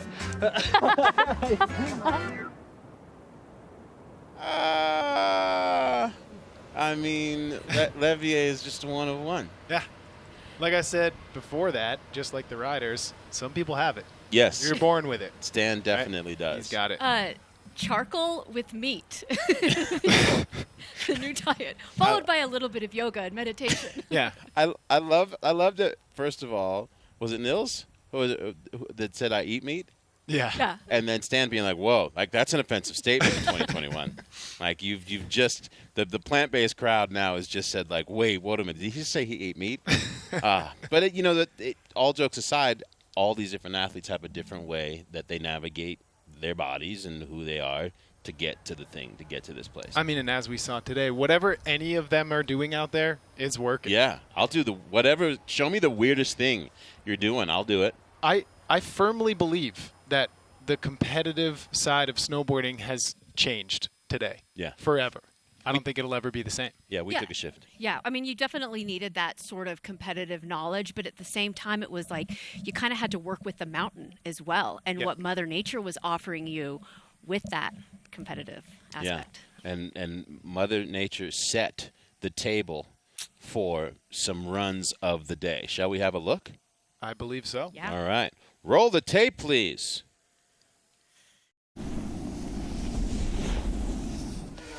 Yeah, I mean, starting things off, it's Hana Beeman. Dare I say it, is Hana Beeman the new favorite in the women's field? She was so consistent today. She really was. She put on a fantastic show and just showed us how smooth and powerful she is, linking tricks and drops. She built some of the course over the summer. She took part of the test event. She had investment in this event, and it showed. And she knocked out Jamie Anderson. Yeah, after a really questionable first run where we were wondering what the deal was. Thank you, Visit Jackson Hole, for these runs of the day. Switching over. Pat Moore. It was all about Pat Moore in the men's field today. I mean, there were so many incredible runs, but if you think about it, last rider to drop, the weight of the world on his shoulders, you have to put it down. He hasn't competed since the Baldface, this event at Baldface. He hasn't entered a true competition. In 7 years. In 7 years. And he stepped up and he put down what I think was one of the best runs of the day. And he knocked out Niels Minnick and advanced on to semifinals. I loved how he talked about, like, some riders don't want to see tracks. Like, I'm looking for tracks. Yeah, it's a marker. It's a visual. It gauges speed, and it, helps with your speed. And what's interesting is in the seeding event, that last rider position in the final heat, nobody wanted it. Nobody wanted that spot because they wanted the fresh tracks. Yeah. Yet, look at that run that was able to be put down in that light. And if you remember what happened with Pat and Niels came out swinging, put down a run in the high 70s, low 80s. Pat lost the first round and then won the next two. So ultimately, this today was about best 2 out of 3, and Pat he greased 2 in a row.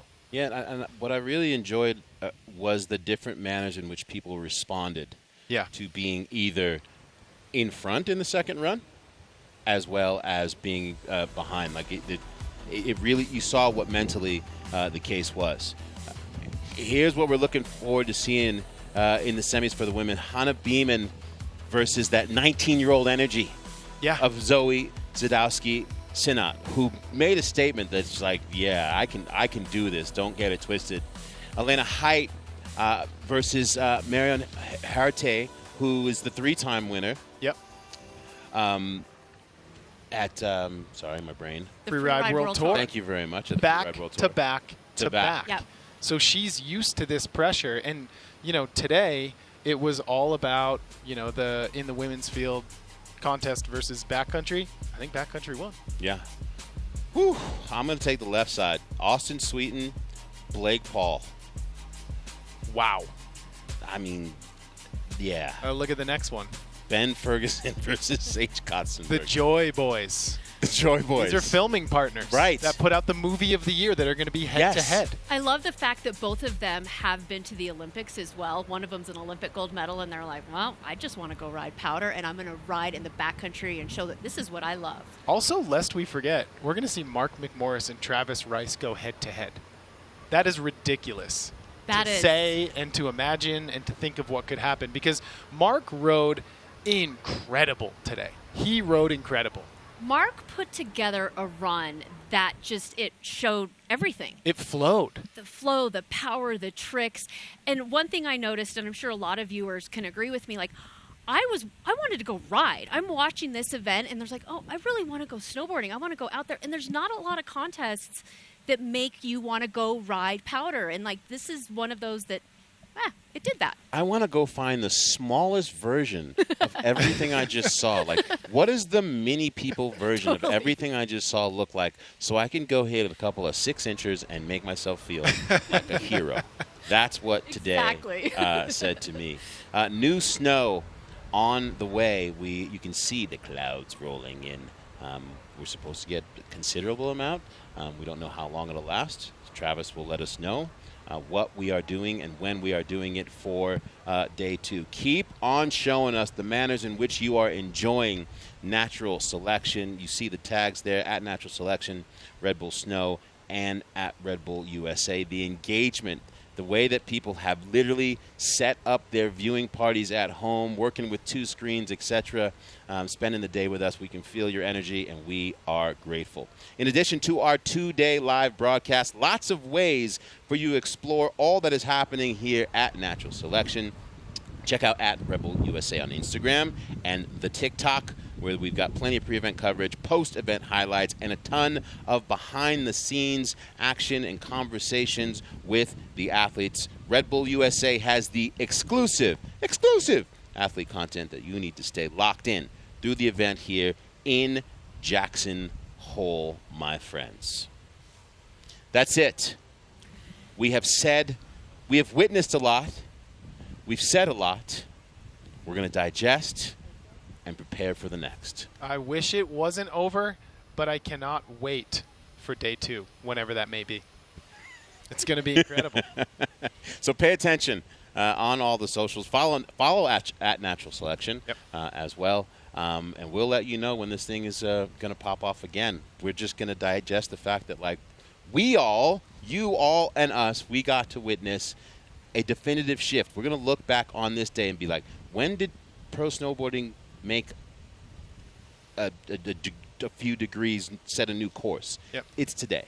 Absolutely. Yeah, and for the women, too, there really has never been a contest that you take freestyle snowboarding and put it into a backcountry setting. Yep. And it was unprecedented what we saw today from the women in terms of the platform, the course, and I'm just excited to see where this is going to go. I would love to see more events like this for the women. Yeah, and they rose to the occasion. Absolutely. Like all the great ones do. Yeah, it just comes back to the point. You get a great point.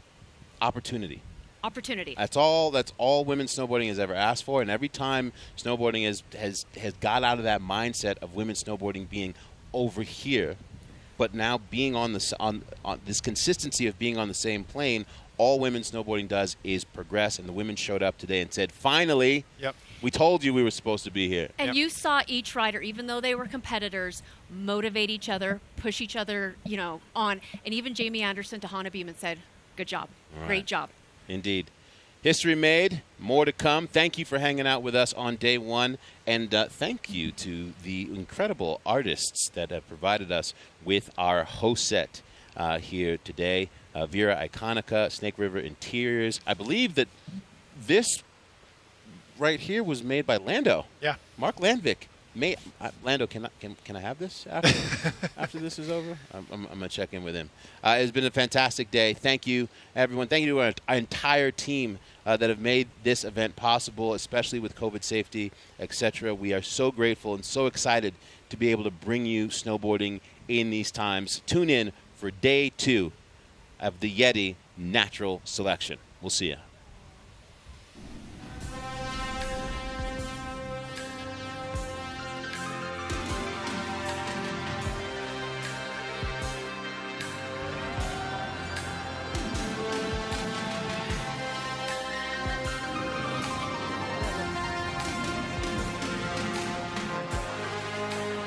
What's up, dog?